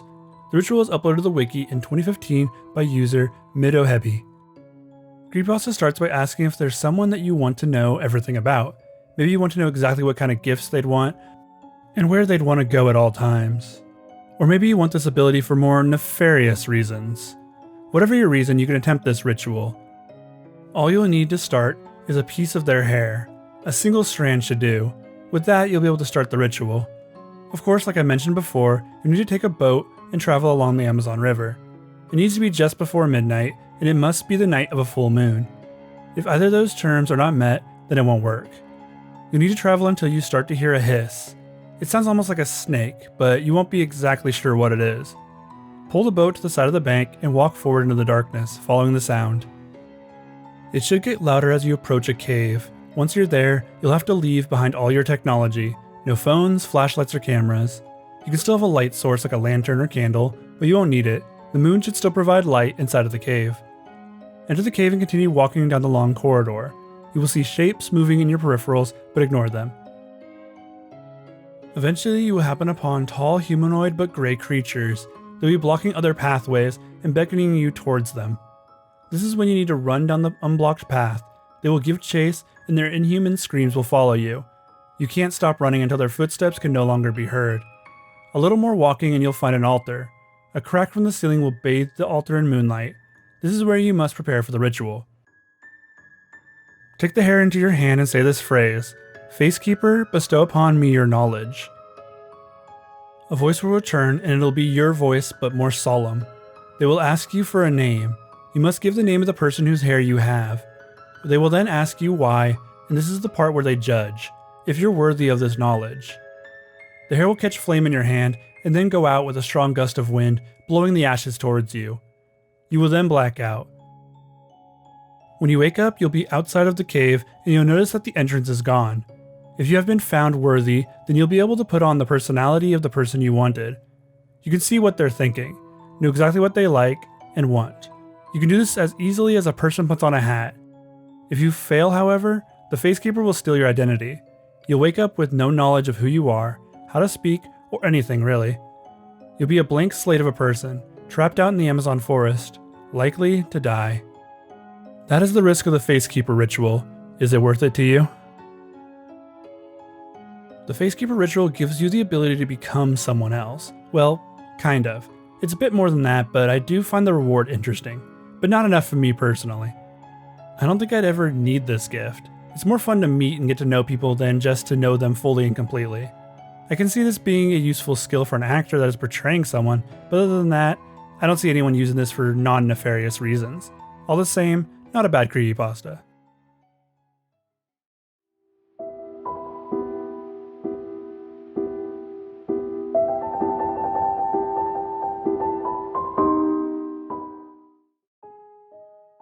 How to access the Forbidden Wiki is a ritual that was posted to No Sleep in 2019 by Mr. Outlaw. The story essentially tells you how to access a different universe's version of Wikipedia. To start, you'll need a device with an internet connection. Make sure the device has none of your personal information on it, no social media, pictures, anything. This device can be a phone or tablet or whatever, as long as it meets the above criteria. Go onto a popular wiki page and slowly click through until you get to a very obscure page, one with as little views as possible. You have to repeat this process as many times as needed until you finally reach a page that is blank. The blank wiki page will have one phrase at the top. It'll say information limit in all caps with a string of numbers. Memorize the numbers and immediately take yourself off of the internet and go to a remote place, one without internet access. Once there, reload the page and you'll be met with a new page. It'll say, enter access point. Put in the string of numbers that you memorized earlier, but omit the last two. You are now entering the Forbidden Wiki, which will have a distorted version of the Wikipedia logo on it. You are now free to browse the different pages. Do be aware though that you are only able to browse for so long. The more information you pull from the wiki, the more likely they are to come for you. Who are they? Well, no one knows for sure. Anyone who has tried to find out hasn't been able to give any answer. So it's best that you just browse lightly and continue with new articles. The articles you'll find here will talk about events that haven't happened in our world. Strange things that live in the Bermuda Triangle or a giant void that appeared near the Grand Canyon. It'll be events that seem too bizarre for our world. Some of the articles are pretty mundane, but some depict world events that could shape an entire society. There's one about a giant eye that appears in the sky on nights with thunderstorms. It says not to look at the eye unless you are one of the Forsaken. Another article is about a snow angel that sometimes appears during snowstorms. It can be seen just standing in the backyard of people's houses. Do not engage the angel, for it is not benevolent. There's also an article that you could find that you need to leave the page of immediately. It will talk about a phone number of someone who requires you to answer them, or they will come for you. The phone number will always have your area code in it, and you need to answer by the second call. You don't want to miss that second call. The Forbidden Wiki is a really cool idea, and one that is my personal favorite for creepypastas. I love horror stories that relate to the internet. I don't know what it is, but finding forbidden or cursed pages on the internet has always been something that I love. This story does a great job at telling you what the wiki is, but I wish I could see more pages from the other world. The best part of the story was seeing all the crazy alternate reality world events. The few that we got to see were creepy and interesting, but I wish there were just a few more. Overall, great story, very well made, and would love a sequel or similar concept explored.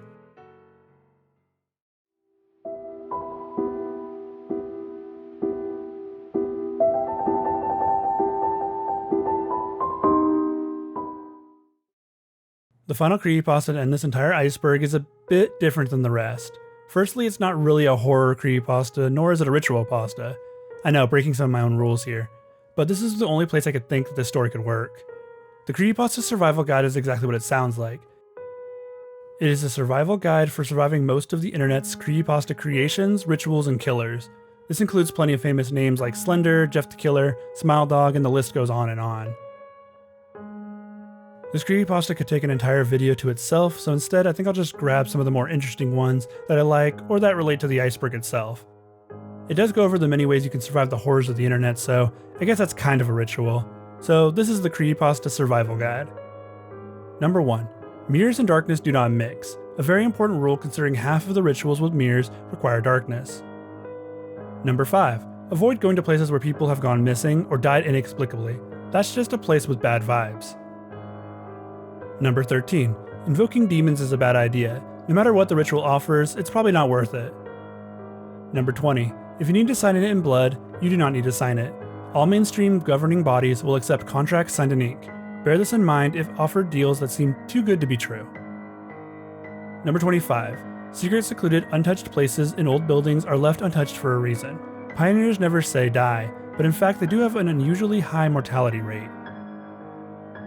Number 29. Watching TV static for long periods of time may be hazardous to your health. Try satellite TV or Freeview to combat this problem. Netflix and internet streaming are also effective.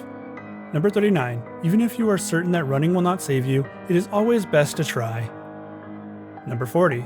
If you go to buy a used video game, whether it's at a GameStop or a garage sale, never, ever buy one with a weird looking cartridge. This includes strange colors and ripped off labels with titles written in marker. The latter tends to happen more often than not. Number 46. Burn Ouija boards. Just to be sure, have one of those car fresheners handy. The real reason why spirits get pissed off is because of that foul aroma that it produces when burned. Number 56. .exe files with strange names are not safe. Don't open them. These were just a few of the rules from the Creepypasta Survival Guide. I honestly love this creepypasta as it makes references to so many that I've read over the years. Maybe I'll end every Creepypasta Iceberg by going through a few of those, or maybe I'll make a video where I figure out which each is referencing. Either way, this is a fun one.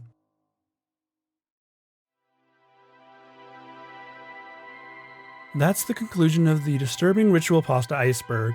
Honestly, this iceberg was probably the most fun I've had with a video like this. I wasn't super knowledgeable about a lot of these, but found myself enjoying them the more I read. I think I read over 200 stories for the making of this video. From the most popular, fan submissions, the Creepypasta Wiki, Reddit boards, and even 4chan. I scoured the internet for these, and there's still so many I didn't or couldn't include. I hope you all liked the video, and like I promised, let's talk about the next major iceberg. I have a very special video planned for Halloween in October, but until then, I'll be doing the Cursed Image Creepypasta Iceberg. It won the poll and I'm glad it did, as I was already doing light research into it before even starting this video.